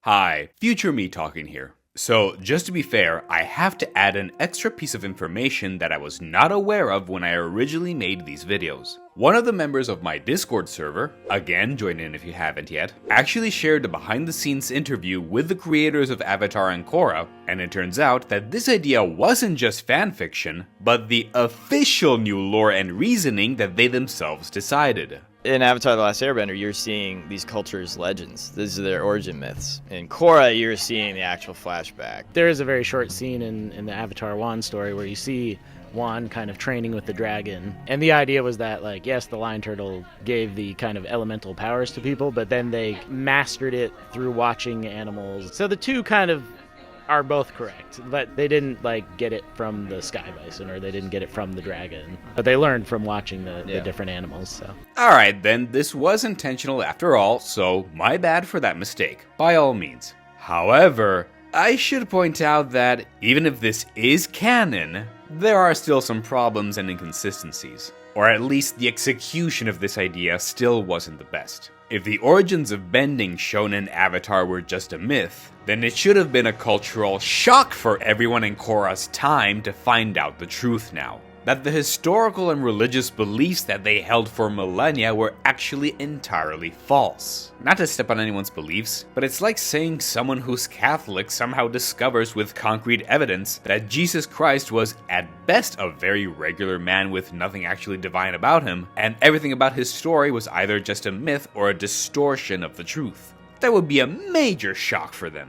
The same would apply to everyone in the Four Nations if they found out that the origins of bending were different. And yet, we never saw anything like that explored in Korra's show. Everyone sort of shrugged it off. And that's why I think this whole thing still doesn't work as well as the creators might have hoped for. Because it's fine if you shake the status quo, no issues there, but at least show the damn consequences of it. And yes, to be clear, we definitely did not see how things should have played out. Because one could say that maybe Korra simply chose not to disclose with the whole world what she discovered so as not to cause a major shock, but that can't be the case. Because A, she's not that kind of person. For all of her writing flaws, Korra is absolutely blunt, direct, and would rather be honest about things. The only times she's not is when it comes to personal doubts, sure, but when it comes to everyone else, she'd just spill it all out. Keeping a secret this big would just go against her character. She's just not like that.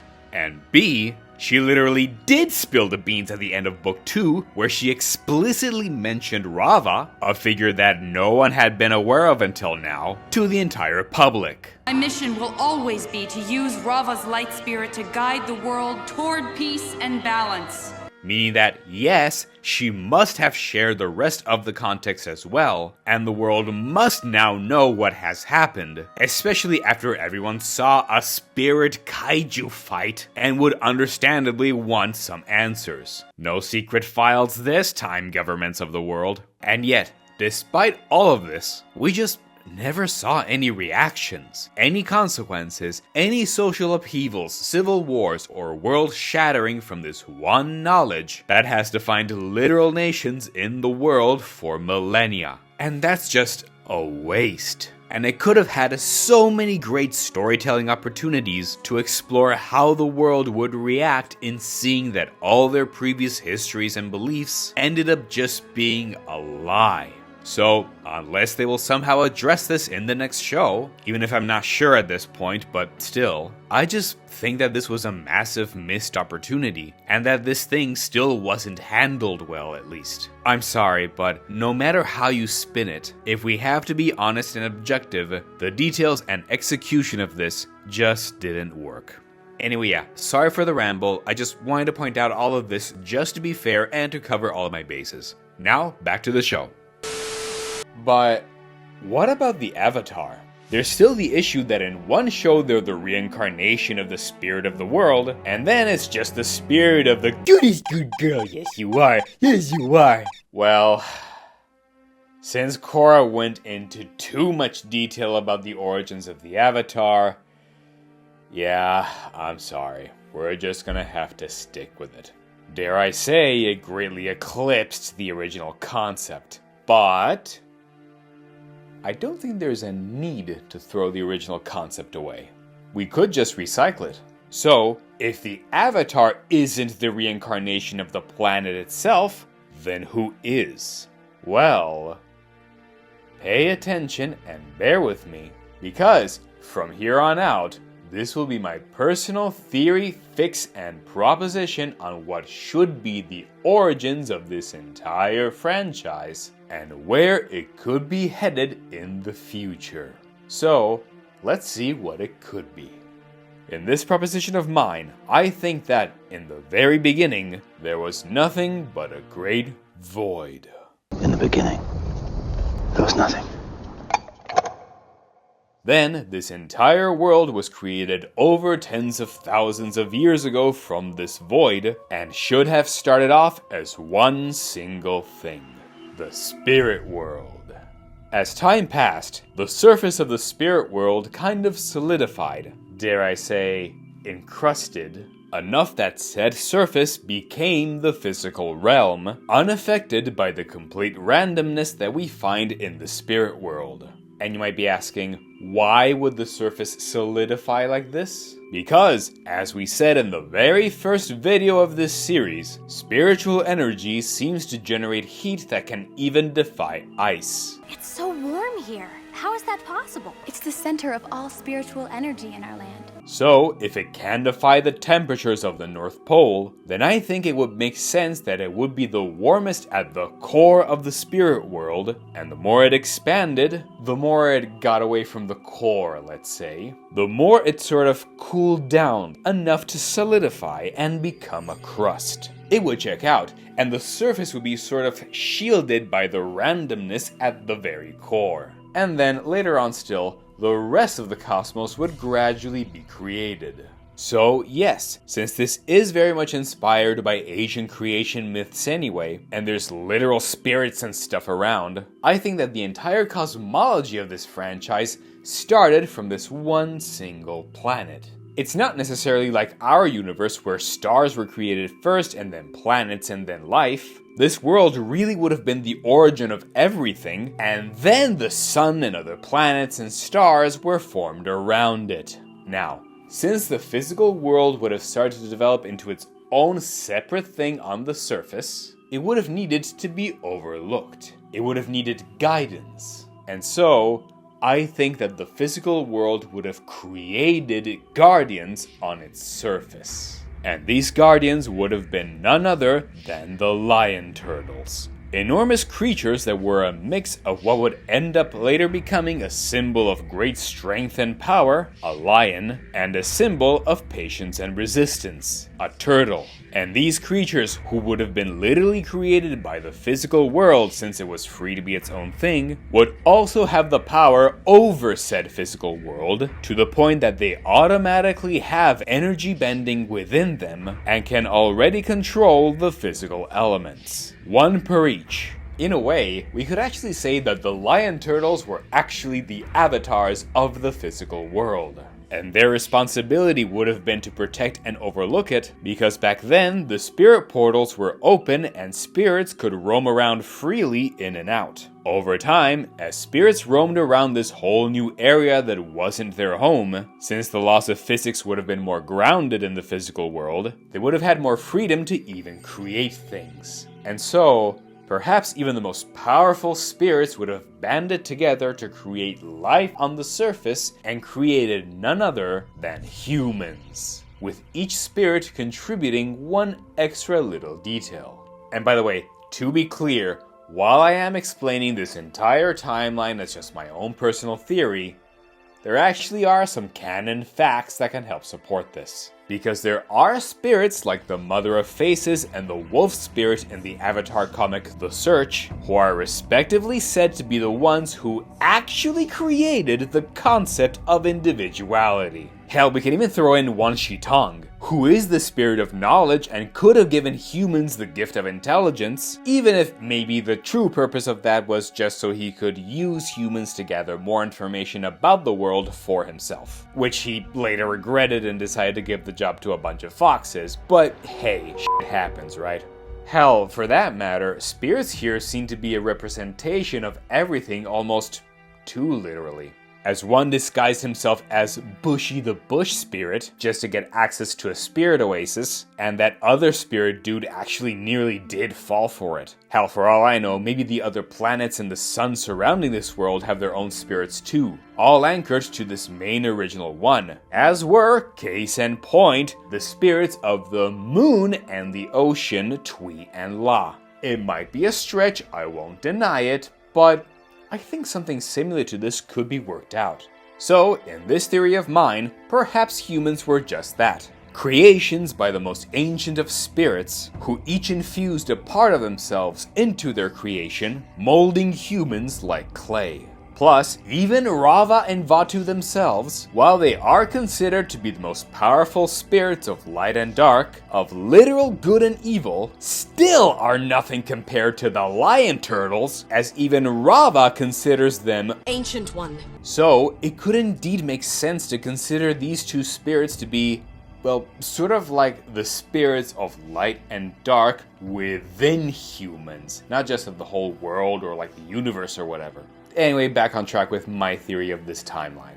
So, the lion turtles could have been the avatars of the world. The most ancient spirits would have come in and joined all together to slowly create humans. But, since humans were so vulnerable and were created in the physical world, as protectors, the lion turtles would have decided to be the guardians for humans specifically. And thus, this is what would have created the status quo for like millennia until the events that we saw with Avatar 1, who then became the first human avatar, which is different from what the lion turtles were, and he eventually closed the spirit portals, keeping the two worlds separate for 10,000 years until Korra would open them again.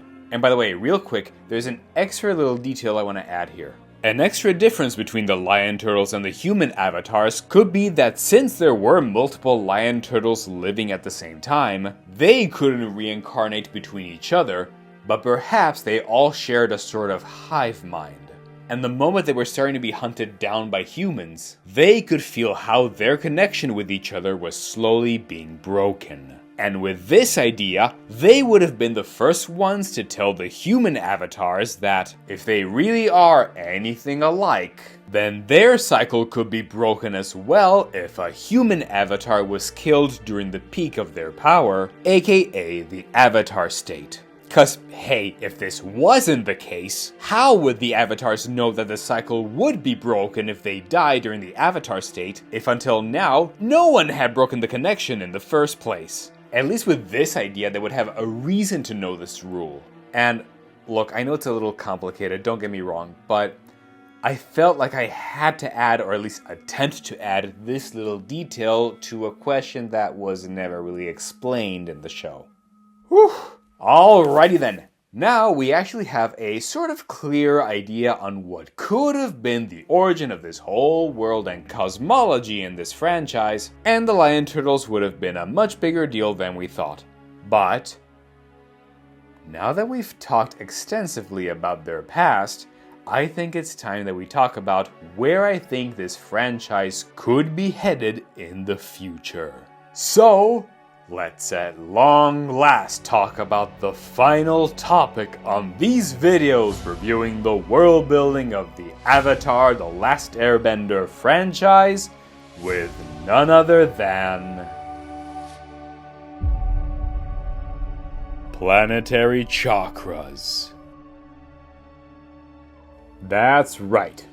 We know that this entire story is very inspired by Asian cultures and mythologies and more, and one of the main inspirations is none other than the importance of chakras.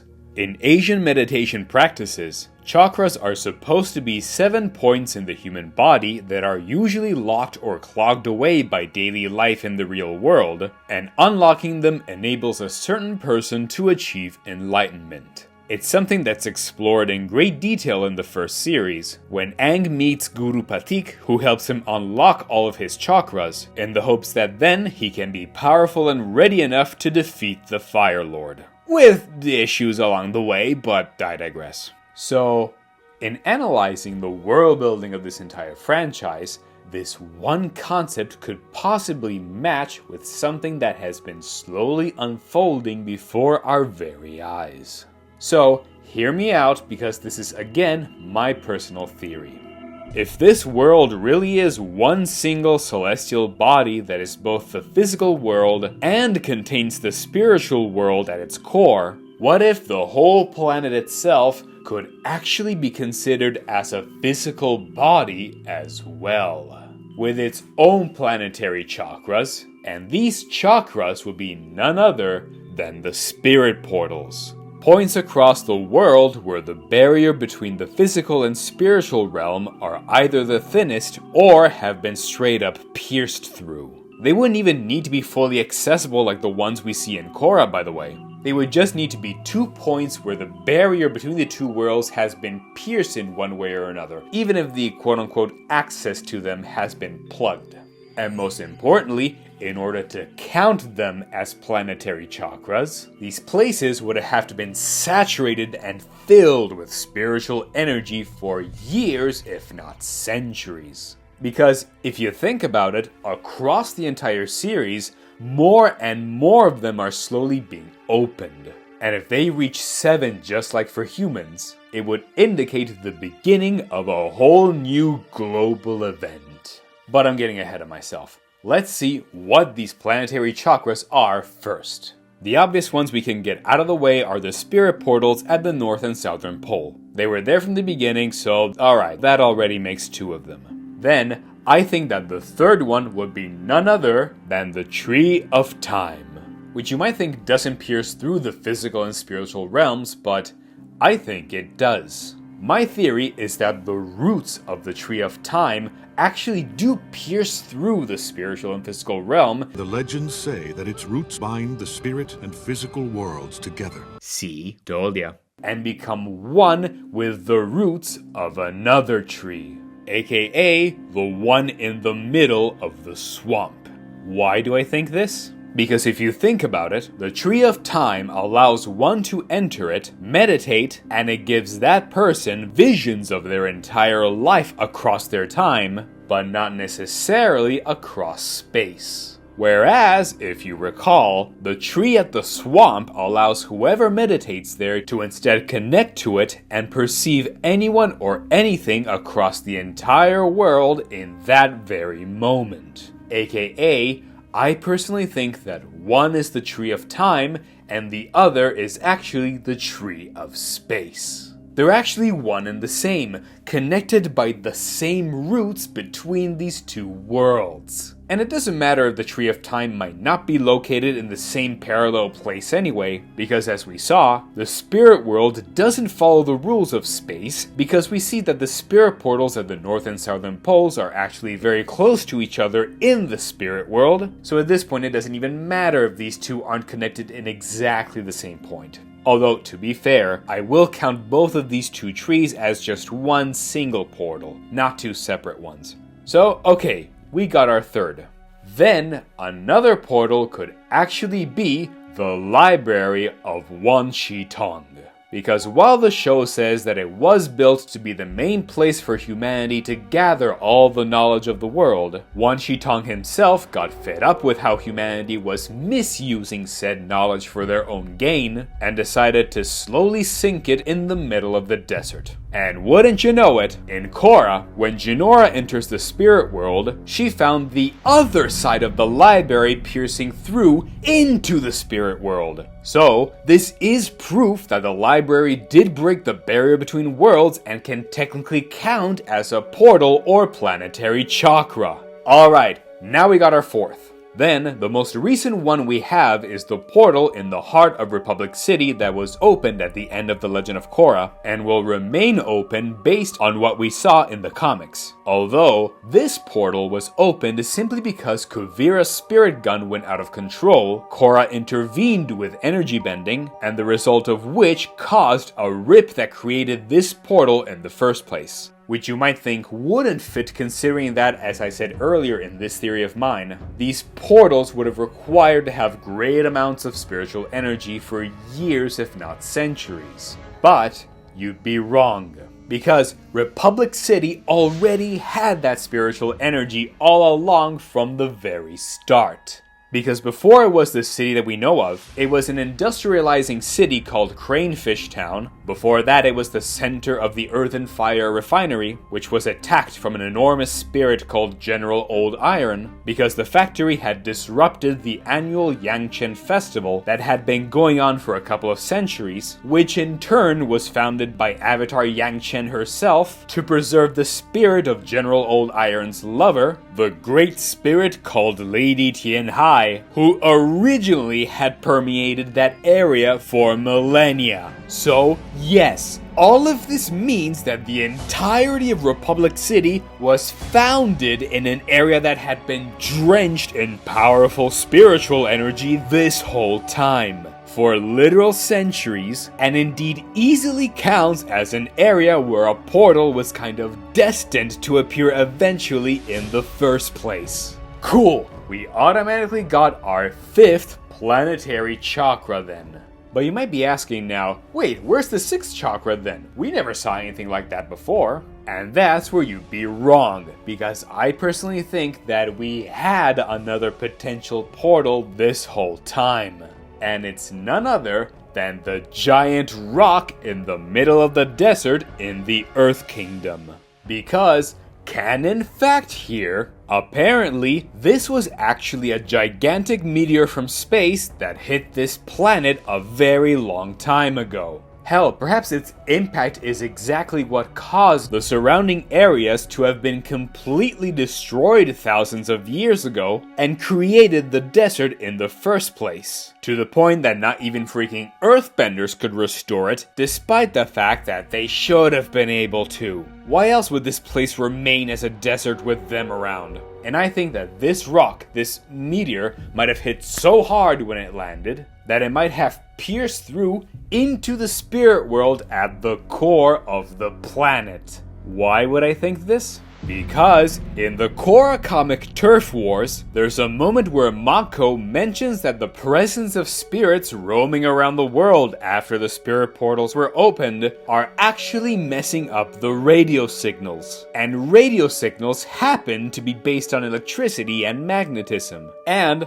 lo and behold, in Avatar we're shown that this giant rock in the middle of the desert emits a powerful magnetic force that disrupts regular compasses compasses, making sure that they all point to it. So much so that the Sandbenders orient themselves in the desert by all using this rock as their main point of reference with the compasses on their sand sails. And perhaps this rock is so magnetic because it's piercing through down into the spirit world. Enough that spiritual energy is leaking out, causing this magnetic alteration in the first place. Although, to be fair, I should point something out and make something very clear. It is specifically stated that the reason this rock was affecting compasses is because apparently it's composed mostly of a metallic ore that has these magnetic properties and disrupts compasses. Which, sure, could go against everything I said until now, but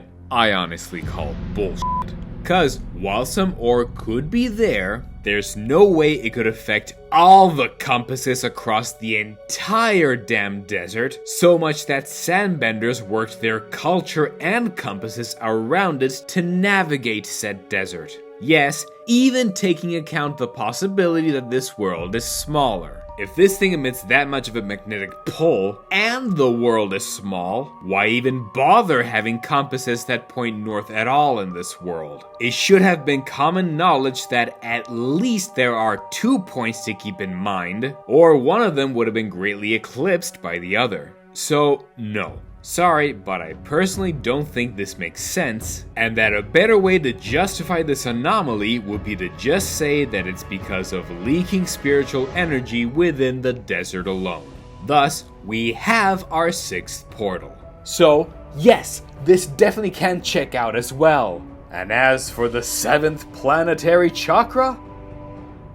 Well, actually, that remains to be seen in the upcoming shows that Avatar Studios are currently working on, and could be entirely up to the decision of the creators of this show. They're currently working on a lot, and I don't want to steal their thunder, because if there had been another one, we probably would have been seeing another big cataclysmic event happening by now, caused by the planet having up to 7 points on its surface that give access to the spirit world. And if they were to remain open like this until, say, the next harmonic convergence, which I know is a long ass time anyway, but still, then who knows what'll happen? Perhaps there could be a surge of spiritual power so great that it puts the people on the surface at risk. Perhaps there could be something absurd and crazy like the spirit and physical realms switching places. Perhaps nothing happens at all. Or perhaps this could be the occasion in which concepts like life and death will officially be over. And no, I'm not kidding, because I think that we actually are slowly inching there. If you think about it, in Avatar, we saw that there was a very clear-cut difference between the physical and spiritual worlds. If you die, you go there and that's it. It was very hard or very rare for there to be any bleeding between the two. Whereas in Korra, not only we reach a point where access to the spirit world is now easily possible, but we find out that the access was supposed to be there all along. It's just that Avatar 1 sealed the passages.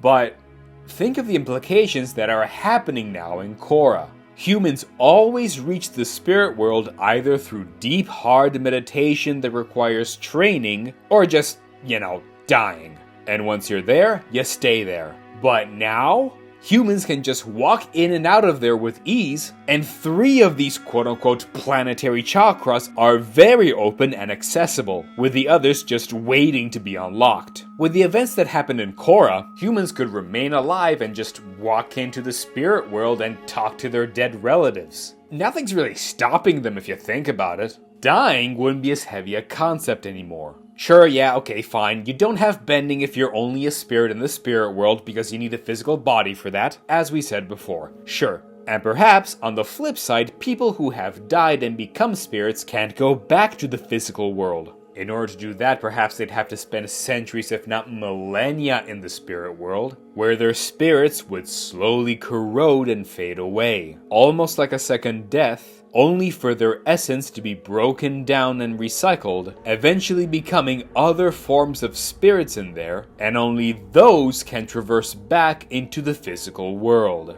Again, this is just my own personal theory, mind you, but it all seems to sort of point to this. The more portals are opened, the more the concepts of what counts as physical, spiritual, alive, or dead becomes more blurred, and people will have to adapt to that. And if I'm right and the creators are planning on having a 7th quote-unquote portal be opened somehow, then perhaps sometime in the future, all differences will be nullified, and humans and spirits might blend so much that they become one single type of entity because the planet they lived on all this time has reached its own version of cosmic enlightenment. Just like how a human reaches enlightenment when they open their own chakras. The true, ultimate cosmic balance of all existence.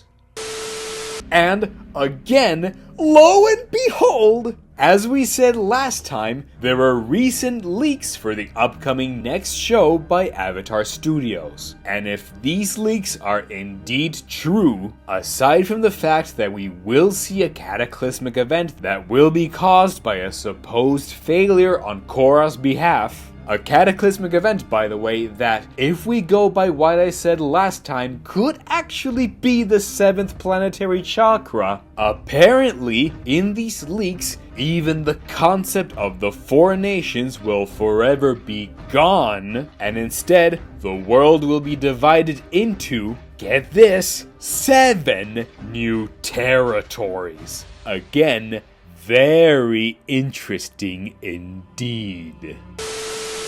But, hey, what do I know? I could be very wrong about all of this, and again, this is just my own personal theory. Only time will tell, as the creators are working hard on the series of the next Avatar in the cycle, and even more than that, so I will leave all of this in their hands. And who knows, hopefully there could even be the time for them to discover the ideas that I propose in these videos, and maybe even implement them if they were to ever listen. Obviously I'd be honored, but at the end of the day, it's entirely up to them. But think about it.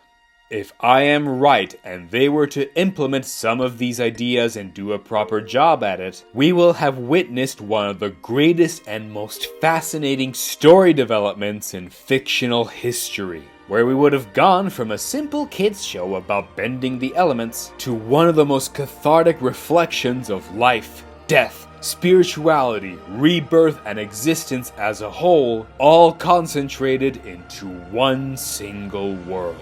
The closest thing to living a full life, with all its light and dark sides, reincarnated into a single fictional form. Oh God, it's finally over!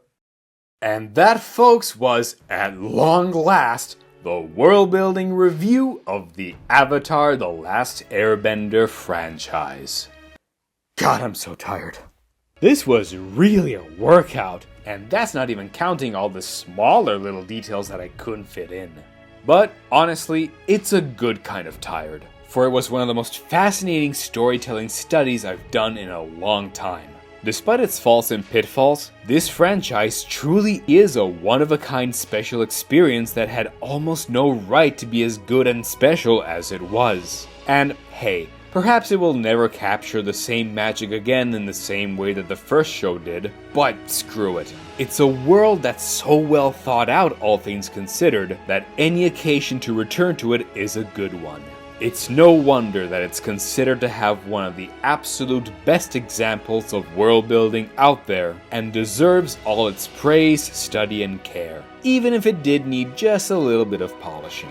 But with all of that said, all the world building in the world wouldn't have saved it anyway if it wasn't also so filled with incredible storylines, deep thought-provoking themes, cathartic and therapeutic moments, hilarious scenes, and of course, incredibly memorable characters almost all the way through.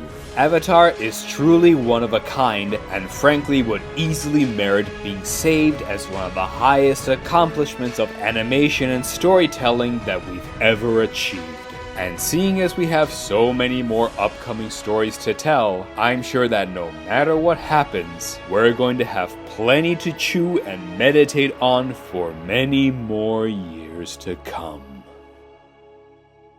Anyway, that's finally all for today, folks. What do you think? Am I right? Am I wrong? Am I talking out of my ass? Maybe.